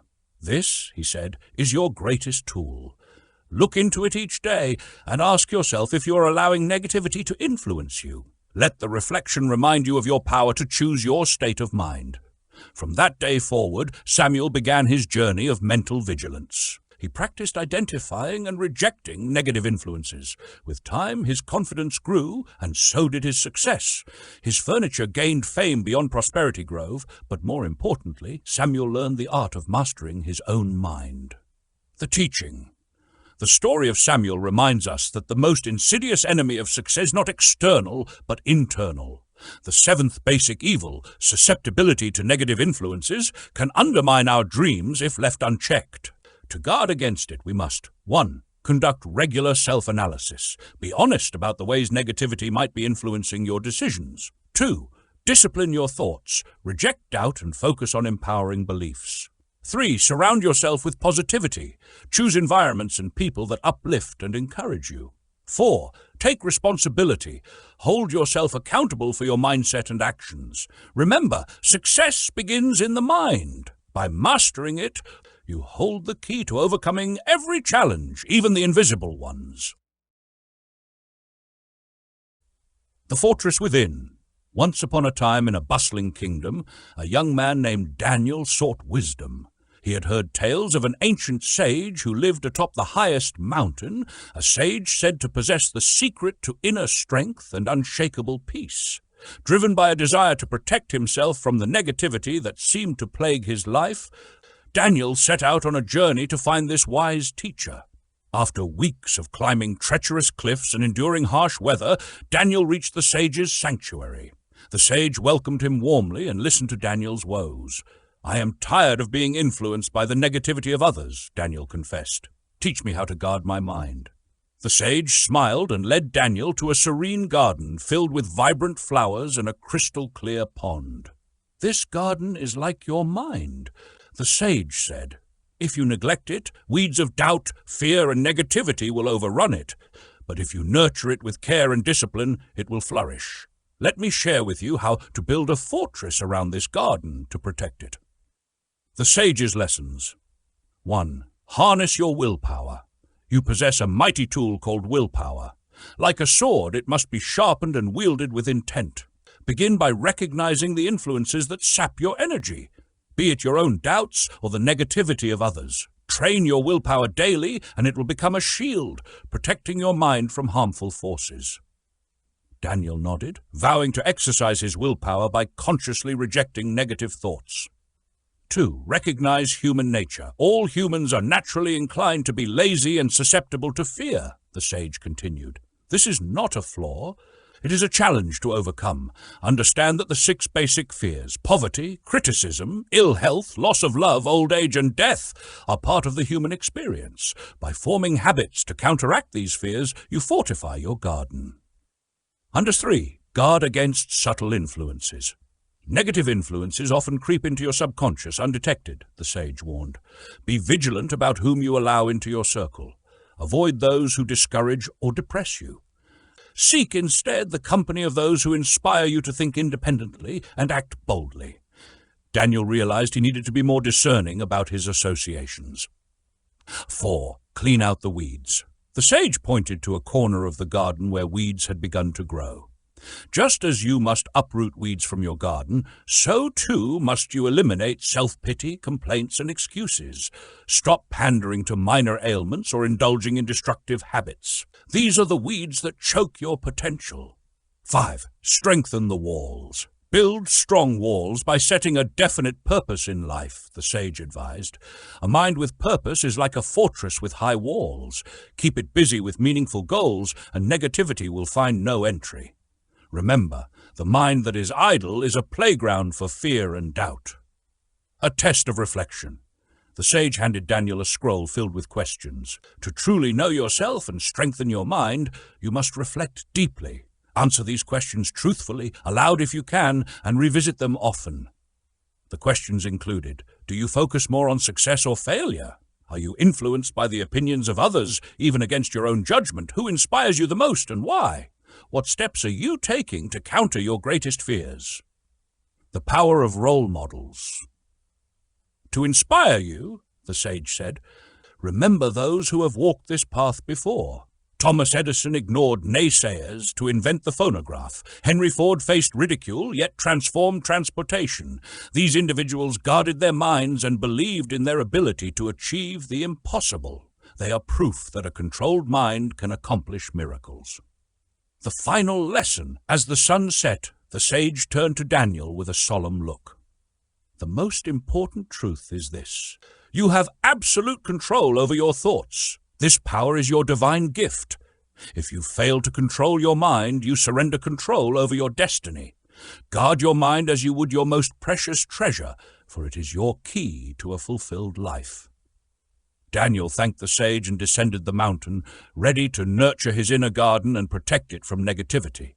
With each step he felt stronger, knowing that his mind was his fortress, and he was its gatekeeper. The Tale of Old Man If and the Master Key. Once upon a time, in a small, bustling village nestled in a green valley, there lived a peculiar old man known as Old Man If.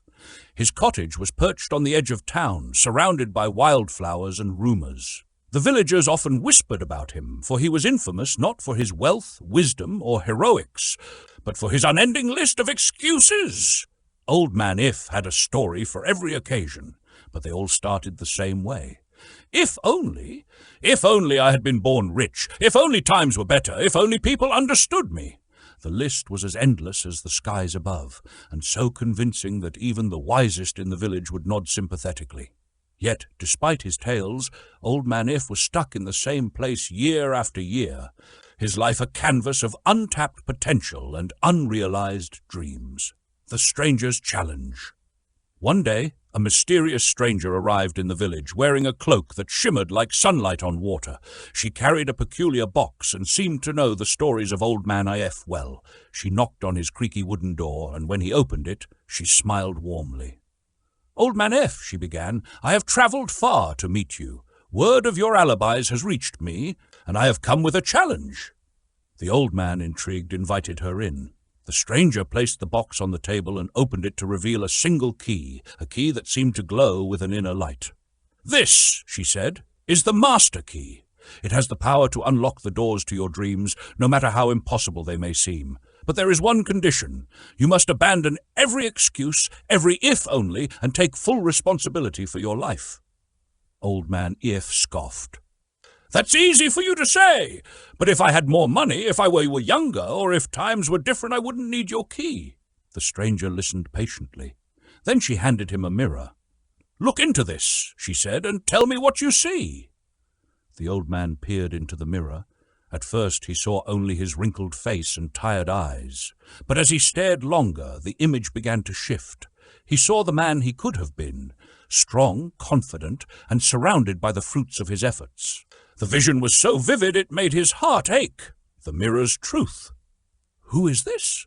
Old Man If whispered. "That," said the stranger, "is the version of you who stopped making excuses, the one who used the master key to open the doors of opportunity instead of building walls of alibis." Tears welled in his eyes. He saw all the times he had hesitated, all the chances he had ignored, and all the energy he had spent defending his excuses. Each "if only" now felt like a chain around his heart. "The turning point. Can I still become him?" the old man asked, his voice trembling. The stranger smiled. "It is never too late, but the choice is yours. Will you let go of your alibis and embrace the master key?" For the first time, Old Man If hesitated, not because of doubt, but because he realized the weight of his own responsibility. Slowly, he reached out and took the glowing key. From that day on, he was no longer Old Man If. He became a man of action. He started small, helping his neighbors, planting a garden, and learning new skills. Each step brought him closer to the life he had always dreamed of. The lesson for all. The villagers marveled at his transformation. The man who had once been known for excuses became a symbol of resilience and determination. He would often share his story, urging others to recognize their own alibis and let them go. "Life is a checkerboard," he would say. "The opponent is time, and it waits for no one. Move boldly, or your chances will slip away." And so, Old Man If taught the village, and anyone who would listen, that the greatest obstacle to success is often the excuses we create. The master key is within everyone. It is the courage to see ourselves as we are, to confront our weaknesses, and to act decisively. Moral of the story: alibis are comforting, but deceptive companions. They shield us from blame, but also trap us in mediocrity. To unlock the doors of opportunity, we must take full responsibility for our lives. The master key to success lies in replacing excuses with action, fear with courage, and hesitation with determination.